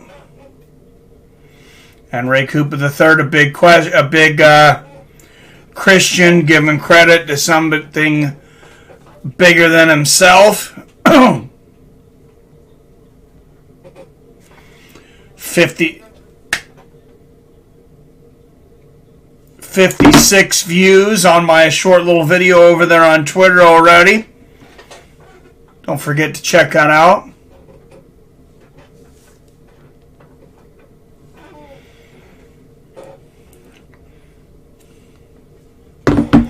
All right, and they're going to show this.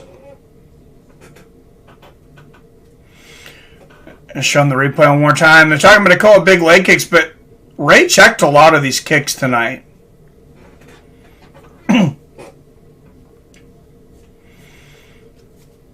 And, I mean, Ray, you know, he was able to get taken down. He was able to fight through adversity.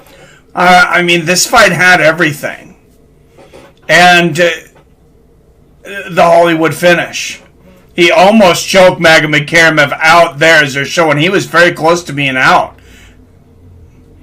And, you know, I've said this over and over and over again. When you get that head and arm, or when you get like that bulldog choke, you don't have to be under the neck.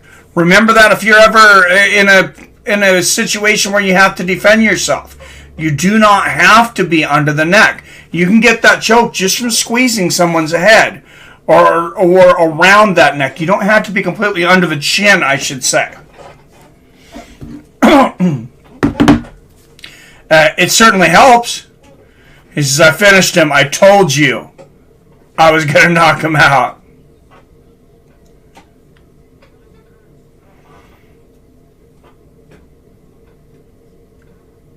Wow.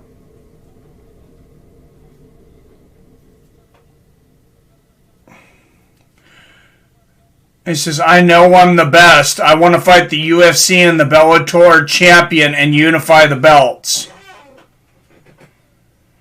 I don't know if anyone else has talked about unifying the belt. But here you go. In boxing for so long, you've had the WBC, the WBA, and the IBF. We now in MMA have UFC, Bellator, and PFL. How big is that going to be a champion if we have a champion that has all three of those belts?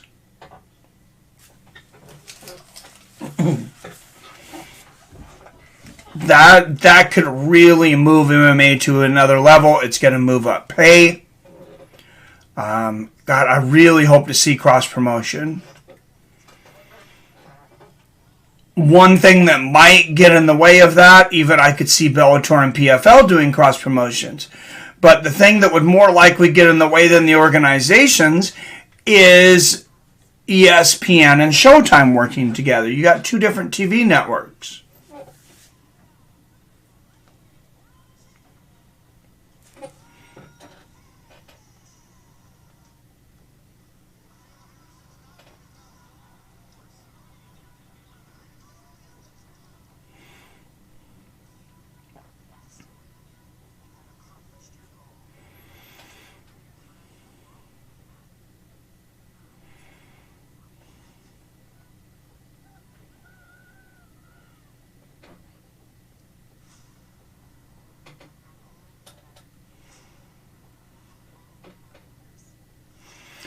And I know it didn't last the whole time, but I mean, in my opinion, Colby will smash Ray Cooper, says Mac209. For what belt? Oh.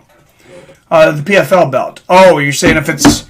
Yeah, if you were to unify UFC, Bellator, and PFL... Yeah, but I didn't think he was going to get past Rory. I mean, he dominated Rory. And on paper... I'm sure Colby is the favorite. Usman is the favorite.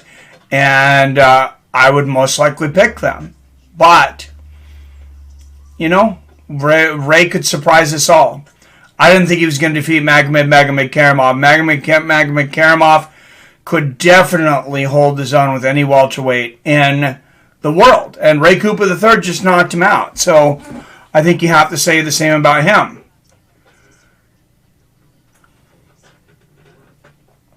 Colby will smash Ray Cooper. That's right, the UFC welterweight champion, Colby Covington, baby. Woo! Hey, I know there's a lot of people hoping Colby takes that belt. I don't think it's going to happen, guys. I think Usman reigns supreme for one more fight. But it's going to be a fun one. Oh, my God. Robert in the court. Oh my goodness, man. Alright guys, I'm going to take a quick restroom break, get a little water before this last match.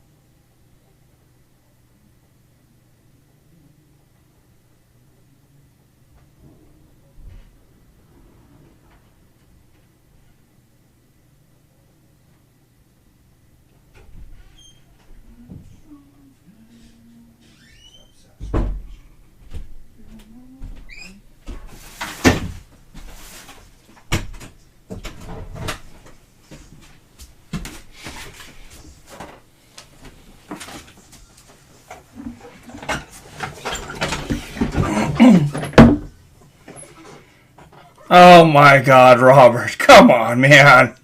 I love you, buddy, but I cannot keep that comment on here. I don't need that hate from you, too. Oh, my goodness, man. Somebody's had a few drinks. Oh.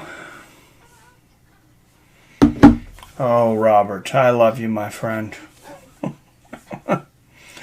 Oh, wow.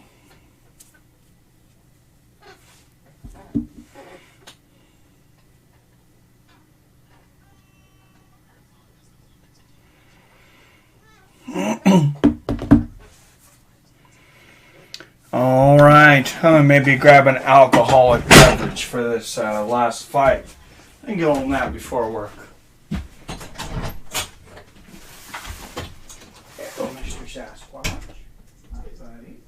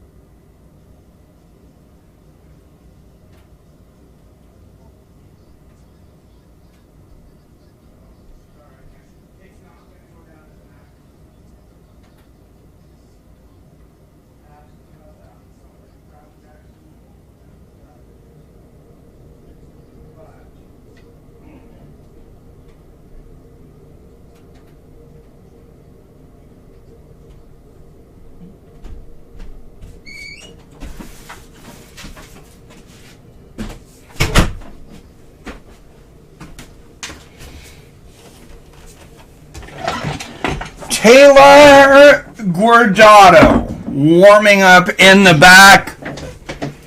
The biggest underdog by far on tonight's card. I mean, she's literally like a 45-1 underdog.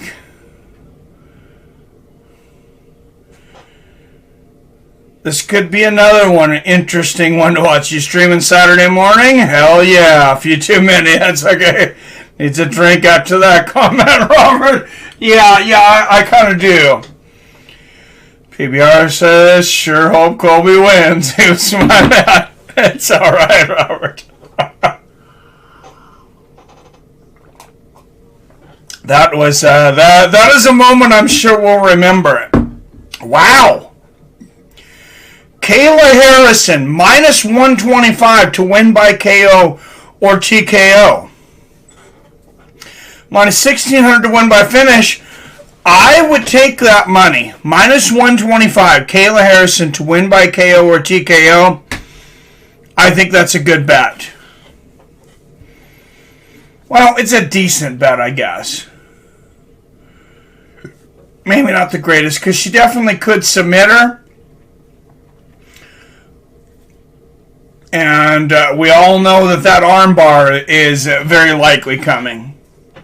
So drunk, I'm literally staggering to the fridge to get more beer, probably. Oh my goodness, Robert, you cracked me up, man.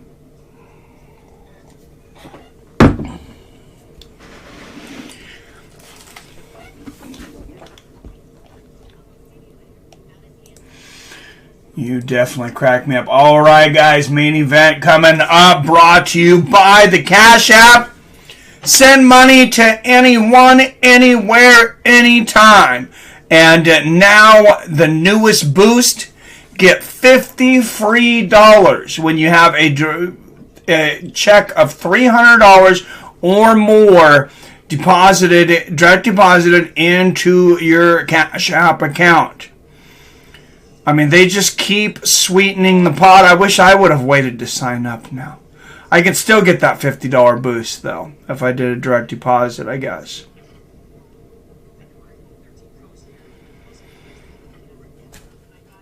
and you get $5, the Wounded Warrior Project gets $5. Fights of Friends gets some compensation, and I mean, everybody's winning.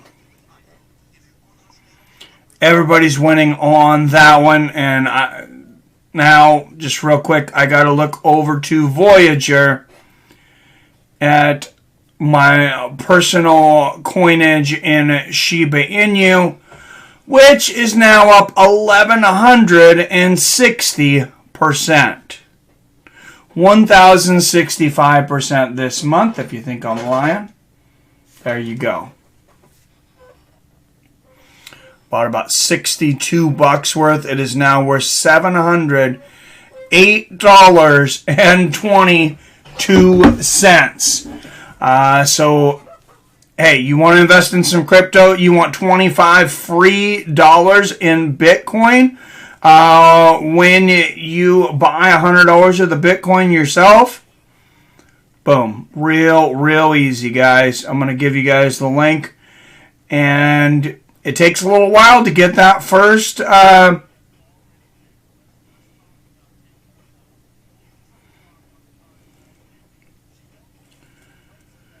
get the first $25, but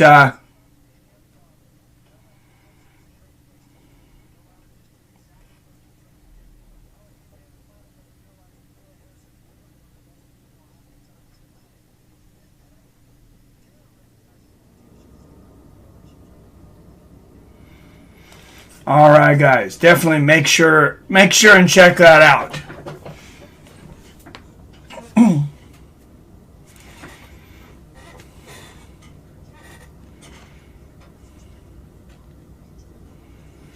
And this main event also brought to you by the premium members of Fights with Friends.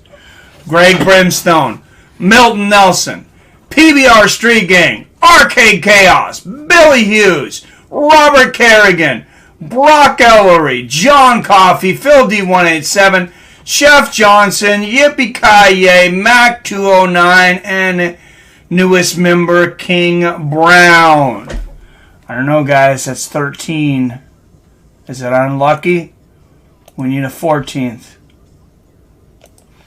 Here we go. Thank you. Everyone on that list donates to this channel on a monthly basis. So much appreciated.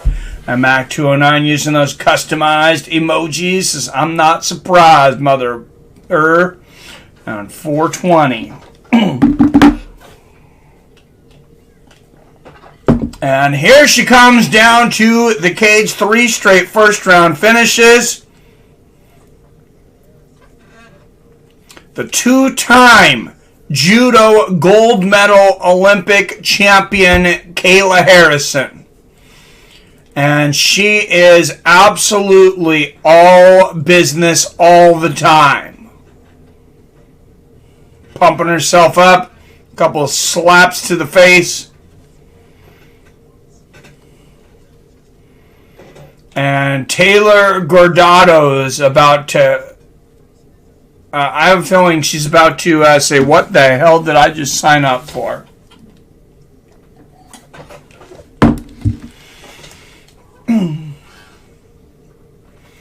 All right, Kayla Harrison, 1 year older at 31 years old, 2 inches taller at 5'8". Taylor Guardado will have a 3-inch reach advantage at 69 inches. I'm sure Robert will have something to say about that 69, Robert. Me and my liver are fighting to the death this New Year's. Oh, Jesus. All right, guys. Introducing first the challenger out of the blue corner. Representing the United States, 3-1 as a professional, 3-0 in PFL. She is a plus 1,700 underdog, Taylor Guardado. wonder what the odds are of this getting out of the first round. I placed your bets on me for the win. All right. Also representing the United States of America with a record of 11 wins against 0 losses, 5 knockouts, and 4 submissions. She is a minus 4,000 favorite. She is the 2-time Judo Olympic gold medalist and reigning 155-pound PFL women's champion, Kayla Harrison. Andrew Glenn is your referee for this one. Does anybody have Taylor Guardado?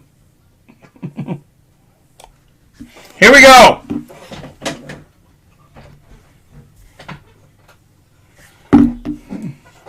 My liver is my bitch. Oh, big left hand. Straight right and a left hook from Kayla. Big knee inside, and she's got that judo grip early.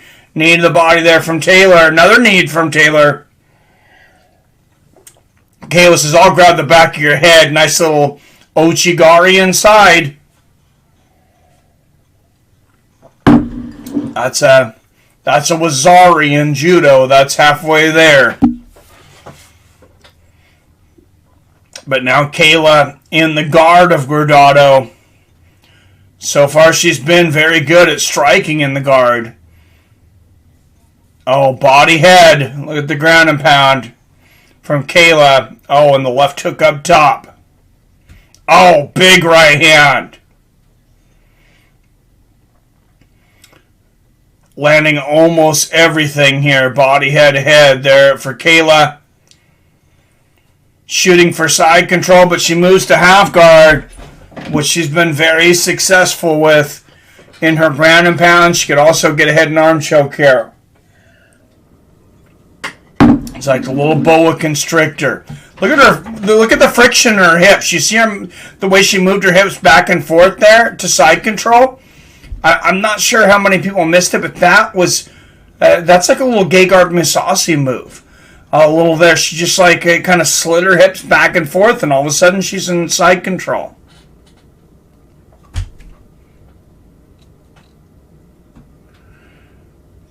What's up, PR? Definitely, man. Yeah.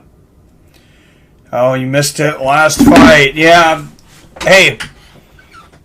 Better late than never, though. Go back and watch Ray Cooper III and Magomedkerimov, though, man. That fight was awesome.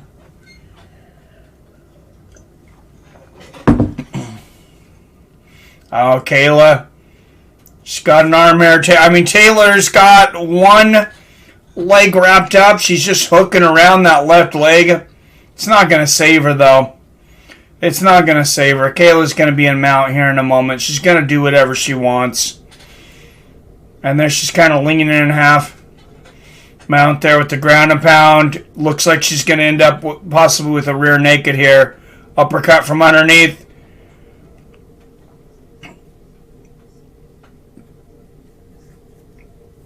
And Kayla continuing with the shots. Remember, minus 125 on the knockout. Kind of hoping Kayla gets the knockout for all those people that bet that minus 125. But I have a feeling she's going to end up with a choke here tonight. Nice shots here, even hitting the arms when Guardado blocks. She's hitting the arms as hard as she can. Oh, and now she sits down. Now Taylor's really in trouble. Oh. And her corner just said, oh, watch that arm bar. I mean, she's got to feel like she's fighting a freaking female octopus right now. Because, I mean, look at Kayla. I mean, she's splitting Taylor's legs like a wishbone right now.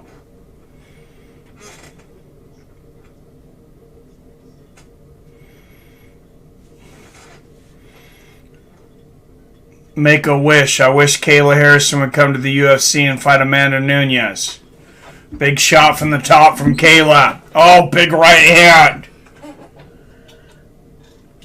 Oh, vicious left hook from the top. Oh, and Taylor is up. She looks terrified, though. Oh, and a front kick to the body lands for Kayla. She can get a little bit of boxing in. Big left hand right on the chin for Harrison. But her boxing's gotten much better. Her boxing's much better, apparently, than Clarissa Shields' grappling.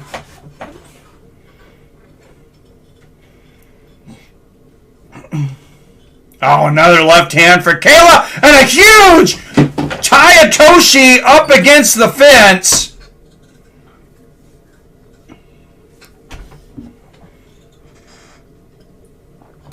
Wow, and she just throws out right in transition up against the fence. She's got the neck crank here. It looks like Taylor Guardado will make it to the next round as Kayla Harrison goes up to a minus 8,000 on the favorites.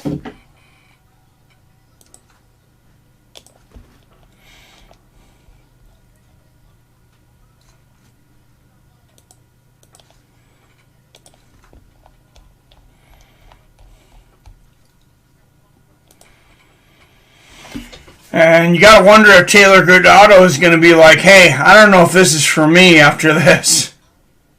Judo master, yep. Cheers, PR. Nice judo. Yeah, that was a great Tayatoshi. Into the fence there. And that's why I say, people ask me all the time, is judo, is it applicable in street fights? And I say absolutely. Imagine if she does that Tayatoshi and smashes Taylor into a brick wall. I mean, that's the thing with the Tayatoshi, which is the most, the most vicious throw maybe in judo. That's an Ochigari right there, which is just an inner foot reap. You can get that a lot. Somebody grabs a hold of you, especially if they don't know and they're backing up. It's going to be pretty easy to land, and you're going to slam on the concrete.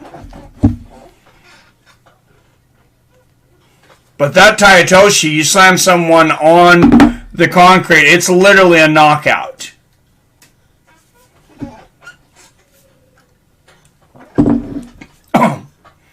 Nice left hand there from Kayla.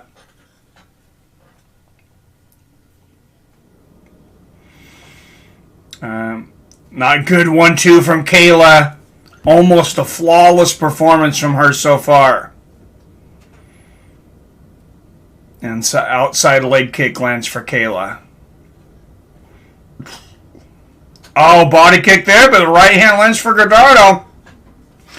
And Guardado, she's engaged. Nice little sweep from Kayla. Easily takes it to the ground with the Ochigari. She will not do that to Amanda Nunes that easily. But she's got Taylor in a very bad spot up against the cage here. And look how she uses the leverage in the guard for her ground and pound. It basically renders Guardado's guard obsolete here. She just creates so much leverage. Oh yeah, big shots. Peter Yan does something similar. I think Peter Yan has maybe the best ground and pound in all of MMA because of the way that he uses his leverage. We're going to get a chance to see that on Saturday for UFC 268. Like I said, don't forget, if you have ESPN Plus, you've already paid for UFC 268.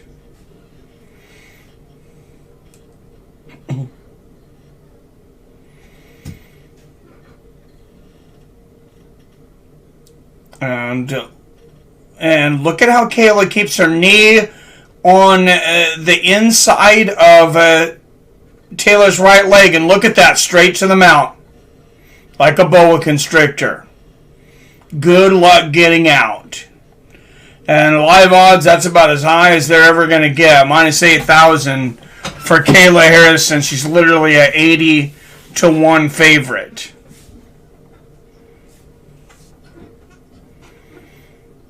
You can put down $8,000 right now to win $100 on Kayla, and it's a free $100 if you got 8 to put on it. Big shots from the top here from Kayla Harrison. I mean, for the most part, it's MMA. But 63 of 65, the accuracy on the ground strikes for Kayla Harrison. And Taylor turning her back, she wants out of there. Just renewed my yearly subscription. Nice, Robert. Oh yeah, big shots, and she might get she's gonna get the knockout here. It's gonna get stopped, and all these people that bet minus 125 on the knockout.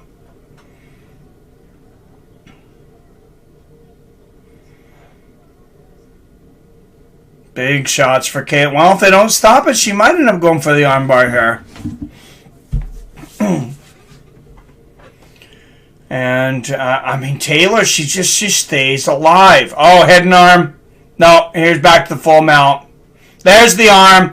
She says, you don't want to go to strikes? I'm going to rip your friggin' arm off. Good night. Oh, and there's the hammer fist. Taylor Guardado. How tough is she, though? And there it is. There's the arm bar. And Kayla Harrison finishes it in the second round. Back-to-back PFL $1 million champion, Kayla Harrison. Another textbook domination for Kayla.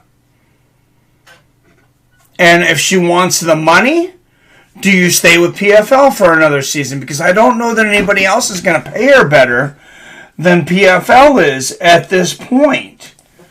But if she wants the competition, obviously she's got to go to the UFC. She's going to continue to walk through everybody in the PFL. Bellator has nothing for her.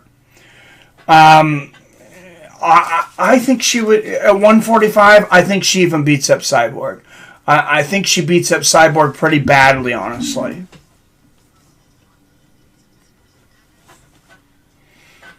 She is a bad bee. Yeah, she definitely is. All right, guys. UFC 268. Like I said, coming up this weekend. Let's look real quick. Let's look up at that. Taylor landed 6 strikes. Yeah, I'm surprised she landed that. But UFC 267, excuse me, I keep saying 268. It's 267 this weekend. 268 will be the next weekend, though.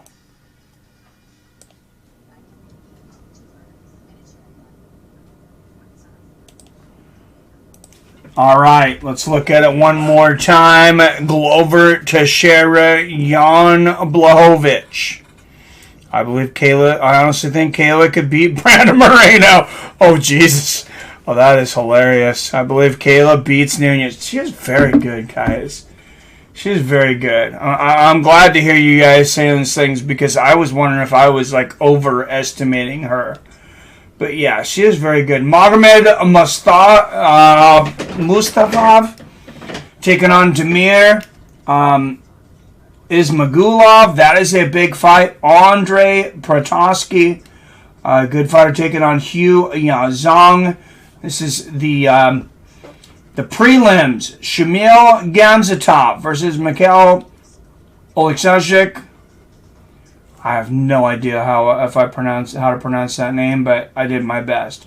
Ricardo Ramos taking on Zubair Tukagov. And the prelim main event, as it should be, Verna Jandaroba taking on Amanda Hebus. That is a great fight. Magomed Ankalaev taking on No Time, Volkan Ozdemir. Hazmat Shamaev returning to the cage against Li Jingli. Alexander Volkov, top heavyweight contender, taking on hard-hitting Marcin Tybura. Dan Hooker stepping up to the plate against the monster, Islam Makhachev. Number 6 and number 5 going at each other, but Hooker, a big underdog coming into this one. I was just talking about brutal ground and pound, Peter Yan. Still the champion, in my opinion. Bantamweight title bout going against Corey Sandhagen, the number 3 contender. which I think Corey's got a great chance of winning that fight, actually. And then Glover Teixeira, 41 years old, gets his second shot at UFC gold, taking on champion Jan Blachowicz. And I think, at 41 years old, Glover might be better than ever. And there's Kayla Harrison getting the $1 million check. Look at the kid here. Holding the $1 million check. That is good. She is the next Ronda Rousey and Nunez 2.0. I think so. I have no idea if they even same weight class. Kayla versus Rose. No. Rose Namajunas is 115. She's way too small. Kayla's 40 pounds bigger.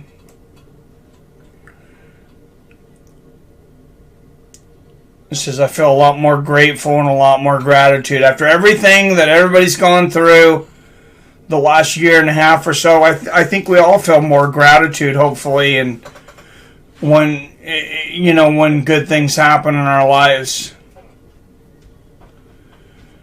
It says, hello to my judo family, my MMA family, my church family.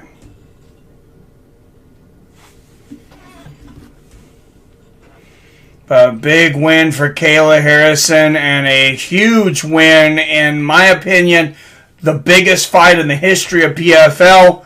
Ray Cooper III knocks out Magomedkerimov in the third round. But yeah, what a highlight show here for Kayla Harrison. The judo throws a beautiful Tayatoshi. Her niece, which is now her daughter, in the ring with her. How cool. Absolutely, for sure, Robert. Hope Nunez versus Kayla happens. Is Dana interested in Kayla? Has he really said much? He's got to be now.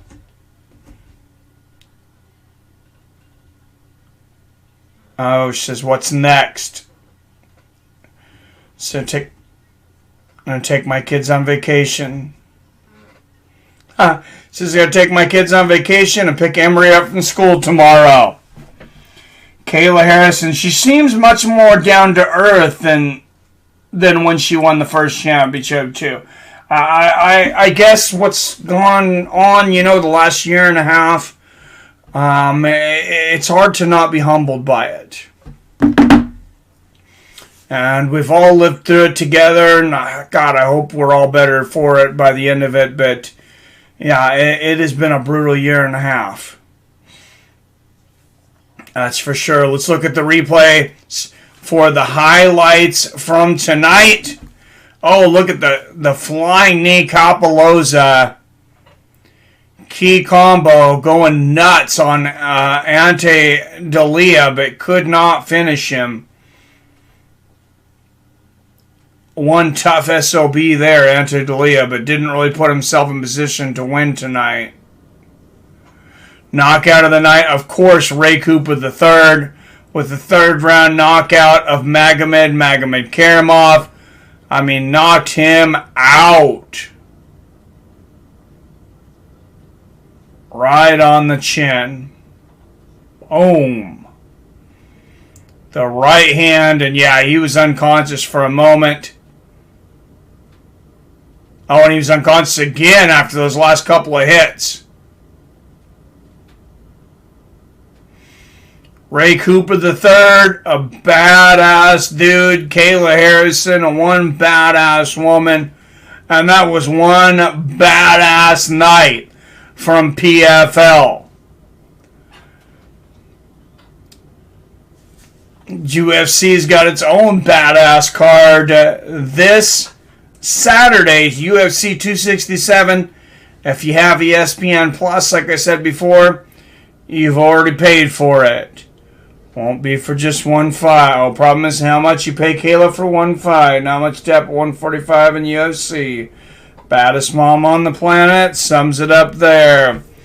All right, guys. Thanks for joining us for this special night of PFL. As always, I love you. I respect you. And I'll see your fine asses Saturday for a free UFC 267.